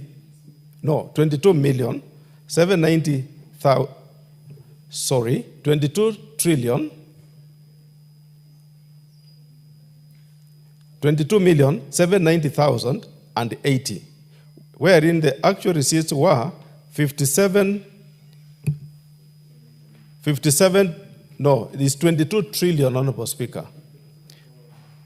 790,080,000, wherein the actual receipts were 57,918,358,000, against budgeted receipts, Honorable Speaker, of 80 billion, it's not a trillion, it's billion, 8,709,438,000, whereas the actual expenditure for the year amounted to 75,198,084,000, pointing to a dismal performance in the year, and therefore the strategies envisaged, Honorable Speaker, to improve performance did not work, or there were undisclosed revenue leakages. Honorable Speaker, what do we recommend? That within 3 months upon adoption of this report, the accounting officer to submit to the Auditor General for audit comprehensive and well-documented handing over report detailing all the assets, including investments and properties in dispute and liabilities as prepared by the outgoing NHIF management to the incoming Social Health Authority management. The Auditor General, Honorable Speaker, shall audit and submit the report to the committee. Honorable Speaker, this is the year of transition, and so those figures, Honorable Speaker, have to be consistently taken into account and shall form both the closing balance and the opening balances for SHA. Therefore, Honorable Speaker, during the review, when we will be reviewing the audits of SHA, we will be cognizant that these figures must be represented accordingly. Honorable Speaker, under plant and property, there was the issue we noted, Honorable Speaker, of construction of multi-story car park. Honorable Speaker, this is a story that has been around for some time. The project, Honorable Speaker, we visited the project on 20th February 2024, and the committee observed, although the accounting officer indicated that some organizations were currently occupying the building, including Ministry of Environment, Kenya Fishery Services, NACADA, Cabinet Affairs Office, National Land Commission, Kenya Copyrights Board, Water Services Regulatory Board, Cabinet Secretariat, Kenya Roads Board, Kenya Water Towers Agency, and other small private firms, as well as NHIF Nairobi branch office. Only judiciary had stored its documents in one of the floors, and other tenants had vacated the premises. Therefore, Honorable Speaker, when you visit the building, Honorable Speaker, you see a host, what I would call a ghost property, whose occupation does not warrant how much that was invested. This matter, Honorable Speaker, had been dealt in the previous PIC reports, the 16th, 19th, and 21st report, wherein the committee observed unprofessional manner in which the project was executed. So, Honorable Speaker, this comment is not just for me, for my earlier colleagues observed in the 16th, 19th, and 21st as being unprofessional manner in which the project was executed. The previous PIC, Honorable Speaker, recommended that the EACC investigate the procurement process of the project and comes up with appropriate recommendations regarding any breach of the law. But, Honorable Speaker, no much has moved, no much has been reflected through the EACC, and therefore we also further made the following recommendations: that within 3 months upon adoption of the report, we also insisted that EACC should fast track the investigations on how the project was initiated, feasibility done, construction works procured, how the contract price was varied. Honorable Speaker, throughout my life, I had not seen a project with a variation of 337%. This is the first time I came across a project with a variation of 337% over and above the original contract sum, Honorable Speaker, of 909,709,305 in breach of the law, and eventually how the vehicular lift was introduced midway into the project. Honorable Speaker, this is a project that is a case study of corruption. This is a project that anyone who would want to undertake corruption should have a case study of this project, so that he can do it better, rather than doing it in an open, blatant way. What happened, Honorable Speaker? There were lifts in the name of which could lift vehicles to any floor. They were begun, they never took off. The building began upside down. And, Honorable Speaker, it is better said through a professional investigator by EACC to come and tell Kenyans what happened, rather than a naked eye. Through the books, you cannot really understand what the matter is. Because when you visit the project and see how much the project moved, and see the variation of 337%, Mr. Speaker, it's a story that no Kenyan can understand. Honorable Speaker, please give the speaker. What are you saying the nation was the contract price for the project, and what were the contractors demanding as their payment with the variations? Honorable Speaker, the contract upon signing reads the figure 909,709,305. As at the time of conclusion, Honorable Speaker, this project has costed 3.9 billion. transforming into thereabout 333%. And how much has been paid? The entire amount so far is paid. That is that thing next to NHIF. Which was to be a parking. Which was to be a parking, and the entire money is with Kenyans. And that's why it's important, Honorable Speaker, that EACC makes a follow-up to really understand and tell Kenyans how do they lose their money. Have you recommended prosecution? Yes. Yeah, My recommendation, I want to read it. Then you may proceed. Yes, thank you. Thank you, Mr. Speaker. Honorable Speaker, Kenya Broadcasting Corporation as my final agency, where we did observe that the issue on ongoing concern was deliberated in its third PIC report, which was my own report, Honorable Speaker, and upholds the observations and recommendations therein. Honorable Speaker, in this report, we observed that the corporation's corporate governance is considerably weak, thereby exposing the corporation to potential losses, in addition, reputation and operational risks. Honorable Speaker, the corporation is technically insolvent, and its existence as a going concern is dependent upon the support from the government and its creditors. Honorable Speaker, I'm looking at the general view of the financial years 2013-2014 to 2018-2019. Therefore, that is a cross-cutting issue of those various years of KBC. Honorable Speaker, the third issue I look at is the Kenya Broadcasting Corporation took a loan from the Overseas Economic Cooperation Fund, OECF, Japan, in 1989. The National Treasury has over the years serviced on behalf of the corporation.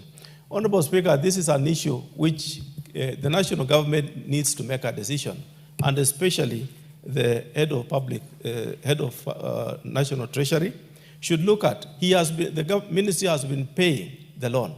It has finished paying the loan to overseas lender. But Honorable Speaker, this loan is in the books of KBC. What does it mean? That when KBC is making its financial statement reporting, it reports with that huge borrowing. Why should the ministry, National Treasury, pay the liability out, but leave the liability in the books of KBC? It doesn't make a commercial sense. Instead, it makes all MDs to operate at a deficit, and no day KBC will appear attractive, making it easy for any MD to mess up the accounts of KBC.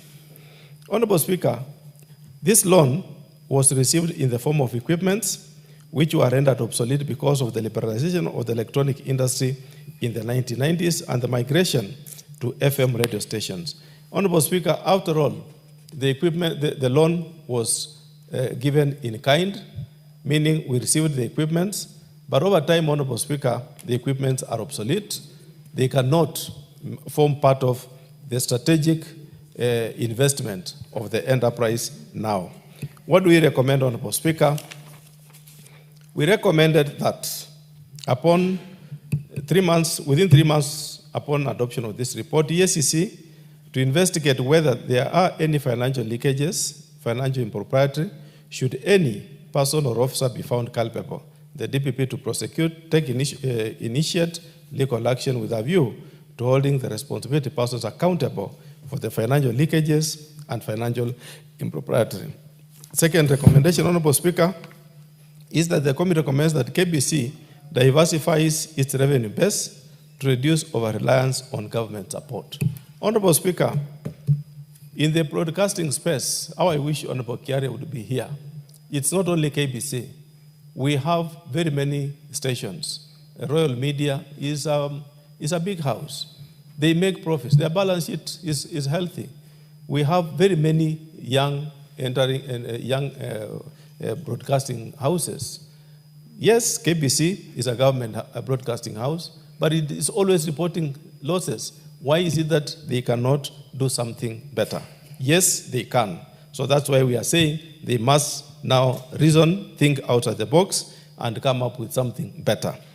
Honorable Speaker, on the issue of land and building, the corporation does not possess ownership document for land and building valued at 6,616,759,500 39,000. All that land, Honorable Speaker, they have. They do not possess, most of it, they don't possess corporation documents. Honorable Speaker, Corporation Parcel Land Reference Number 75893/111/66A, situated at Voi Township, measuring 3.7 acres, could not be located by the valuer at the time of valuation of assets in November 2014. Honorable Speaker, it was very tricky that the corporation has invited a valuer. He is supposed to go on site to value, and he cannot spot trace the land. What does that mean, Honorable Speaker? The land is in paper, but there is no physical land.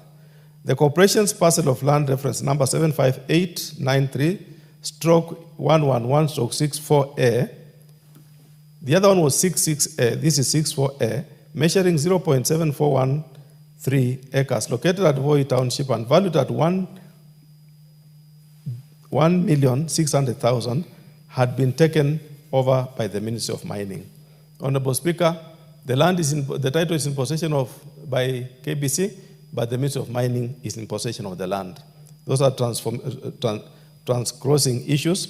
The corporation parcel land reference number LR 11773, Ngong TX station, located at Kajiado County, differed in size, as the letter of allotment indicates that the land is 3.41 acres, which is 13.53 hectares, while information available indicates that the actual size on the ground is 124.79055 acres, valued at 2,700,000,000. Honorable Speaker, those are issues that need to be called to order so that we know how much land KBC owns. Honorable Speaker, KBC Jamhuri Park land, reference number 15090, measuring 100 acres, was allegedly grabbed, out of which 60 acres was recovered by Kenya Anti-Corruption Commission and was allocated, or rather reverted to Kenya Forest Service, while the corporation was reallocated to 9 acres, leaving land measuring 11 acres, which has not been accounted for as the date of this report. Honorable Speaker, those are issues which need to be clarified. The Kenya Forest Service complains like it has some lien on some land, and the land was 100 acres. Part of it is gone. A few of it, about 11 acres, is not being accounted for. Honorable Speaker, in Kenya, there is nothing as good as land. So when we say 11 acres is not accounted for, it means somebody else is sitting on the 11 acres.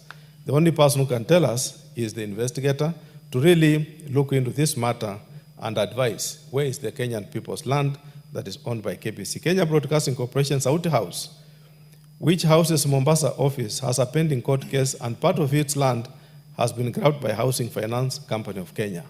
HFCK, Honorable Speaker, has some lien on this land in Mombasa. Whether it is grabbed, whether it is done what, but the title reads KBC, but HFCK is the one sitting on that land. How it can revert back to the people in form of Kenya Broadcasting Corporation is very, very necessary. KBC land in Nyali, TXLR number 1476-1, measuring approximately 22.8 hectares, was encroached into by squatters. Honorable Speaker, these are prime lands. It's now under squatters. We want this land back to the people owned by KBC. So we must help KBC, Honorable Speaker, through this House, so that the issue of land, National Land Commission, Honorable Speaker, through your chair, you be at the chair, must call to order National Land Commission so that they move in and recover back the land that belongs to the Kenyan people into their corporation status. It's not just only KBC. Honorable Speaker, all of my reports I'll be presenting here touches on the issue of land. National Land Commission should do justice to Kenyan people. What do we recommend, Honorable Speaker? That within 3 months upon adoption of this report, the accounting officer KBC, in collaboration with the National Land Commission, should expedite the processing of the corporation's title deeds for all the parcels of land owned by KBC. Honorable Speaker, there's no shortcut. We must call National Land Commission to order, and they must make available the title deeds for the land, because KBC is not any other thing but the government itself. We must get it right. That within 3 months upon adoption of this report, the accounting officer should present to the National Assembly comprehensive report on the status of its land parcels with regard to acquisition of ownership documents. Honorable Speaker, our recommendation still insisted that we must have it, and the KBC must report back. Honorable Speaker, what is surprising is the asset register of most of these agencies is not updated. And that's why, Honorable Speaker, my colleagues will ask, why should we say they must report back to Parliament? It's because, Honorable Speaker, the only place you capture the assets of a corporation is through the asset register. But when you get the asset register of KBC, Honorable Speaker, it's not updated. Instead of us going for the individual assets, instead of us going to the global assets of the organization, let us individualize and say, let the assets touching on property, plant, and equipment, particularly land, be filed back to Parliament. Honorable Speaker, in 2016-2017, there is an issue of legal fees, which has legal pending cases between Channel 2 Corporation and KBC. Kenya Broadcasting Corporation, Honorable Speaker, entered into a JV with Channel 2 Group. The agreement allowed Channel 2 Group the right to operate and create broadcasting movies and other programs on KBC stations, formerly known as Metro Television. For those of you who are here, those years, we used to see the Metro TV in Kenya.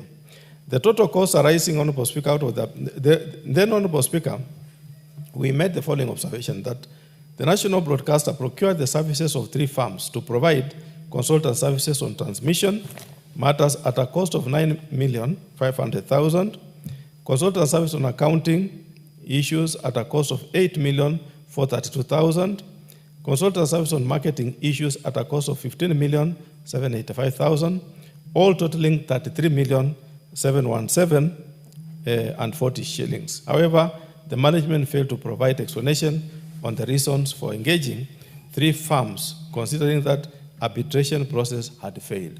Honorable Speaker, this is a detailed matter. I wish my colleagues can read the report. This is my summary, but Honorable Speaker, the whole detail is covered in the report, and this is the matter, Honorable Speaker, in a nutshell, which you saw. Another one of the CEOs ended up writing $550,000 as part of the payment to that effect, Honorable Speaker, which made the CS then to dismiss that CEO. What is our recommendation? The other observation, Honorable Speaker, the accounting officer was in breach of Article 227 of the Constitution and Section 91, Part 1 of the Public Procurement and Asset Disposal Act 2015, which requires that open tendering shall be the preferred procurement method for procurement of goods. Honorable Speaker, procurement process is not just only in the Act. It's part of the law. It's in the Constitution of Kenya, particularly Article 227, which gives us how accurate and precise and transparent one is to undertake procurement.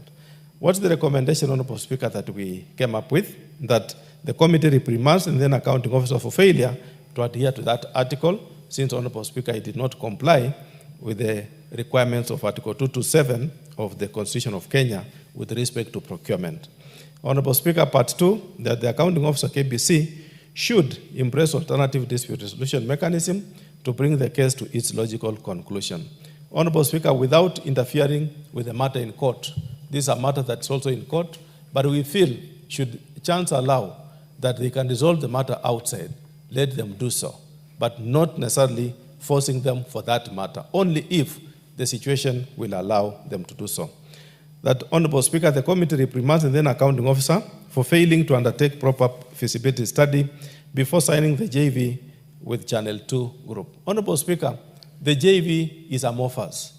The document that was tabled before the committee is not conclusive. Some pages are not there. I cannot stand before this House, as I'm doing now, to confirm, Honorable Speaker, that the document that was filed before the committee consists a joint venture contract, because most of the pages are missing. And you cannot really read from one page flowing to the other. It's a flawed document that we got with that respect. Honorable Speaker, we then recommend that the committee recommends to conduct an inquiry on the circumstances surrounding the joint venture agreement between KBC and Channel 2 Corporation. That, Honorable Speaker, it is not just only the Committee on Public Investments. Generally, we recommend that we open up an inquiry into the joint venture agreement so that we can understand what really happened between the Channel 2 Corporation and KBC. Honorable Speaker, asking the legal team, the matter being before the court in London, we felt we could not open it for now, as maybe part of the issues raised might jeopardize the outcome of the case, and that's why we left it at that level, so that immediately the other part is concluded, we can be able not to really make the process in the court be jeopardized.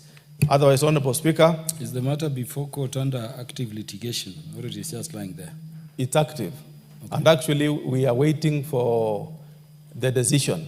Most of the two parties have submitted, and what we are waiting for is the decision by the court. And any kind of disclosure of any information could have jeopardized the outcome of that case. Honorable Speaker, as I wind up, allow me to really thank the Clerk of the National Assembly, together with the Directorate of Committees, particularly the Directorate of Audit Committees. Thank my colleagues for tirelessly working on this report. Thank my Secretariat for taking time to compile 4 agencies at one report. Honorable Speaker, it's very tiresome. And particularly, Honorable Speaker, my colleagues who are in this House, the Honorable Ward Chief, whom I would want him to second the report, the Honorable Kosgei, and all those colleagues who took time to really look into the matters that were canvassed in this report. That it's not easy, Honorable Speaker.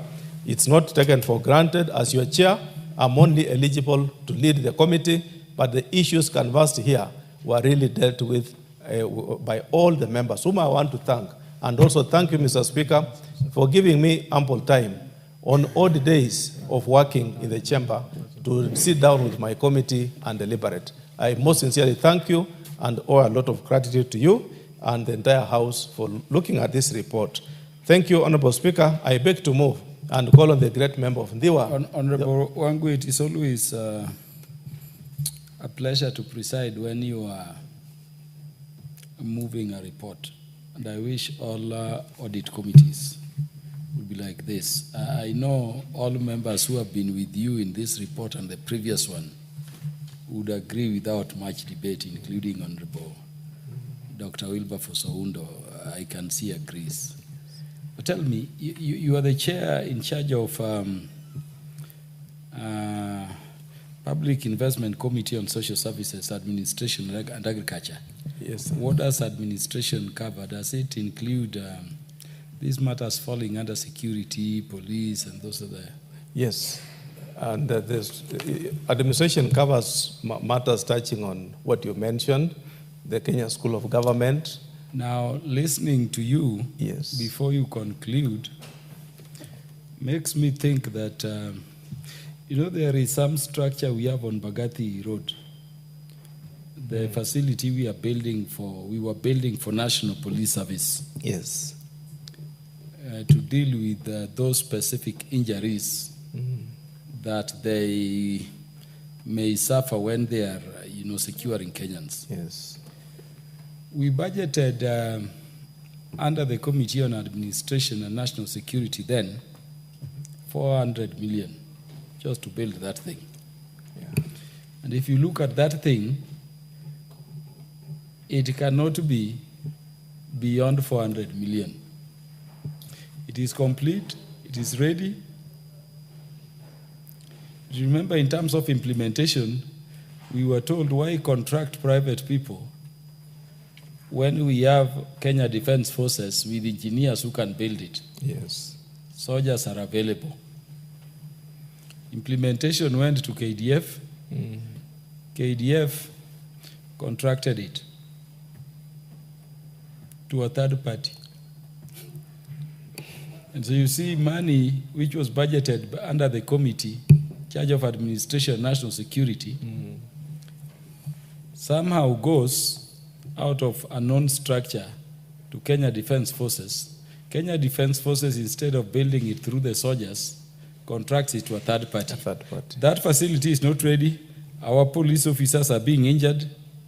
The contractor is now claiming another 1 billion to deliver that project to serve the police officers. I would request that with this detail, you've always gone through your work with your esteemed committee members, make that your urgent business so that we can deliver that project to the police. So many who are being injured while securing Kenyans. And so that if there is anything like quantity survey in the similar manner you are recommending to NSSF, that ugly thing we are seeing there. Yes. You know, it's crazy when we hear over 3.5 billion has been paid for that nonsense by the road. So go with the speed so that that facility can be available for the purpose that we targeted. The police now only have some facility at Kanyonyo. It's not helping all those police officers. Sure. And so that you can also, protect what I see is a possible, loss of money we would be suffering if you don't intervene quickly. Otherwise, I'm very grateful.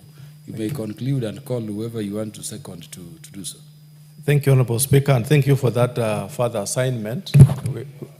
Allow me to pick it up from the answer upon your communication that we've done so. Allow me then to invite my good friend and colleague, the Honorable Ward Chief, I beg to move and ask the Honorable Ward Chief to second.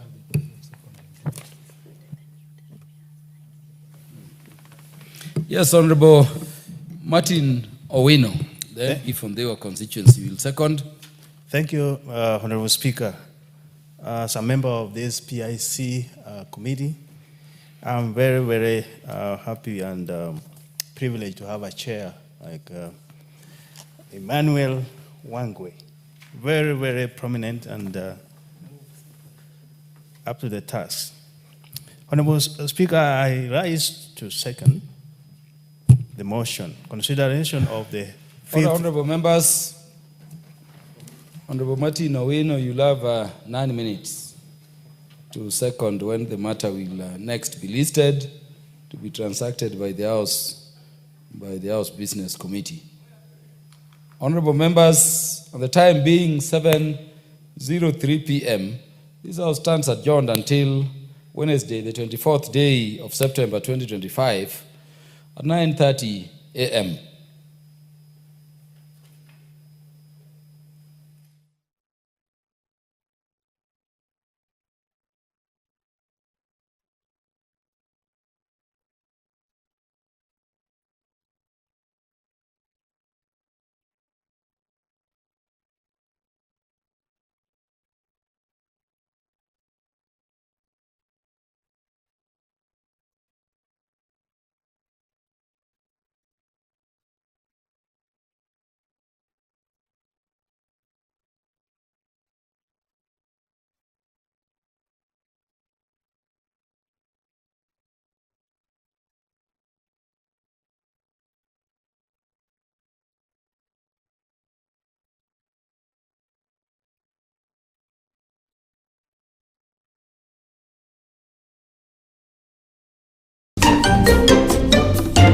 Madam, shika roll pia ni ngapi? Alafu keep change. Take a look at your money. Joining me to have that conversation this